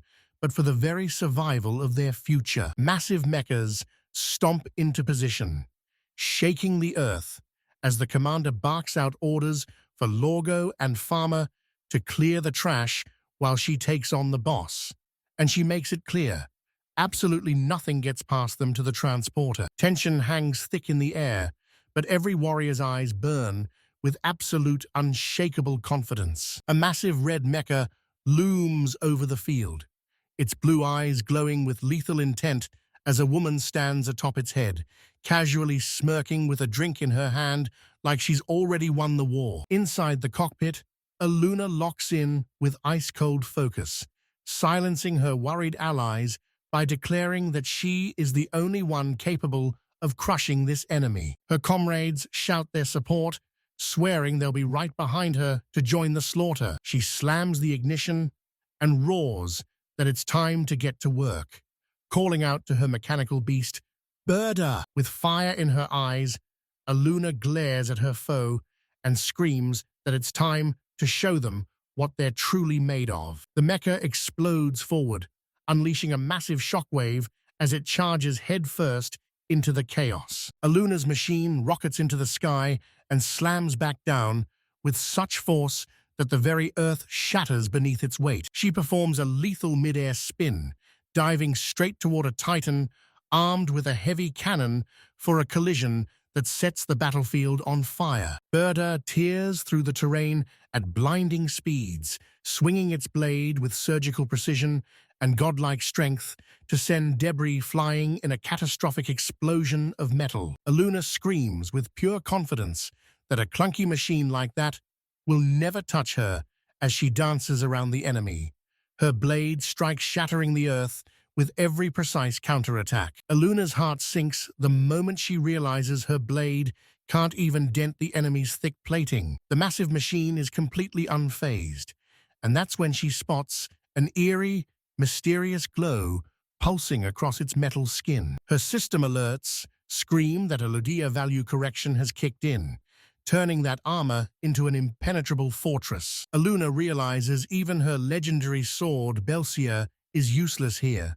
This monster is a terrifying triple Highlander-class mecha. Knowing the odds are stacked against her, she charges headfirst into the fray, her blades clashing in a violent storm of sparks that illuminates the entire battlefield. The Titan swings its massive artillery arm in a crushing blow that sends shockwaves through the very ground. Aluna barely brings her sword up in time, but the impact is so violent it literally cracks her mecha's frame. Yet she still finds the strength to rip a counterslash right across the enemy's chest. Aluna spots the enemy's next move, but her body can't keep up. She's a split second too late. The enemy mecha is already locked in, charging up a devastating heavy attack to finish her off. She curses her luck and yanks the controls, forcing her mecha into a desperate leap to dodge the incoming blow. The earth shatters under the enemy's devastating strike, and Aluna realizes she's completely outmatched. That armor is a fortress, and every weak point is out of reach. She grits her teeth, finally admitting she can't win this fight alone. A weary smile crosses her face as she whispers Yuda's name, hating herself for relying on someone who's no longer by her side. Aluna lunges forward with newfound fire, screaming for her ally to get ready for the ultimate move. The massive enemy pilot sneers and readies a heavy weapon, and when the two titans collide, the air explodes with dust and shrapnel. The intensity skyrockets as Rogo fights the controls, his body drenched in sweat as he pours every ounce of strength into the struggle. The earth groans and shatters under the weight of these metal giants, but even as he's being crushed, Rogo refuses to back down. Gritting his teeth with raw determination, Rogo's mecha locks onto the enemy in a death grip, halting its advance. Aluna flashes a grin, praising her partner's guts, while the enemy pilot stares in total shock, unable to process what just happened. Two mecha units storm the battlefield side by side, with Arthur leading the charge into the fray. He's been warned that his rig can't survive another Magitech blast, but Aluna watches on, sensing his hidden potential. Arthur ignites his thrusters and rockets forward, locking his sights right on the enemy's vitals. He catches a gap in the armor as the giant raises its hammer, but the window is closing fast. Realizing he's just out of reach, Arthur slams his shield forward and barrels ahead with unshakable resolve. He roars that he's an undefeated double Highlander of the Coliseum as his massive strike rattles the very earth. Aluna screams in defiance, refusing to be looked down upon even as she stands firm with a shattered mecha arm. Her machine performs a lethal mid-air spin, her blade whistling through the sky before burying itself deep into the enemy. The steel shreds like paper, sending a violent spray of sparks and shrapnel exploding across the field. The enemy suit erupts into a ball of fire and scrap, leaving even Juden stunned by that raw display of power. Aluna screams for Jean, and he leaps into action with a grin, shouting that he's been itching for a fight. The earth tremors as a massive mecha crashes into the building with bone-shattering force, and a desperate voice screams for everyone to hold on. But it's too late. The devastating shockwave sends them spiraling into pure madness as they scramble to survive the wreckage. Rogo is battered and bleeding, but he refuses to let go of the controls as he fights to keep his mecha standing. He slams the levers forward, forcing the metal beast to move, even as it groans and erupts in a shower of deadly sparks. Ignoring the agony, he pushes forward while the other pilots realize just how dire things are, praying that Utah has a master plan to save them. One pilot begs him to unleash that devastating light attack he used to turn the tide before, but Utah shuts her down, revealing that his ultimate trump card is off the table just as a wall of colossal enemy mechas looms over them. Even with their heavy artillery, the sheer scale of the enemy makes Utah's heart sink, realizing this might be a fight they can't win. Outnumbered and outgunned, the team charges straight into the jaws of death, forced to carve a path through 50 enemy mechas to reach their goal. Even with the odds stacked against them, Yuta's crew isn't backing down. They're ready to tear a hole right through the enemy lines. Utah unleashes his secret weapon, the Tempest, gripping his legendary blade and lunging forward with explosive power. Massive battleships loom on the horizon, positioning themselves to rain hellfire on the battlefield. The massive mecha slams onto the deck of the battleship, standing like an unbreakable fortress of steel. Gripping his spear with white-knuckled intensity, the pilot ignores the roar of screaming turbines as he readies for the next kill. A commander's face pales as she gets the report. Her entire front line was wiped out in the blink of an eye. It hits her. Lin Carlo has joined the fray alongside Vixor, and the nightmare is only beginning. Suddenly, a monstrous machine erupts onto the scene, radiating a terrifying aura of pure destruction. The Archangel descends, its blinding wings of light unfurling as it screams toward the front lines to crush the opposition. A cataclysmic shockwave vaporizes everything in sight, but one lone mecha stands tall, refusing to be broken by the blast. But wait, that enemy armor is way tougher than he bargained for. The pilot smirks, taunting Yuda to see if he can even leave a scratch. Viktorov dives headfirst into the chaos, taking on a whole squad of enemy mechs in a brutal melee. He deflects every incoming strike with surgical precision and overwhelming raw power. The pilot watches with total confidence, boasting that these machines are absolute garbage compared to Viktorov's true might. Suddenly, an ally swoops in to back Yuda up, announcing she's finished her mission and is ready to tear things up. They agree to end this fight in a heartbeat, but a sudden interruption halts them before they can even move. A menacing new presence emerges to block their path, daring them to try and force their way through. Without warning, a weapon streaks down from the heavens. Yuda's partner screams a warning as he barely reacts in time to block the lethal strike from above. Utah looks up and realizes this flying mech has the same insane mobility as an archangel.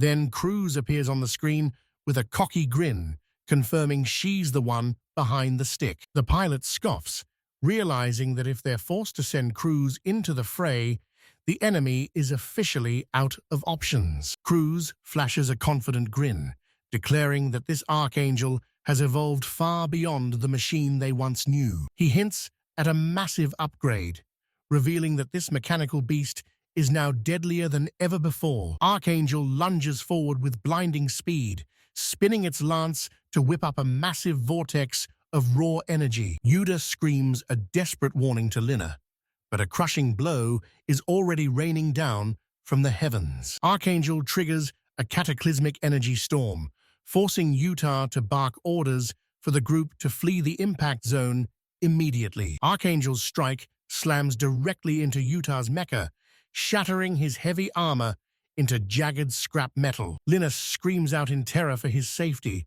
but Utah snaps back that he's fine. The hit only scraped the outer plating. Archangel rockets into the sky, leaving a burning trail of light as Uda grits his teeth in pure frustration. Cruz watches in total shock as Archangel ignores her entirely, dancing through every strike while Utah desperately swings his blade. Cruz howls in a fit of rage, lecturing Utah on why absolute power is the only thing that keeps a nation alive. Blinded by pure rage, he screams that he couldn't care less about their pathetic political games. All he can see is the horrific image of Mushim murdering an innocent right before his very eyes. Fueled by a burning thirst for justice, Yuda charges forward, slicing through the enemy's assault with overwhelming power. He shatters their weapon with a surgical strike, sparks flying as he roars that a tyrant like Mushim will never sit on the throne. Cruz stares in total shock at her broken blade, biting her lip as her frustration boils over. The Archangel spirals through the air to reset its stance, leaving the pilot breathless and desperate to keep up. Cruz screams that he's a monster while trying to flee, but Utah lunges after her, only for a flashing red warning to reveal his energy is almost gone. Utah scrambles to defend, but the enemy connects with a devastating direct hit. The blow slams into the Archangel, tearing through its heavy armor like it's paper. The force of the explosion sends Yuda's massive machine tumbling backward through the air. He nearly collapses as the world explodes into a chaotic mess of smoke and jagged debris. Yuda's eyes burn with fury as he watches Cruz escape in her mangled machine, cursing his failure to finish the job. But Lin Carlo keeps him focused, declaring that Mushim's downfall is the only goal that matters before ordering a full regroup at the castle. As the dust settles, gargantuan warships and iron giants emerge across the frozen, snow-covered battlefield. Wrecked units crawl back into the heart of their fortress, a massive hub where mechs are rebuilt and rearmed for the coming storm. Inside the command center, Mushim is drowning in cold sweat, his eyes glued to the screens in sheer desperation. Lin Carlo corners him, demanding a total surrender as her army swarms the ship and cuts off every possible escape route. An officer screams that the rebellion is a suicide mission, but Lin just flashes a deadly, mocking smile that says she isn't buying it. Lin stares him down, forcing him to name the 9 electors and swear by the gods as a terrified Mushim begins to spill his secrets. She senses he's hiding one last name and leans in for the kill, while Utah watches the air grow thick with suffocating tension. Mushim keeps his mouth shut, but Lin mocks him, warning that silence won't save his skin as she demands the name of the final traitor. Pushed to the breaking point, Mushim shrieks that Radria was the traitor, but she emerges from the shadows, looking down on him with absolute contempt. Furious, she shuts him down instantly, exposing his desperate lies and calling him out for trying to save his own neck with a pathetic fabrication. Radria grabs the comms and broadcasts to the entire ship, exposing Mushim as a snake who defiled the sacred succession and spat on the late king's final wishes. Her voice rings out with authority, branding him a delusional fool and declaring that his reign is over. No one has to follow his orders ever again. Panic ripples through the crew as they realize the gravity of her words, with officers whispering in shock that their entire world is falling apart. Blinded by rage and desperation, Mushim bellows for everyone to shut their mouths, screaming that he is the first prince of the realm. He claims the crown is his by right, snarling that Yuden is too weak for the throne as he has a total meltdown in front of the entire crew. Lin Carlo stares him down with ice-cold confidence, demanding to know if he'll finally admit to rigging the entire election. Driven to the brink of madness, Mushim lets out a blood-curdling scream, howling that he doesn't have to admit a single thing to anyone. He screams that he's the one true king, but as he tries to command the troops, his men start to waver, realizing their leader has completely lost his grip on reality. Utah stands there stunned as General Libra suddenly drops into the middle of the chaos and calls out for Lin Carlo. He announces himself as a National Guard officer here to drag Mushim away in chains, declaring an immediate end to the brutal carnage on the battlefield. As the dust finally settles, Lin Carlo exhales a long breath of relief while staring out at the distant horizon. Utah looks at the smoldering wreckage and wonders if they can ever rebuild. But Lina just smiles and tells him he's crazy if he thinks her people are that weak. Vixor stands tall against the burning sunset, a massive symbol that the war is over and King Yuden's new era for Metelia has finally arrived. Dawn breaks over the frozen peaks as the mechas stand tall on the deck, while Utah and Lin Carlo watch the sunrise, feeling the heavy burden of the past melt away into a bright burning future for Melteria. Sunlight floods the valley base, where massive ships and battle-scarred mechas are finally getting repaired, proving that even after all this destruction, Melteria is rising from the ashes to protect its tomorrow. Deep inside the hangar, Lisa is locked in, working with total laser-like focus. She's tearing into Viktorov's core while Yuda watches, explaining that the secrets hidden inside this Ludia tech are way beyond anything their engineers have ever seen. After running the diagnostics, she realizes the system is beyond her help. But then, a mysterious voice suddenly rings out. It's Fairy Ludia, the mech's own AI. The room explodes with shock, as Utah wonders if every Earthling possesses this kind of insane, sentient tech. Liza grills Fairy on her knowledge of Ludia cores, but the AI admits that without a functional system, she's powerless to perform any repairs. Liza proposes a risky transfer to a new machine, but Fairy shuts it down, choosing to hibernate rather than risk a total core meltdown. Utah questions if a move like that is even possible, and Liza confirms it would be a massive game-changer for their mission. Liza pulls off the impossible and moves Fairy into the new mech, Alio. Utah calls her name, and she responds instantly. The transfer is a total success. There's a catch. Alio is 40% weaker than the original because of a massive power limiter choking its core. Stunned, Utah begs to know if they can break those limits, and Liza gives Fairy the green light to override the system. Fairy dives deep into the Ludia core as Utah watches in awe, having no clue about the god-tier power they're about to awaken. Fairy finishes the tune-up, boosting the mech's power by a staggering 150%. Utah is absolutely hyped, and as the team is summoned to the bridge for their arrival at Barnukla, he charges forward with newfound confidence. We're diving straight into the heart of the action in the massive trade hub of Baranuka. The streets are absolutely exploding with life, packed to the brim with merchants and treasures. The crew is wide-eyed with wonder, and as one marvels at the crowd, another waves a map and shouts that they've finally arrived. Everyone scores a pocketful of gold for their break, and while some complain it's peanuts, the rest are ready to go wild. Liza tries to snag Utah for a shopping trip, But another girl crashes the party, claiming she's got an adult date planned, leaving poor Yuta totally lost. The old man steps in and forces Yuta to go with both of them, but that just makes the tension between the girls absolutely explode. While navigating the crowd, the man pulls Yuta aside for some serious business,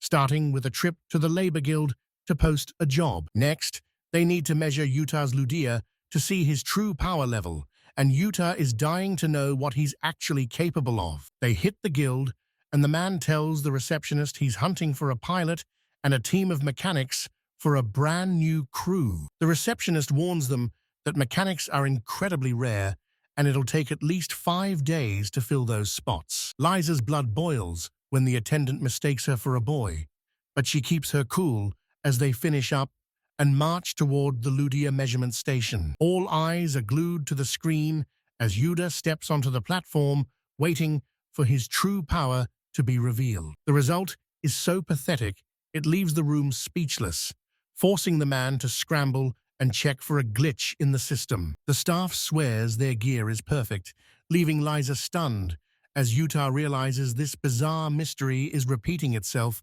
from his very first test. Jaws hit the floor when a measly 2 flashes on the screen, and while the scientist smirks with intrigue, the rest of the group stares at Yuta in dead silence. A massive blue mecha towers over the room, glowing with raw metallic energy as a fox-eared girl gazes at the Titan with unshakable confidence. The man bursts into the room, frantically demanding to know if Liza has finally uncovered Yuta's power level. His heart nearly stops when he hears the truth.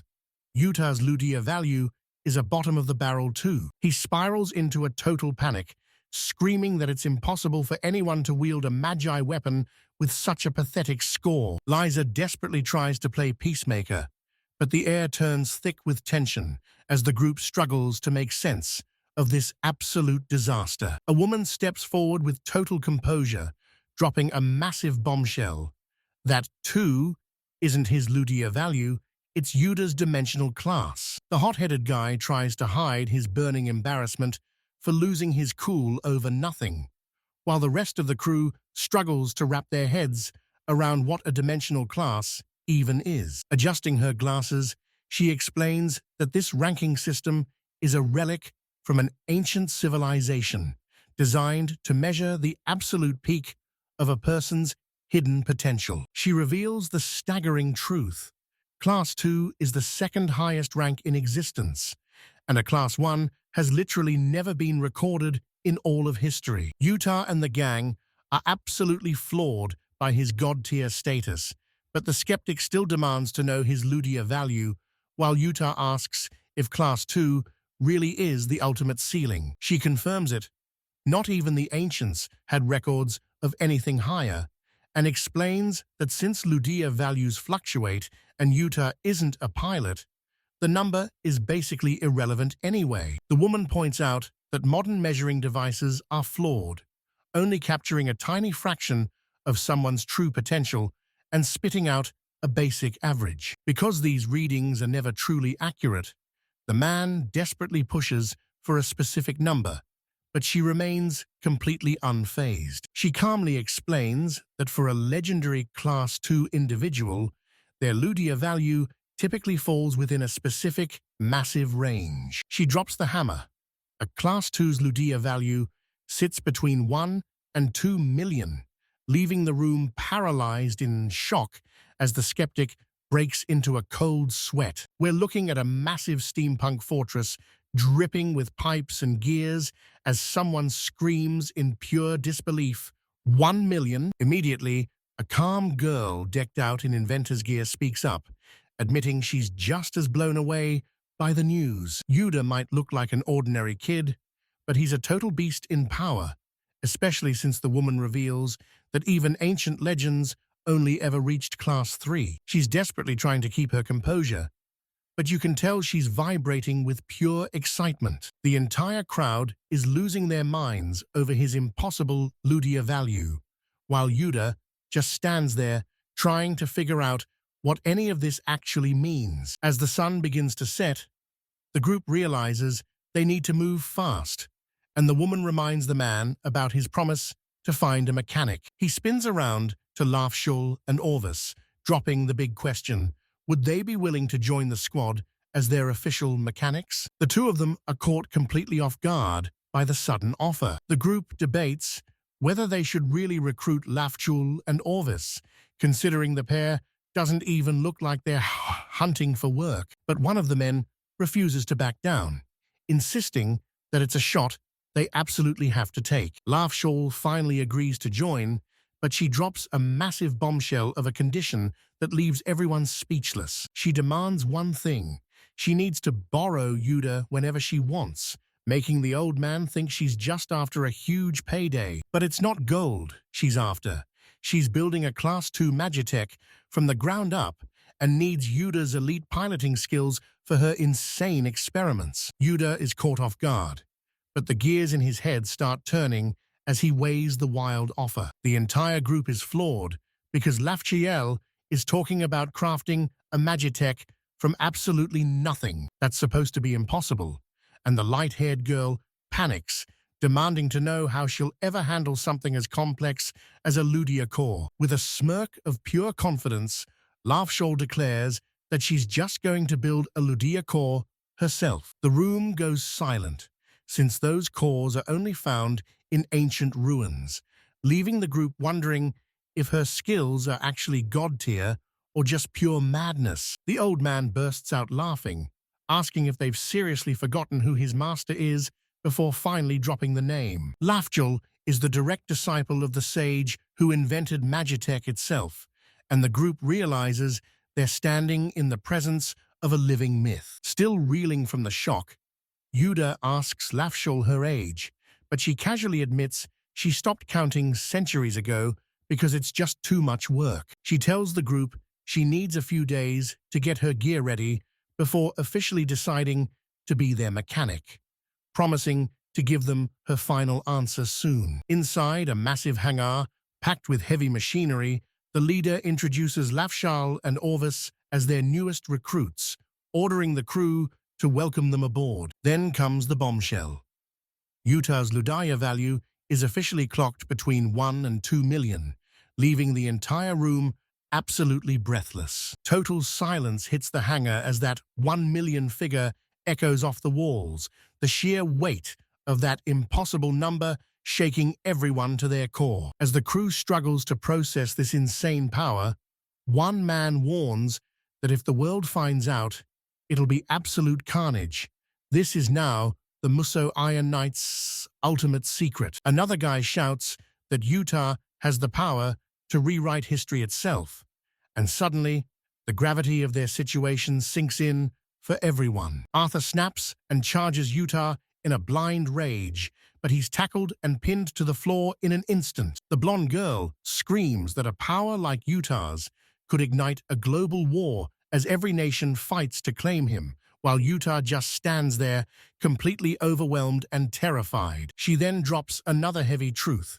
The same deadly target on Utah's back is pinned directly on Lafshul too. She warns him that Ludia cores are ancient relics, and anyone wielding that kind of power could trigger a world-ending war, leaving Yuda absolutely reeling as he realizes just how deep he's in. Moving day is finally here for Lafshul and Orvis, and the whole crew gathers outside the house to get started. Yuda stares at her tiny pile of luggage, stunned that she's brought so little for the move. Lafshul coolly explains those are just the things she doesn't need, leaving everyone scratching their heads about what she's actually keeping. As they load up, Utah spots a massive container left sitting all alone and asks what's inside. Laugh's child reveals it's a failed potion she brewed centuries ago and warns them to never open it, leaving the group floored by her age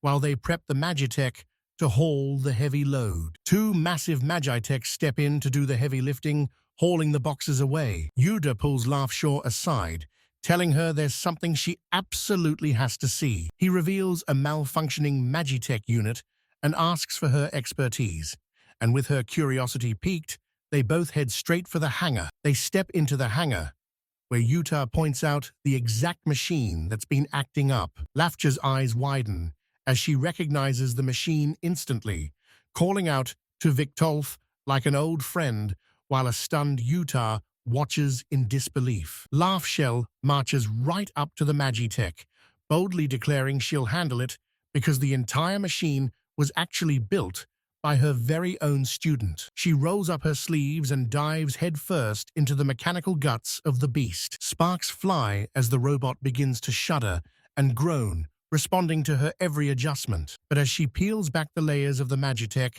her face suddenly turns pale. She announces the Ludia core is completely pulverized, leaving a terrified Yuda to wonder what kind of power could do this. She analyzes the wreckage, baffled by the sheer violence this machine must have survived, but she grits her teeth and prepares for the impossible repair. Laughshell delivers the final verdict. They have no choice but to fully regenerate the Ludia core from scratch. Yuda asks if the work is too hard, but she reveals the real obstacle isn't the labor. It's the astronomical price tag attached to it. She lists off the legendary materials needed, totaling a soul-crushing 30 billion gold, a sum so massive it makes Yuda's heart sink. He offers a desperate apology for his helplessness, but Laughshell sees the devastation clearly, leaving Yuda crushed that his Magitech Victolf is sidelined for the foreseeable future. While Yuta and Laughshell pick through the mechanical wreckage, a teammate bellows that he's starving and demands they break for a feast. Yuda agrees to pause the repairs, but the real shocker comes when the robot itself speaks up and agrees. The scene explodes into the kitchen, where the fires are roaring and the ultimate meal is being prepped. It's finally time to eat, and Jean is frantically serving up dishes while the crew goes absolutely wild on the food. One guy impatiently demands the main course, but a fed-up Jean roars that he's already downed 14 plates and needs to shut his mouth and keep chewing. The table talk turns to the insane repair costs, with someone screaming that 30 billion gold is an impossible fortune, though Yuda stays positive since he still has the Alio in his arsenal. Lafchow flips through her tome, musing that a Class 2 Magitech is absolutely vital, and she's determined to see one built with her own eyes. The old master brings up the giant nests again, confirming to a shocked Yuda that these colossal world-ruling beasts were humanity's ultimate enemies, with nests linked to the very veins of the earth. Lafchow describes these 100-meter-tall titans with rock-hard skin and godlike strength, swearing an oath to build a machine powerful enough to wipe these monsters off the map. Rewind a few days. King Majini, Princess Ramel, and Nagisa are racing toward the Holy Kingdom of Tamiya for a high-stakes summit of the Eastern nations. They've forged a fragile military alliance despite the bad blood, but their journey is cut short when King Majini is suddenly intercepted by Brush II. As they push toward Tamera, a mysterious Magitech unit screams out of nowhere, launching a brutal surprise ambush on the king's convoy. Nagisa fights like a demon to repel the attackers and secure their escape, but a chilling sense of dread hangs over them like a dark shadow. Once the dust settles, Zed checks in with a report. The enemy forces have finally been pinned down. Everything looks stable until a mysterious man approaches Nagisa, taunting her with a question. Doesn't she want to know who pulled the strings? The air turns ice-cold as Nagisa's instincts scream that something is horribly wrong. Nagisa and her partner tear open the Magitech unit, only to find the enemy pilot waiting inside. He's already dead, his face contorted in a mask of agony from lethal poison. He killed himself to protect a secret far more dangerous than they imagined. Her partner explodes in rage because their only lead is gone. But Nagisa stands frozen, haunted by the terrifying loyalty of a man who would die for his nation. With fire in her eyes, she declares that her mind is finally made up, but deep down, she trembles, knowing she could never make the same ultimate sacrifice. As they travel, the princess delivers the grim news to the king. The masterminds behind the ambush are still a total mystery. The king's blood runs cold as he realizes the enemy knew his exact route. This was an inside job. With a heavy heart, the king finally admits the terrifying truth. There is a traitor lurking within the Union of Eastern Nations. A panicked soldier begs them to retreat to Amoria, warning that heading to the summit is a literal suicide mission. The princess shuts him down instantly, shouting that running away only gives the enemy another chance to strike. She knows that if they don't stand their ground now, the next assault will be a total bloodbath. Suddenly, a piercing alarm screams through the ship's cockpit, shattering the silence. A lone Magitech unit is closing in at high speed, leaving the crew paralyzed with fear as they wonder if this is a friend or a deadly assassin. Sensing a trap, the officer screams for everyone to hold on while he slams the wide area scanners to life as the princess watches that lone Magitech twitch with murderous intent. Suddenly, the machine hoists its massive blade, proving their worst fears were absolutely right. As the sensors flare to life, the true nightmare is revealed. Dozens of enemy Magitechs swarm from the shadows, proving that lone pilot was nothing but a deadly decoy for the massive army now closing in. The radar confirms the impossible. 50 enemy units have them totally pinned down, forcing the crew into a state of pure panic as they realize they're hopelessly outnumbered. The princess bellows a command to charge straight through the trap, and despite the terror in his eyes, the commander locks in the order. The ship's engines roar as they blast through the enemy swarm, dodging fire and weaving through the chaos as the steel giants prepare to collide. Nagisa gets the call: hunt down and destroy every single Magitech that dares to set foot on the deck. She fires up her mech and dives headfirst into the fray, tearing through the invaders as the entire battlefield turns into a chaotic war zone. Gasping for air, the princess delivers the grim news. The deck is at its breaking point, and no reinforcements are coming to save them. Completely isolated, she watches in horror as an enemy Magitech crawls onto the ship, forcing her into a desperate duel with absolutely zero backup. Nagisa locks in the order with ironclad resolve, staring straight into the jaws of the enemy as a storm of fire rains down around her. She knows the odds are stacked against her, but she's ready to stand alone and sacrifice everything to keep her ship and crew alive. As the enemy swarm closes in, she grips the controls until her knuckles turn white, realizing every pilot out there is prepared to die for their nation. Survival means flipping a switch in her mind. She has to match their killer instinct because this isn't a game, it's total war. Suddenly, an enemy unit plunges from the sky, launching a brutal frontal assault that catches Nagisa completely off guard. She braces for the overhead strike just in time, feeling the bone-shaking impact as massive steel giants clash violently on the deck. Nagisa pours every ounce of strength into a desperate block, the screeching roar of clashing metal ringing out across the battlefield. With a defiant scream, she vows she won't be defeated here, channeling her last bit of power to shove the enemy back. Out of nowhere, Nagisa is handed a heavy sack of cold, hard cash. The princess drops a bombshell, revealing that Amuria is on the brink of war, even though she was dragged here against her will. The princess begs her to grab the cash and vanish before the entire kingdom goes up in flames. She shoves a heavy bag of 10 million gold coins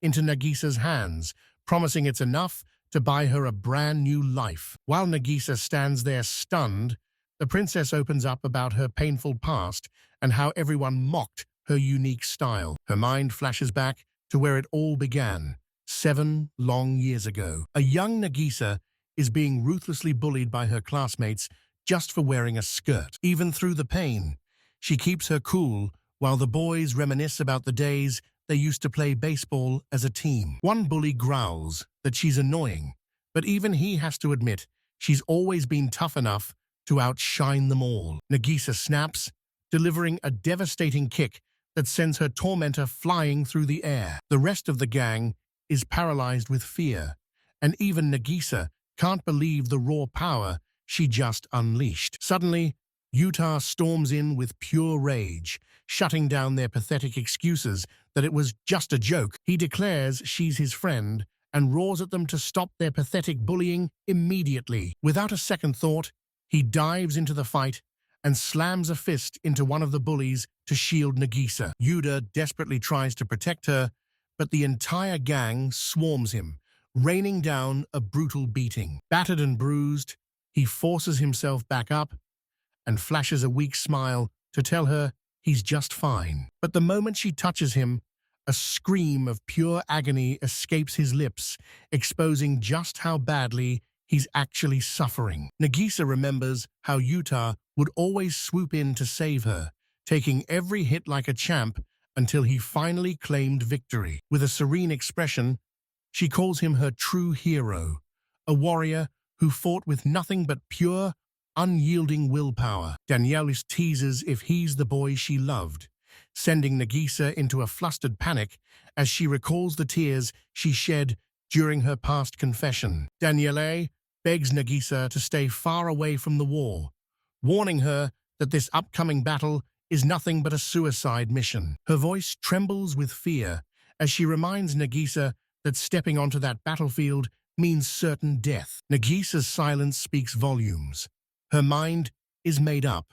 She's wrestled with the thought of death, but she's not ready to go down yet, declaring with absolute fire that they don't fight to die, they fight to survive. With ironclad resolve, she vows that every single one of them is making it out of this war alive. Massive warships and heavy armor stretch across the mountain peaks, a colossal fleet ready to unleash hell in the coming operation. A representative bows in gratitude, thanking Amuria for standing tall as their most trusted ally. He swears that by standing together, they'll crush this nightmare and survive the storm. An officer reveals the enemy's terrifying might: 50 carrier riders, 1,500 Magi armor units, and a massive army of 30,000 soldiers. The commander warns that a direct clash is suicide, as they're staring down 17 carrier riders, 960 Magi units, and 6,200 soldiers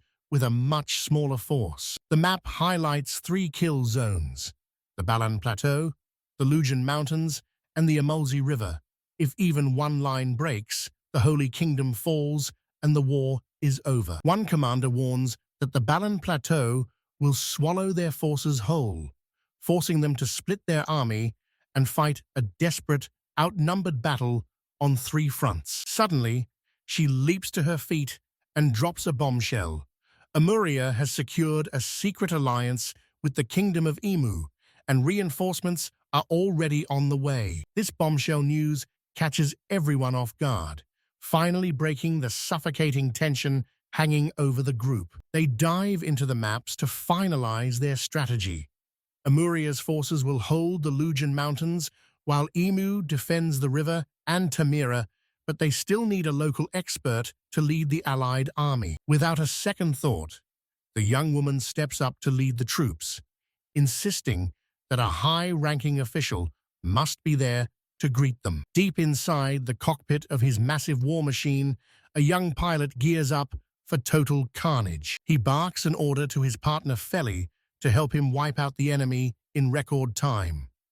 And the moment she gives the word, the mecha roars to life as the Ludiomote system engages, calibrating its weapons for maximum destruction as the pilot locks onto his target. The massive robot rockets forward with blinding speed, obliterating the terrain and leaving a path of pure chaos in its wake. The woman watching is absolutely stunned, screaming out in shock as the robot moves with such insane agility that her eyes can't even track it. The enemy panics and draws its blade, but it's too late.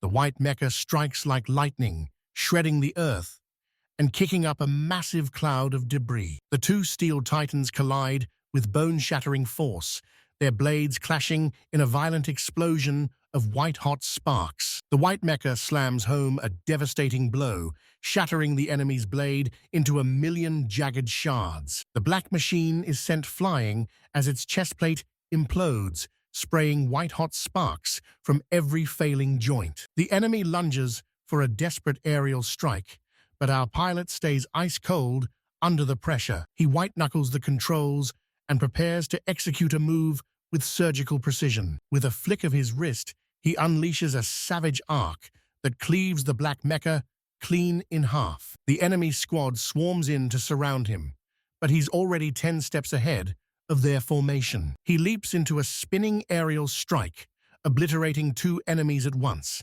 as the roar of grinding metal echoes across the field. The white mecha ignites its thrusters and charges forward with terrifying, unstoppable force. He plunges his blade deep into the enemy's core, cratering the very earth beneath them, as the machine is absolutely vaporized. The girl watches in total disbelief, her eyes wide with shock as the white mecha stands victorious among the smoldering ruins. Leaves drift through the eerie silence of the battlefield as onlookers stare in total shock. This guy actually slaughtered the legendary Black Death rabbit all by himself. With a heavy sigh of relief, the young pilot powers down his mecha's systems and declares the bloody struggle is finally over. Another pilot rushes over, panicking about his mecha's mangled shoulder, but he brushes it off, insisting his magicraft is still more than ready for action. The girl explains she got separated in the heat of battle, but can find her squad if they backtrack, leaving the boy wondering why she was ever left alone in the first place. Suddenly, a squad of mechas emerges from the wreckage, and a pilot screams out in pure joy, "It's Princess Renelle, and she's actually alive." The boy's jaw drops when he realizes he's been standing next to royalty, but she just calmly tells him to forget about the formal stuff. Renelle reports that only one transport ship is still flying, so the boy rallies the remaining units to move out and regroup with the MU army immediately. He checks his radar and demands a status report, only for Feli to drop a bombshell. 50 enemy units are standing right in their path.